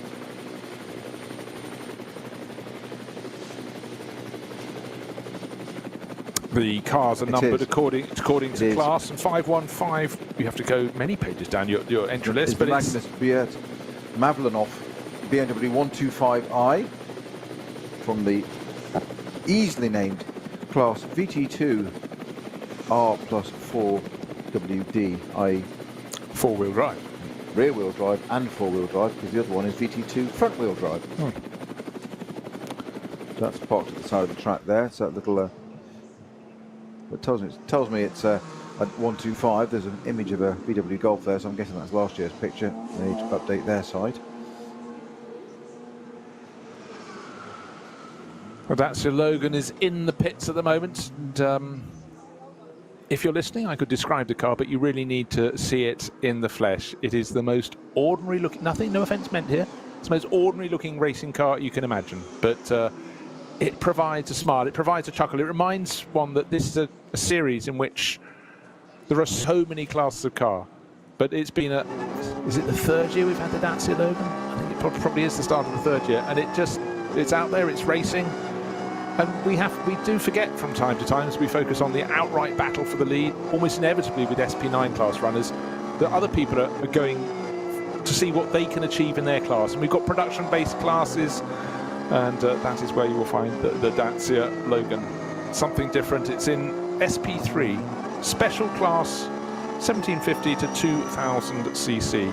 It's up against Toyota GT86, two GT86s, and two Renault Clio Cup cars. But Olivier Chris, Thomas Geilen, and Maximilian Wies. Now we've got at the wheel of that one. We're into the wrong number. This it's car number 7. It's actually listed as 007, which of course should be on a certain brand, i.e. Aston Martin, not on the Lamborghini, which unfortunately did. Look, I've got the Conrad Lamborghini at the side of the track at Flugplatz. That's not what the code 60 was about. That was the 515 car, but this is now coincidental. Okay, well that's just happened, yes, because it was running in 15th position, 2 places down on Jordan Peppers, the other Huracan in the race last time around. Now race leader through 20 laps completed, new race leader, because Thomas Preining has just been demoted. He was down by half a second over the start-finish line. That means Jesse Krohn to the lead of the race. That also means that Dan Harper will be very close. In fact, the first 3 cars covered by under 1.5 seconds. It's closed right down, but that means plenty of time gained, 4.5 seconds gained by Jesse Krohn to take the lead of the race, but even more time gained, another 1.5 seconds gained by Dan Harper. Once Jesse will be up to second place soon. 8:01.6 on that last lap. Fastest lap of the race. Boom. He's quick, isn't he, that kid?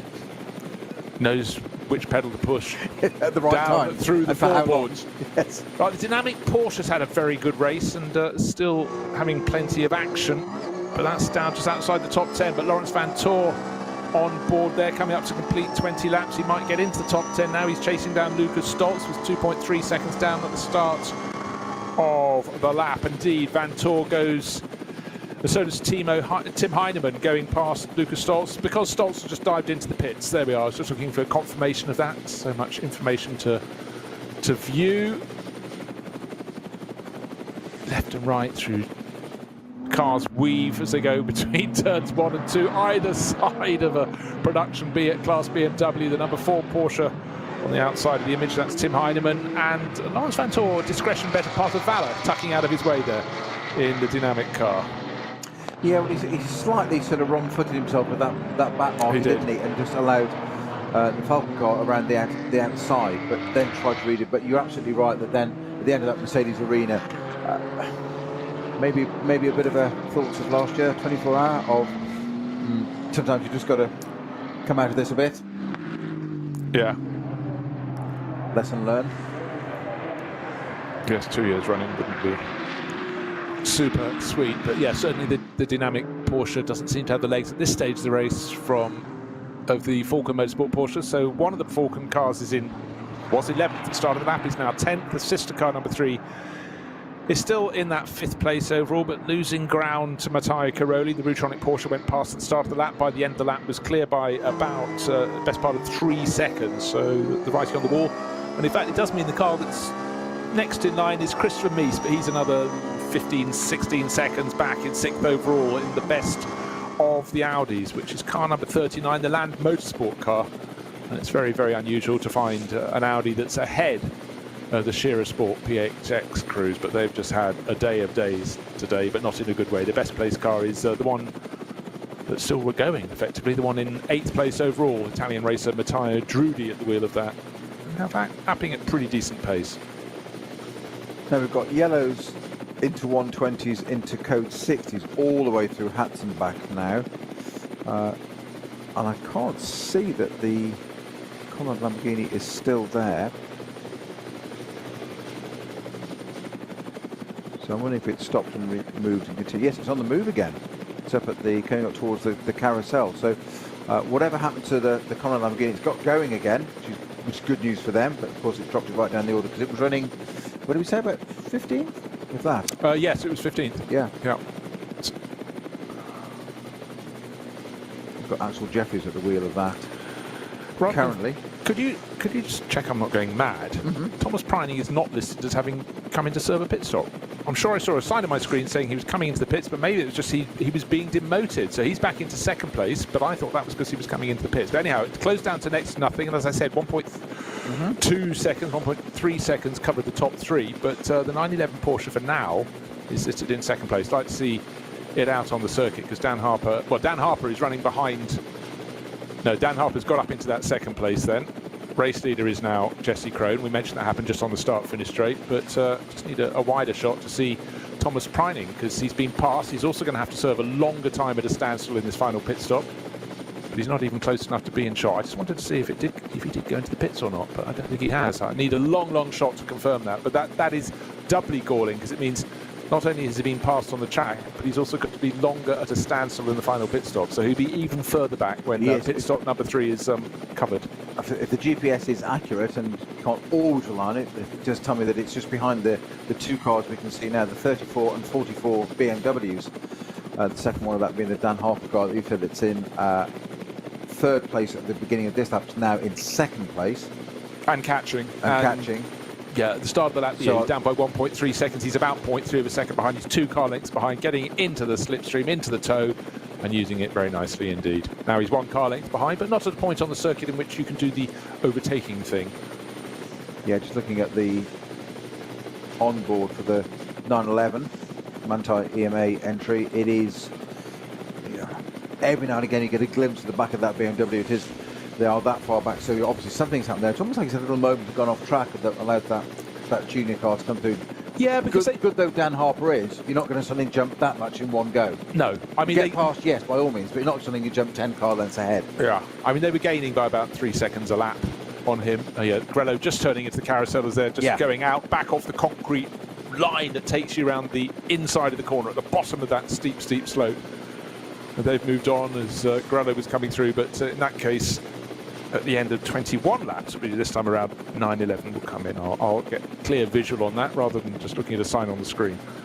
But 1st and 2nd, super close. Bear in mind the Walkenhorst car, number 34, with which Kuba Gimnaziak took the lead when Philippe Eng crashed on the opening lap of the race. They've chopped and changed in the first 2 corners.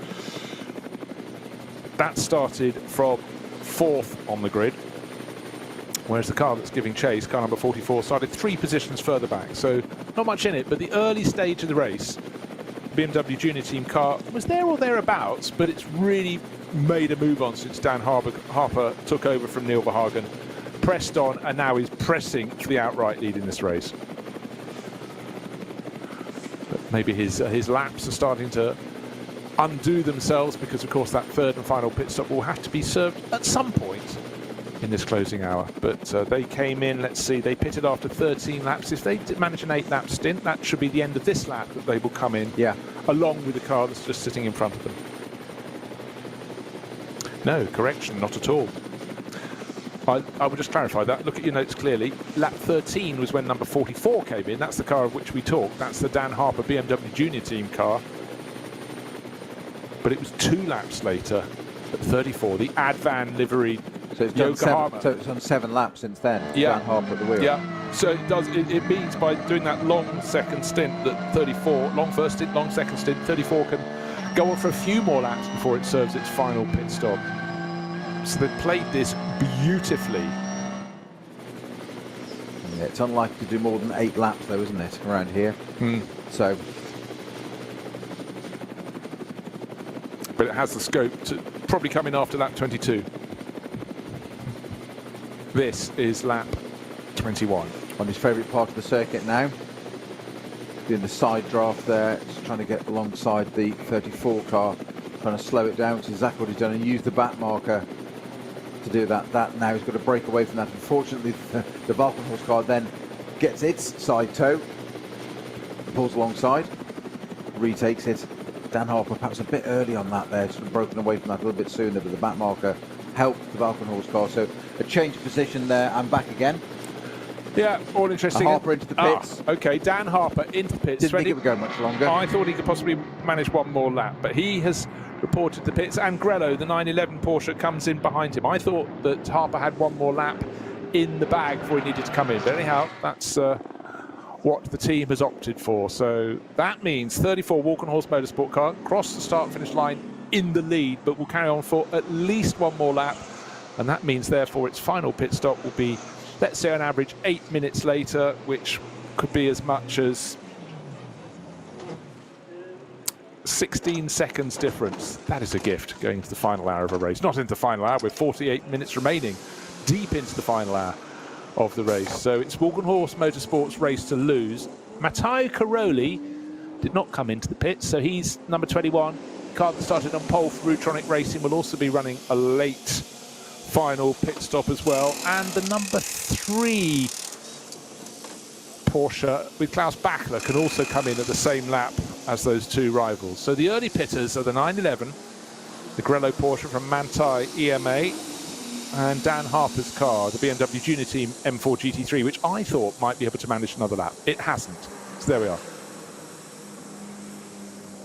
Whereas it was brightening, the sky was getting a little bit brighter a while ago. What has been a very grey day, so though it's closing in again, getting a little bit darker for the end of the race. But I think it should be fine to stay dry. What a stupid thing to say on a race on the Nürburgring Nordschleife through to the end of this race. We've flirted and skirted with rain, but today it looks so it ought to be dry to the finish. The BMW Junior Team M4 down onto the deck. Neil Verhagen started it. Dan Harper did stint number 2. We're going to this final stint with, of course, the pit stop is complete, but there is a minimum time from pit in to pit out, and that is affected according to how many minutes before the end of the race this final pit stop is served. And so the pit stop's finished, but the car can go nowhere until the team member with the stopwatch works out the time has been completed and the car can get going again. The 911 Porsche is being held accordingly in the same fashion. A brand new set of Michelins on that. The BMW Junior Team car starts a rolling. It came in ahead of the Porsche and will leave ahead of the Porsche, which is as you'd expect. No driver change in the Porsche. I'm not sure if there was in the BMW Junior Team, where they've left Dan Harper aboard or put Max Hess on board. Put Max Hess on board. Max Hess is on board. Confirmation comes up a very nanosecond that Peter said that, but the 911 Porsche was a 2-driver lineup, so they're always going to do half a race each. So Thomas Preining will be back into that, or continue in that, through to the end of the race. 46 minutes remain on the clock. This race is to be lost or won by the Walkenhorst 34 crew. Kuba Maziak kicked off. Jesse Krohn will take it through to the finish. Can there be a late charge from anyone else? But any car that's just made a pit stop will have a pit stop that is longer than the pit stop of the car that has had just moved into the lead of the race before they made their pit stops. So looking very good for Jesse Krohn, building on the work of Kuba Gamaziak. And it certainly is looking very, very strong for that pairing.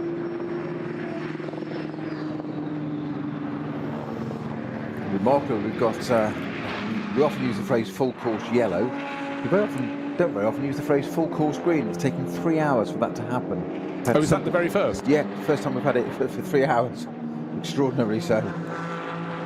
Yeah, so because it's always quicker to recover a car than it is to fix the barriers. We've had a few barrier repairs needed today, and it does mean that those slow zones are out for some while. Good, right, let's see what sort of lap pace the drivers can manage if they can run full green through to the end of this race. Just under 3/4 of an hour remains. 4 hours of racing for these early rounds of the 2023 Nürburgring Langstrecken Series, the long distance series that attracts drivers from all around the world. We saw an unfortunate moment and a clatter into the barriers for one of the Thai drivers we came across to experience this great circuit. Not just a great circuit, great field of cars.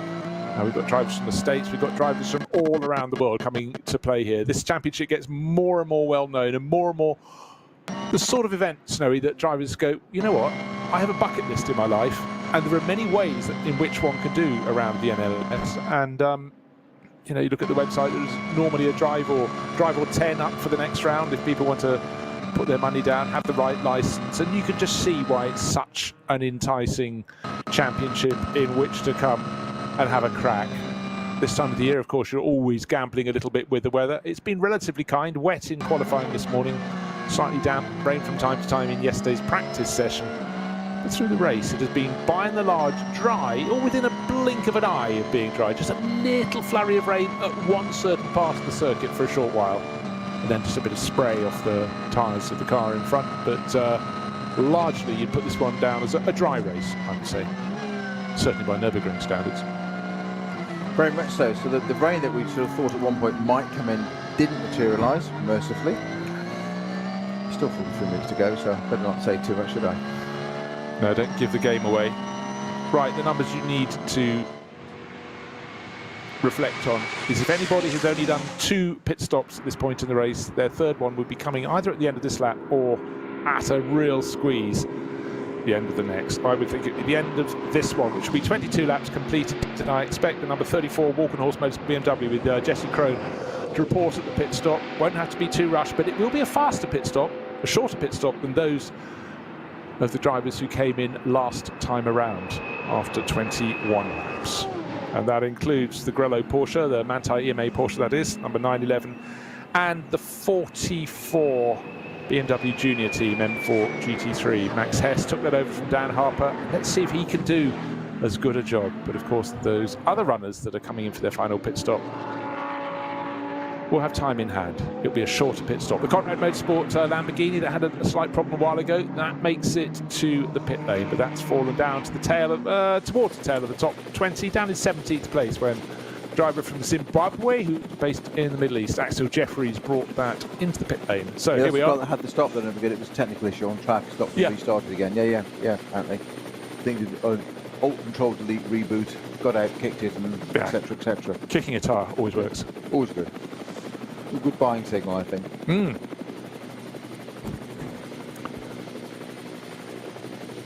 So conditions now fully dry around the circuit. Cup 2, haven't seen who's leading that for a while. It's 121 giving chase. But number 100 leading that class. It's been there or thereabouts. Early stage of the race, it was 102 that was leading the way, with some really good opening laps from Carlos Rivas, but that's fallen back a bit. So it's Max Cruz Racing, Nicholas Otto, leading the Cup 2 class for Porsche Cup cars at this late stage in the race. Pit lane becoming quite busy at this point, but we're still waiting for the 34 Walkenhorst Motorsport BMW, the race leader, to come in and serve its final pit stop. Presumably this lap, it's 7.5 seconds to good over the number 44 BMW Junior Team car, but that has served its final pit stop. So the advantage I'd be should mightily grow. surprised if the Walkenhorst car didn't come in this lap. Yeah, there's no point risking it. It made its pit stop after 7. Now. It made its pit stop after a 7-lap stint from the start, an 8-lap stint. Quite often the second one could be longer than the first because it doesn't have a formation lap, etc., etc. And it can come in now. That would be another 7-lap stint. It's just gone past the pits. Or go past the pits. Or next up, I gave it an option. So Walkenhorst have got their own script. How dare they? It's not ours. Better check the number on the top. That's NLS2. They've got ahead of themselves. German efficiency. Okay, so if it had come in now with 40 minutes remaining, its pit stop, I know I get a bit bored about this, would be 281 seconds. Okay? 4 3/4 minutes. If it comes in another 8 minutes time, after 32 minutes, it will be 260 seconds. There we are. It's making time. So that is a gift. It goes around as long as Jesse Crone can bring it back around. How many laps is it on now, though, on this stint? 21 seconds it could gain by doing this extra lap in terms of less time, 21 seconds shorter pit stop. That's a massive, massive gain. But you do need someone in the pits who's just been analysing how much fuel's been used. Can we do another 8-lap stint? They've already done one. But as you pointed out, the amount of time in this race when we've been full green around the circuit has been very limited indeed. But this should be a famous win, but it could be a famous fumble. But I'm sure the Walkenhorst Motorsport team is way, way too good for that. I thought with having taken the lead outright, knowing it was going to take a shorter final pit stop than its rivals, it wasn't really worth taking a risk. But look, they've got the numbers, they've got the driver. He's asking them what E on the fuel gauge means and pressing on around this lap.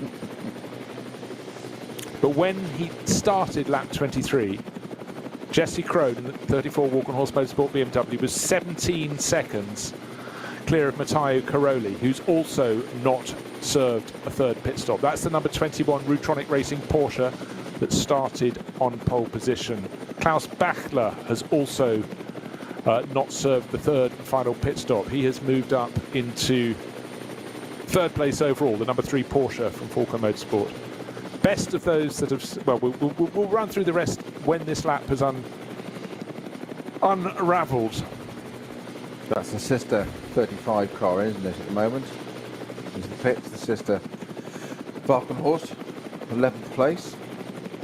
Yeah, that's the one that's been shared by Thomas Neubauer and Jens Klingmann, who obviously does a very, very proficient job. So strength in depth, and of course these races in the NLS in the lead up to May are always very popular. We started the first race with a good number of SP9 class cars, but this time we stepped up to 30. We lost, unfortunately, the Racing 1 Ferrari. Didn't have enough spare parts, a minor off in qualifying, or a minor breakage in qualifying, and they didn't have the spare parts to take part. But that is there's a lot of meat on the bone in the top class, particularly in these early season events, and therefore even more kudos if you can go on to win it. And at the moment, Jesse Crone going around towards the third of the way around the Nordschleife.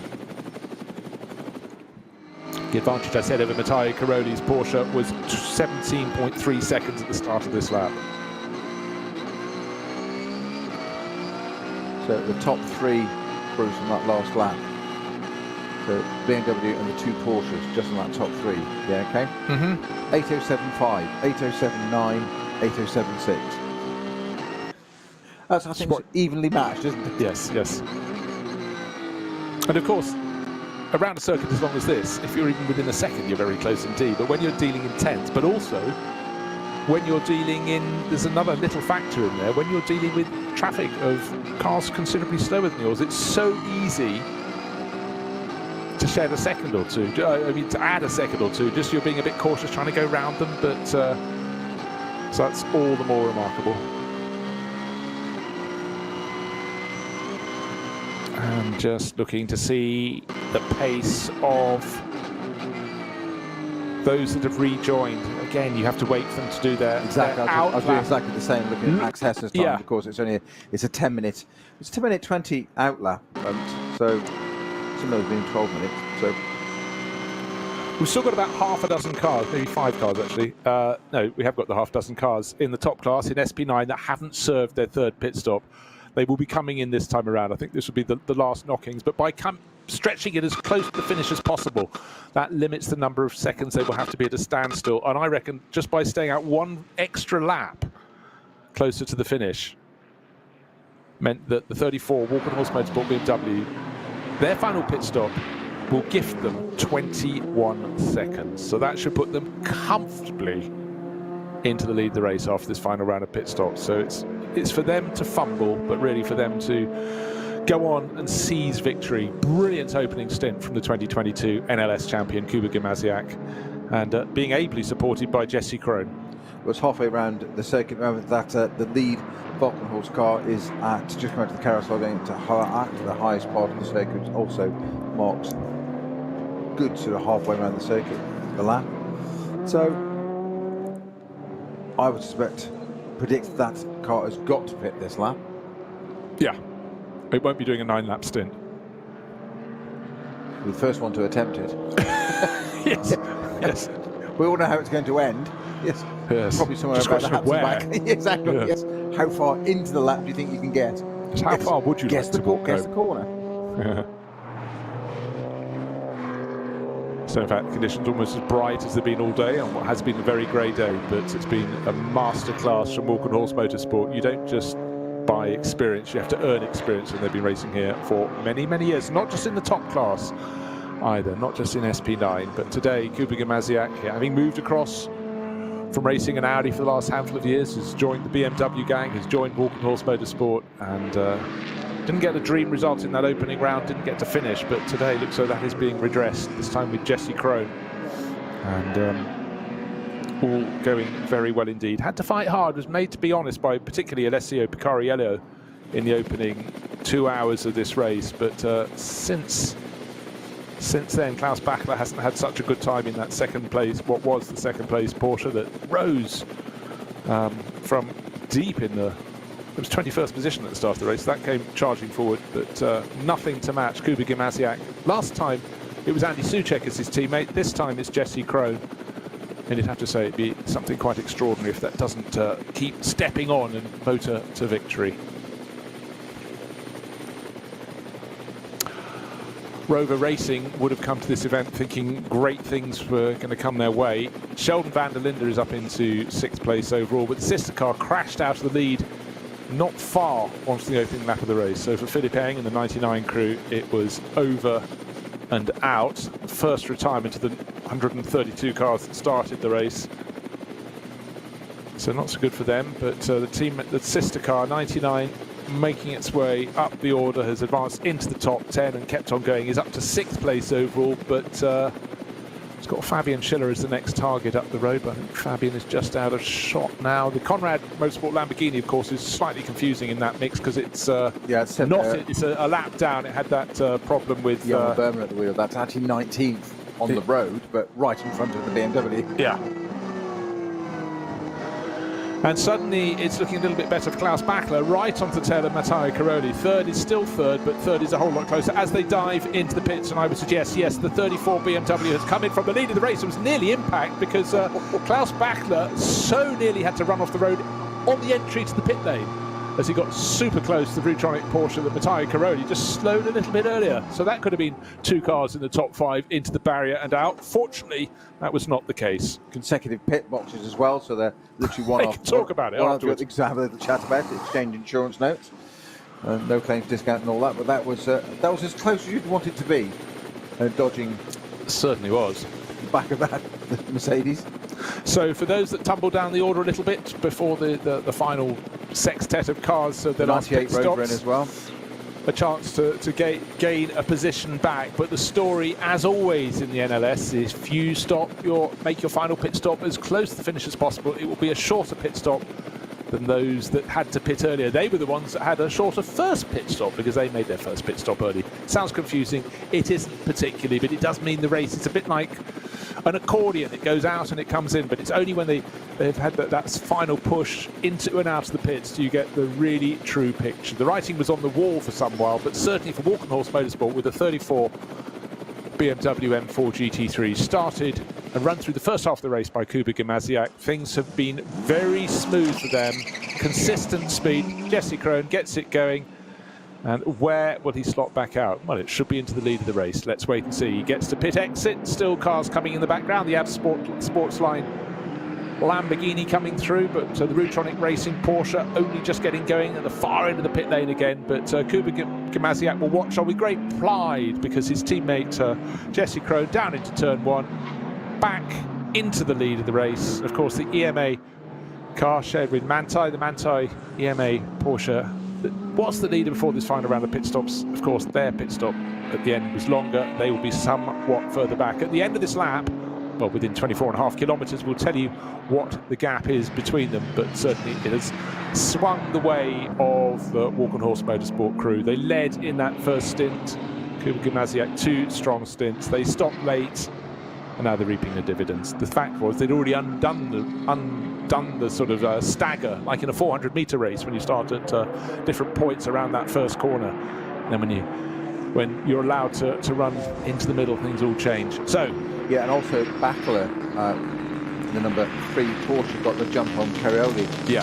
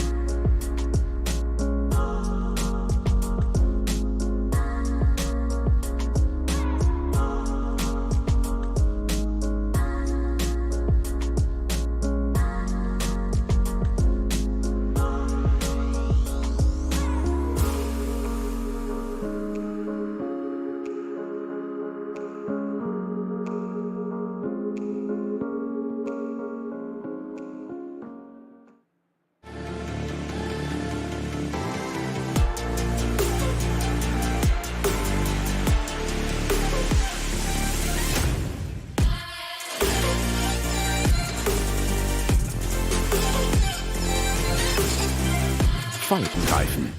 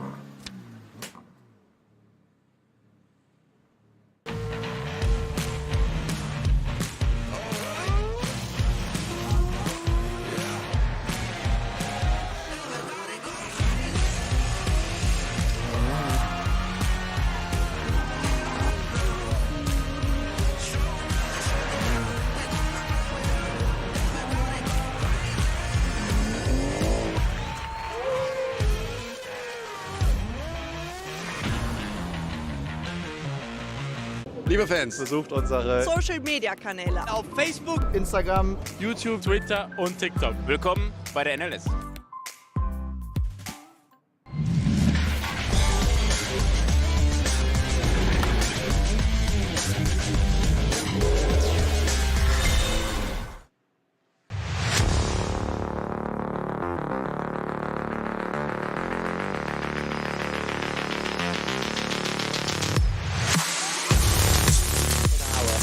Don't forget, of course, some of the drivers completed about 10 minutes after that if they have a slow lap to the checkered flag. The circuit never fails to provide exciting racing. Just watching cars go round one at a time would still excite me because it's such an amazing place. But today we've had a thick field at the very top of the field. We had 30 entries in the top class. That's for SP9 class, that's for the GT3 runners, but only 29 started. One of the Ferraris, one of the three Ferrari, the new 296 GT3s, didn't get to start the race because it needed a few spare parts that it didn't have. Always a problem when you get a new model, not just a new car, a new model. Since then, though, the racing has been good. We had a few fallers, and a few of the very top names dropped out of the running, notably number 9 from Get Speed, the Mercedes that Mauro Engel didn't even get to drive, nor did Danny Juncadella, because Jules Gounon, by possibly 20 or 30 centimetres off his racing line, kissed some wet grass, round he went, slammed into the barriers, was in the top 6, then he was out of the race. And on these small margins, a race can turn. And it was a big impact, wasn't it? It really was. And we saw for quite a long time the car with the bonnet up, but it was only later we realised it had actually clattered the barriers. There was an area that had to have oil cleared up. We wondered if it had been a blown engine or something untoward, but no, it was the fact the engine had been pounded into the barriers on the left-hand side of the circuit and possibly the right as well. Still the battling goes on, 22 minutes remain in the race, and just waiting for Jesse Krohn to get towards the end of the lap, to cross the start-finish line, to complete 24 laps. And then, and only then, we'll see how big his margin is, but I think it looks very tidy. If we judge him against those who also served their final pit stop on the same lap, that was at the end of lap number 23, they were just under 20 seconds down on him. 19 seconds was their deficit. And they might have closed, mind you, that wasn't entirely accurate because it also depends where their pit garage is up and down the either side of the pit lane. But the lead was comfortable, and one would suggest a driver of Jesse's experience and capability should have this one in the bag. It's a question of where the runners who pitted a couple of laps earlier will resurface when everybody has served all their final pit stops, which they have, but they haven't served the lap after that. Exactly, that's the point, isn't it? We need that reset after that lap if everybody served the time. Right, okay. 24 laps completed, 11 seconds is the margin now, so it's gone down for Jesse Krohn over Klaus Bachler. But look, he's got 21 minutes remaining, he's got an 11-second lead, he's got the capability. That should be enough. That's Klaus Bachler in the number 3 Porsche for Falcon Motorsport into second place. Third place is Matteo Caroli, so stopping late was the way to go. That's Rutronic Racing. He's 7 seconds further back, and then 8 seconds behind him is the BMW Junior team entry. That pitted 2 laps earlier. Max Hess pressing on, getting very good speed. He just banged in the fastest lap of the race. 8 minutes, 1.6 second. Now, let's see. Can he get close? Can he get on the podium? Can he catch the Rutronic Racing Porsche? But as ever, when it seems a car early in the race has gained an advantage, yes, they had a shorter first pit stop, but then if you have a short first pit stop, be stopping earlier for your final pit stop. That has to be a longer pit stop. But in terms of natural pace, there's been no disguise today. The Walkenhorst Motorsport BMW M4 GT3, number 34 in particular, has looked very good indeed. Just feel like a just result for all the effort they put in for that 44 junior entry, BMW junior team entry, would be a podium.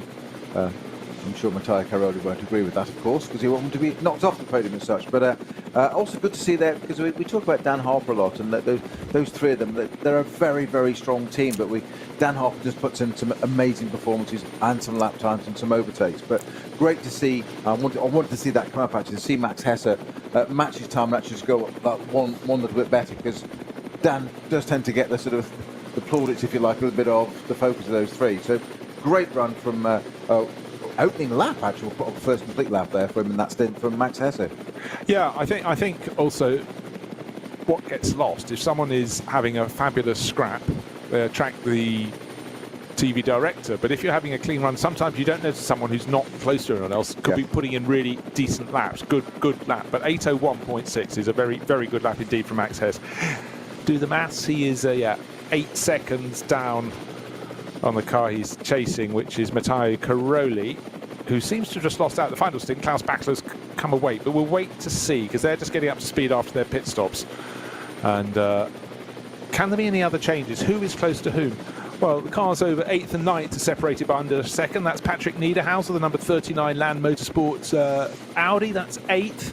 And Fabian Schiller, the number 12 Get Speed Mercedes. Yeah, within half a second of him. It's been strange. Mercedes has been so strong for so long, but we had the Audis tripping up today if they had Shearer Sport PHX on the car, but also the Get Speed Mercedes and the Hout Racing Team Mercedes have not been that strong today. They've had their problems. The top Mercedes in 9th overall. The top Audi, let me scroll, oh sorry, is in 7th, 2 places ahead. 7th and 8th are Audis. Mercedes is 9th. So things chop and change, but this BMW looking really stronger and stronger in its sort of second full season of racing. And that's why it's leading the race. Is in 4th place with a couple of Porsches in between. And then another Porsche, and in 6th place another BMW. So 3 of each filling the top 6 positions. So it was the sister 98 car, wasn't it, that won the first round? Yeah. From Rover. That's and it's now Balkenhorst's turn this race by the look of it. 24 laps completed. Also worth pointing out that the 34 Walkenhorst car that's leading comfortably today was on pole for the opening round of the championship. Kubicki Maziak took that time, carried on where he left off at the end of 2022 when he bagged the title, had a really, really super strong year. Right, here we are. We have 18 minutes remaining in the race. Cup 2 is being led by the 1-2-1 entry with Christopher Brook on board. He is, comfortably clear. He's nearly half a minute clear of the car that Carlos Rivas led the early half of the race, 1 or 2. That's comfortably in 2nd place, but really looks though the 1-2-1 crew will win Cup 2 Porsche competition. That's K Kramer Racing, who came stronger and stronger. Carsten Kramer's team, he's got another K with him. That's Moritz Krantz. 2-driver team, I often think early in the season is the way to go. Give the drivers the time to settle in. Right, let's have a look. 2nd place, Klaus Bachler. What is his pace like? Can there be, with 17 minutes remaining, a change at the front? 11 seconds between them in the pit lane last time around. Let's see what it's going to be. At the end of lap 25, they'll have done 2 further laps since those pit stops. The gap came down from 19 seconds to 11 seconds around this lap. How is Klaus Bachler faring? He's worked the traffic very, very well indeed. He's managed to drop Matteo Caroli in the number 21 Rutronic Racing Porsche. And as with all the drivers, they're trying to keep clear of any trouble behind them.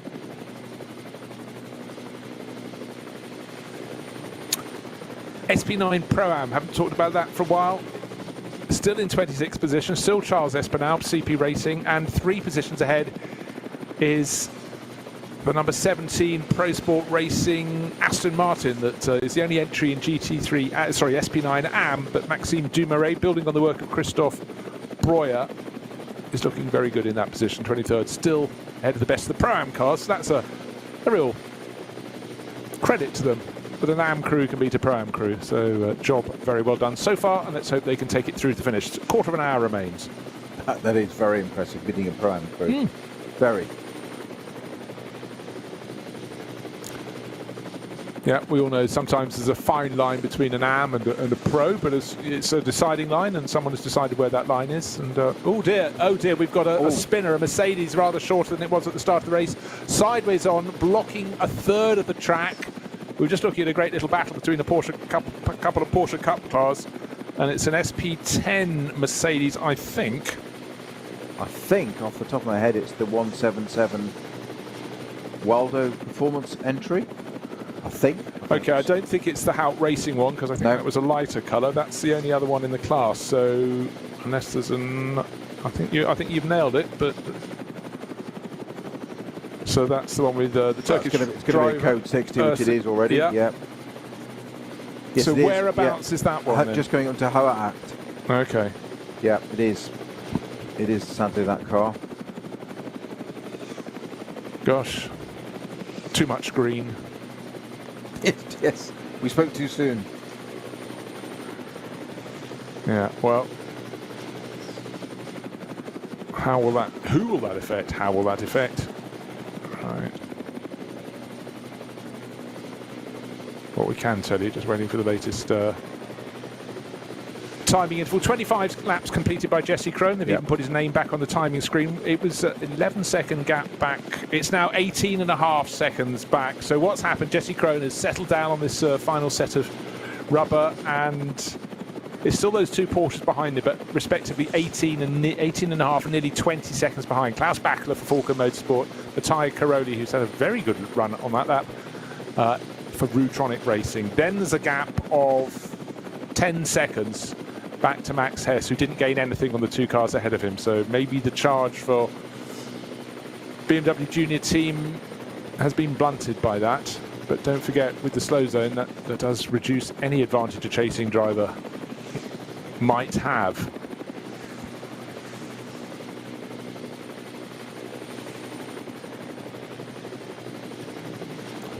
So that was a very good response from Jesse Crone. Going down, put a lap on the Sportsline car. The Lamborghini that was running, I think, in 13th position, now 12th position. Jordan Pepper. In fact, I think that's the sorry, I beg your pardon. That's the other Walkenhorst Motorsport car. Thomas Neubauer closing in 13th position, right off the tail of Jordan Pepper. They're 13th and 14th. 12th and 13th, sorry, 12th and 13th, just move up one, but some distance back off the tail of Lawrence Van Tor, who hasn't had the greatest of runs since he took over the Dynamic GT car, and I think Dynamic's slight lack of experience at the Nürburgring possibly showed in these slightly mixed conditions, because with the driver lineup of Lauren Heinrich and Lawrence Van Tor, more than good enough to be a little further up and into the top 10, but in some ways surviving today was a bit of a lesson in tricky conditions in those early stages.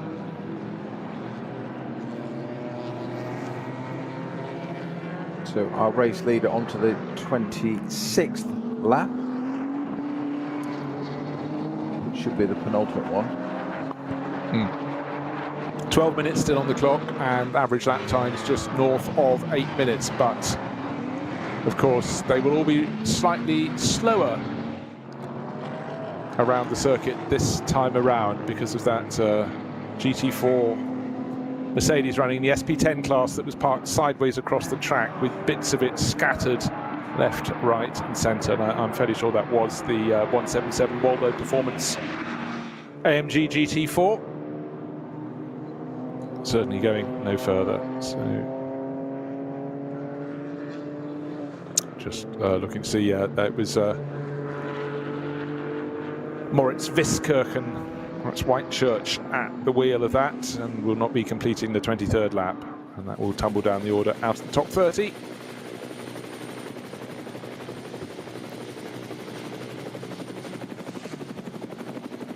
Just looking at our race leader here, 34, sitting behind.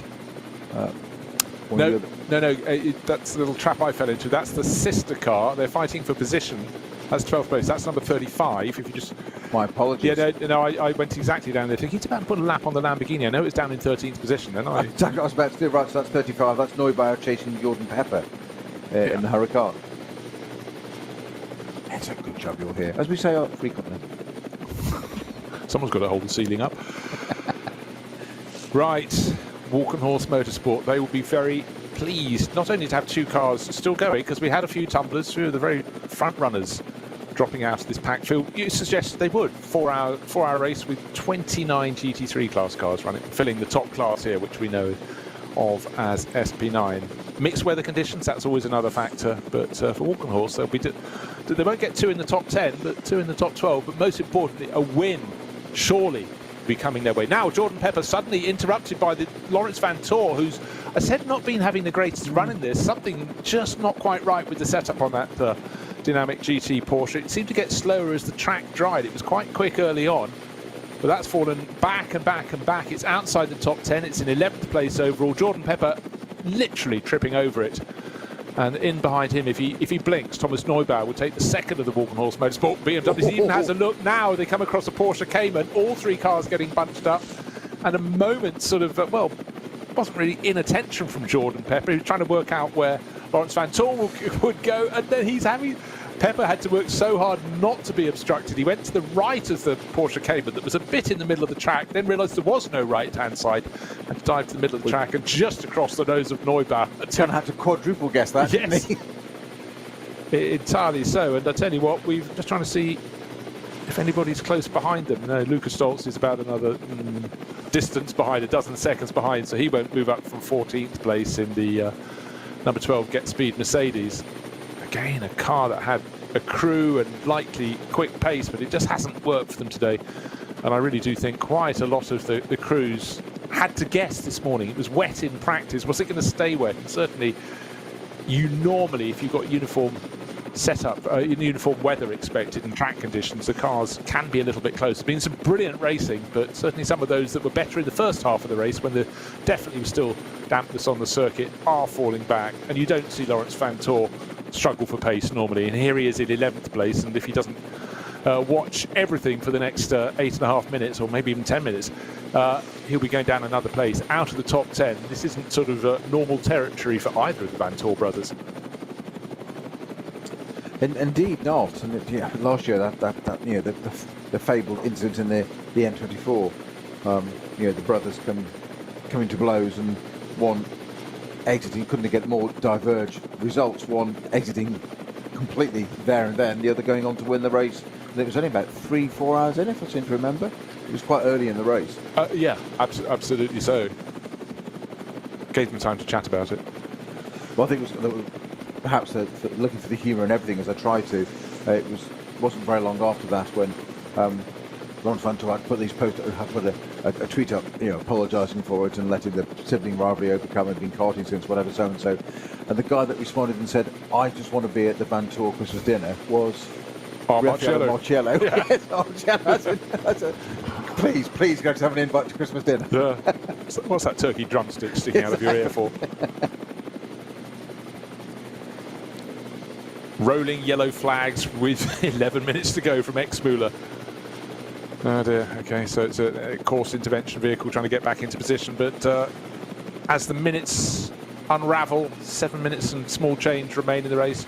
A slow zone here or there won't affect, and surely. Look at Neubauer now, positioning himself on the back of that Lamborghini. It might be, that's that very, very badly damaged Mercedes. There's not a lot of that left, is there? It's going to require quite a lot of work there, but Neubauer and that BMW sitting, he's just not quite been, has he been caught out?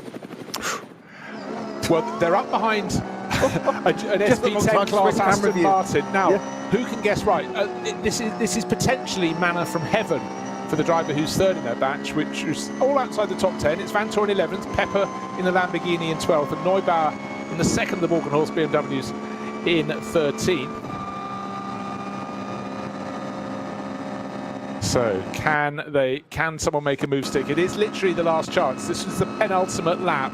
Already on to, any second now, our race leader will go on to lap 27. As I say, he goes on to lap 27. That is Jesse Krohn. His advantage will probably be close to 20 seconds. Klaus Bachler had gained a little, and then the next lap lost it all over again. Bachler listed as 19.875 seconds in a rear, so about 20 seconds is about right, isn't it? Through the final sweepers. And unfortunately for him, he's got a Schnitzelarm Racing BMW Junior Class car slightly in his way as he sweeps through the final corner to start the final lap. The gap is now 23 seconds. Matteo Caroli moved ahead on that lap, and in fact Klaus Bachler's been given a penalty. No, he's fallen back. Max Hess has passed him. I was trying to work out the colour of that car ahead. The brake lights came on, that didn't help, but it's yellow, it's black, it's red, it's the shell livery of Max Hess. So both Matteo Caroli for Rutronic Racing and Max Hess for the BMW Junior team moved back ahead of Klaus Bachler. And again, I reckon that both of the number 3 and number 4 Falcon Motorsport cars were at their best when the track was a little bit greasy, but now it's fully dry. They have largely worked their way backwards down the order. Yeah, not good news for them. Fourth and 10th, yeah. but good news for their opposition. So we wondered if the BMW Junior Team crew could get onto the podium. We thought they deserved it. Well, you know what? I think asking 8 seconds to be found and an overtaking manoeuvre is a big ask for Max Hess, but you can be sure his teammates in the pit lane are waiting for him to pull off some magic. But really, the magic today has been Walk-on-Horse Motorsport. It has been just such a fabulous run for them. They've got one car in the lead of the race by 23 seconds. That's Jesse Crone. It's his. It's almost in the bag. The sister car, Thomas Neubauer, 13th, still there behind the black Lamborghini of Jordan Pepper, but down the Dottinger Her, the Dynamic Motorsport Porsche pulled clear again. Dynamic GT have to remember their new team name for 2023. So Lawrence Van Tor, just I thought he was going to be caught and passed. He did those restarts rather better out from behind the slow zones where we had the Volvo Racing Mercedes in shortened form sitting across the track, and clearly just got enough of a jump to give them no toe down the Dottinger Her, and that saved him. Otherwise 11th would have become 13th in the blink of an eye. Yes, and Neubauer now really onto the pit straight. They've got a great run and sitting down the Dottinger up through Tiergold and sit behind Jordan Pepper's Lamborghini for 12th position. So just outside the top 10 going on to their last lap. Just under 4 minutes left on the clock. Cup 2 seems to be very much in the pocket of the number 121 crew. Christopher Brook leading that comfortably. Cup 3.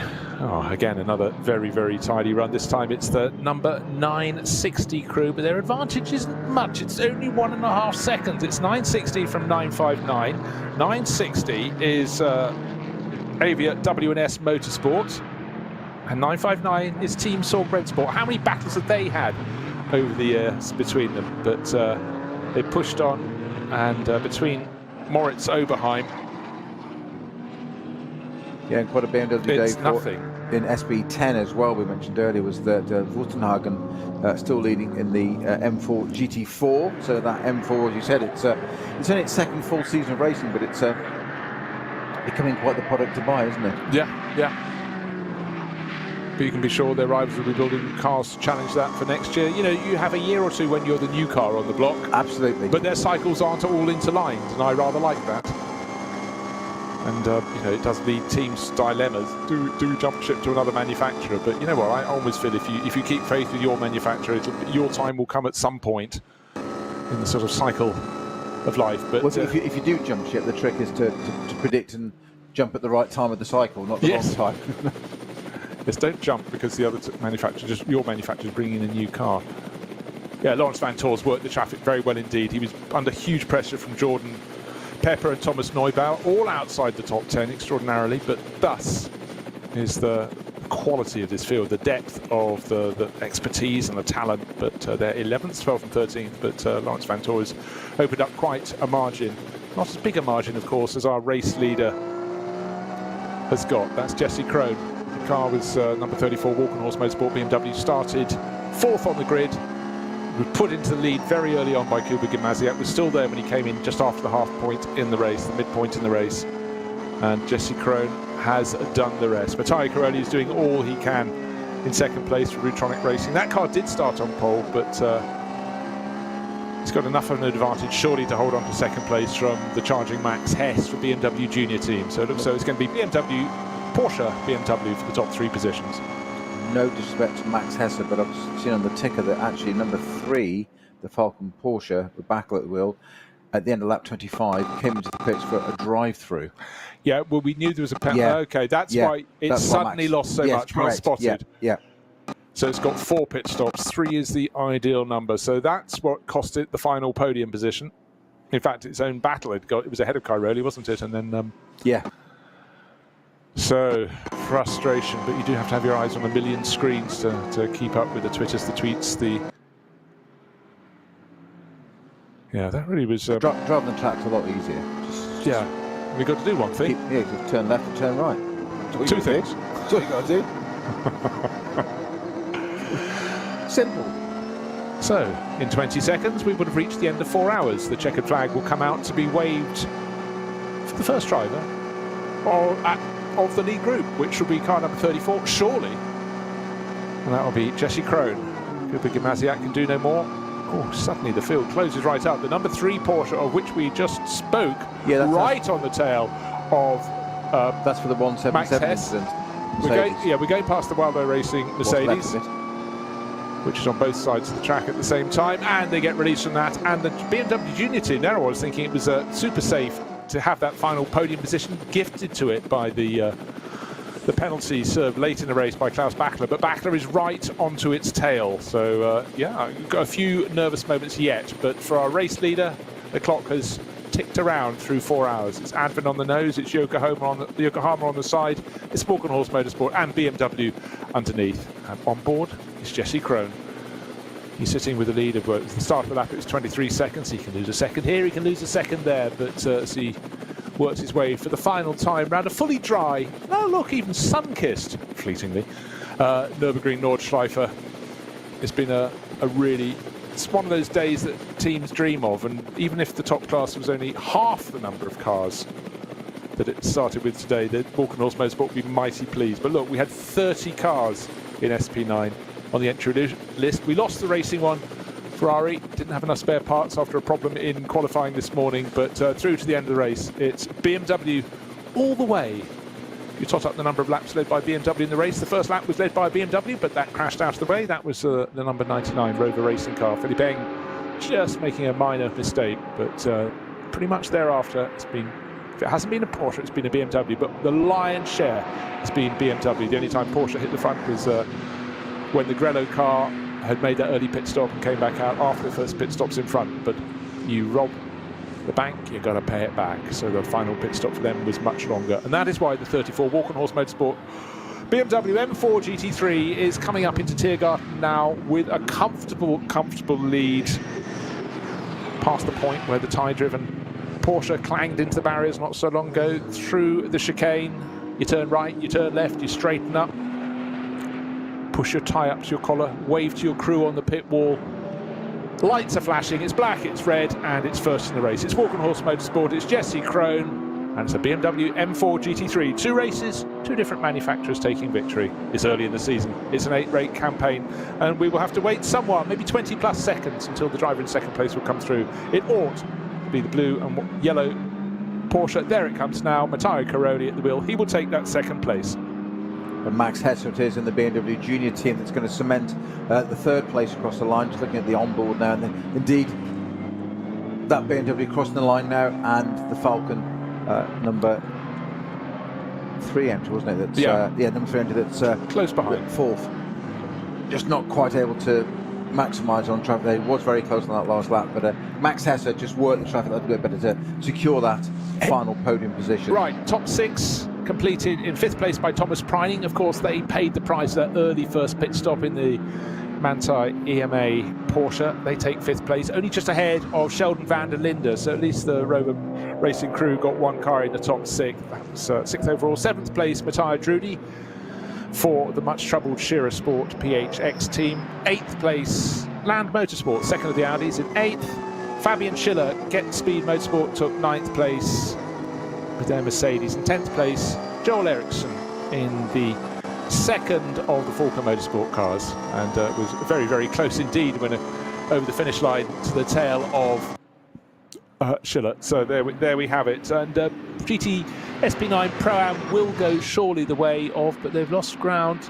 Down, no, 26th place, it should be Charles Espinal, but I shan't confirm that yet, because of course a lot of cars are still having another 5 minutes or so until they get to the checkered flag. So many a time I've scribbled down the results and found they didn't tally with the final results when the changes happen, sometimes as late as the final corner of at the end of the race. But SP9 Pro-Am ought to go to CP Racing, SP9 AM ought to go to the Pro Sport Racing Aston Martin crew, several places ahead of them, so very good run for them. But in confirmation of the winning margin, 21.7 seconds, Jesse Krohn clear of Matteo Caroli, who in turn was 7.5 seconds clear of the BMW Junior team entry with Max Hess taking it to the finish. Just a second and a bit clear of Klaus Bachler. And don't forget that Bachler was in the number 3 Porsche that got to serve an extra visit to the pits close to the end to serve a penalty. That took it from 2nd place down to 4th. As we speak, 3 and 4 on the door, coming to a standstill as the winning car, Walkenhorst Motorsport, written large on the flanks.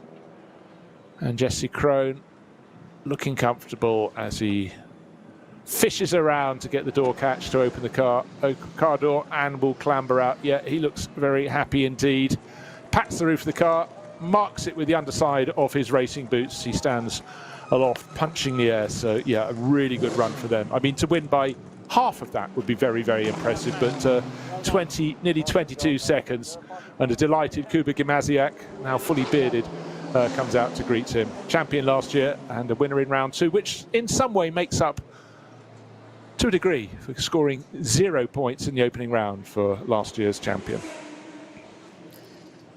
Just waiting for others to cross the start-finish line, but it looks so victory in Cup 2 has gone to the 1-2-1 crew, with Christoph Brook taking that to the finish. And Cup 3 looking for the top runner in that, Moritz Oberheim. Just checking if he's finished, not entirely sure he has yet. 960 and 959 were very close in that class, and I think they've finished in that order. But certainly great delight from several of the runners who got through to the finish. Rutronic Racing, Matteo Caroli just being given a pat on the back for coming through to take that second position overall. And Max Hess, well, yeah, they've had victories before, but third place for the BMW Junior team today.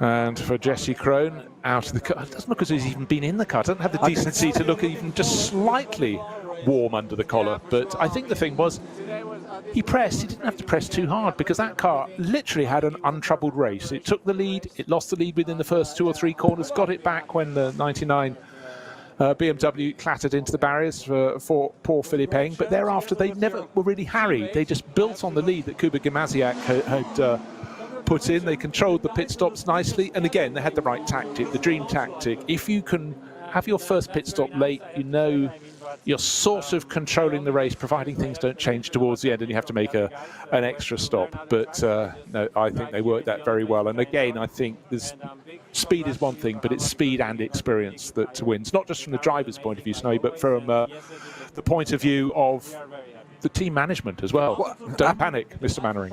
Absolutely so. And, the driver is the focus of, because they're the one in the car. It sounds a really stupid thing to say, but that's the bit we all focus on. It's that proverbial swan, isn't it? Of we see this bit above and through all the work that goes on behind. The driver's guided so much by strategy and etc. And that's assuming you've got a team that's built and working and running and sponsorship and everything working already. So the great job there by Walkenhorst. I'm disappointed we haven't seen more from Ferrari. I know the Racing One car didn't take part and start the race. No wonder it wasn't going to get a result. But just Ferrari's fading at the moment. Just hasn't. This 296 just hasn't shown anything yet in reality, which is a shame. It does mean it's going to come out more in the future. It's going to be a car we're going to see a lot more of, I think, and I think it will be there. Ferrari don't make bad products, but it is still this Nürburgring Series. It's still the home of German manufacturers. Might be a different order this time round, and Porsche still not quite much better this time than NLS1. Another round in 2 weekends' time. That time Porsche got up there. Yeah, I mean, let's split the top 6. I'll offer you 3 BMW M4 GT3s and 3 Porsche 911 GT3Rs. The gap between first and second, nearly 22 seconds, but at the end, frankly, Jesse Krohn was able to back off a little bit, so it could have been by more than that. That is a major win here. Best of the rest, the 2 Audis, 7th and 8th. Another Porsche in 9th. That was Joel Eriksson, the second of the Falken Motorsport cars. 10th place for the first of the Mercedes. That isn't something you get to say very often at all. That was Fabian Schiller bringing home the number 12, one of the Team Get Speed cars. The pendulum will swing. Its first non-German car. It was 13th place overall. It was passed on that final lap by Thomas Neubauer. He moved the second of the Walkenhorst Motorsport cars up into 12th place, but a lot to discuss within that race. But for a lot of the crews with all the experience and top driver crews, they'll be going, That was very impressive. Walk on Horse Motorsport. I'm They made just us look rather silly. I'm just laughing at the TV pictures we can see in the background, Bruce, of the BMW Junior team being interviewed, and it's Neil Verhagen being interviewed. You can see Max Hess is standing there going like, next thing, I did the fastest lap. Interview me. I did the fastest lap in the car. He's desperate to get his word, and Dan Harper's just standing to one side going, well, I'll just wait. It's always interesting how body language, as you say. Body language, the dynamic. Yeah. These are drivers who need to promote themselves. Their driving does the talking, but they in a packed field of real stars, if you're the young guns, you've got to get your elbows out and work your way to the front. I'm very impressed with this trio. BMW do a great job with them. They also know the BMW could be a winning car. They've won twice in it in last year, but this year they go, we were beaten by some margin by another BMW from Walk on Horse Motorsport. But anyhow, that's the end of NLS2. If you're fans of BMW M4 GT3s, you'll be very happy. 2 of them in the top 3 positions. But today, it belonged to Kuba Gimasiak in the 34 and Jesse Krohn and to Walk on Horse Motorsport. That's all from us. We'll be back for round number 3. Thank you very much. That's it from me. Nicht nur die spannende Endphase für euch kommentiert haben, auch zu euch in die Kommentatorenkabine.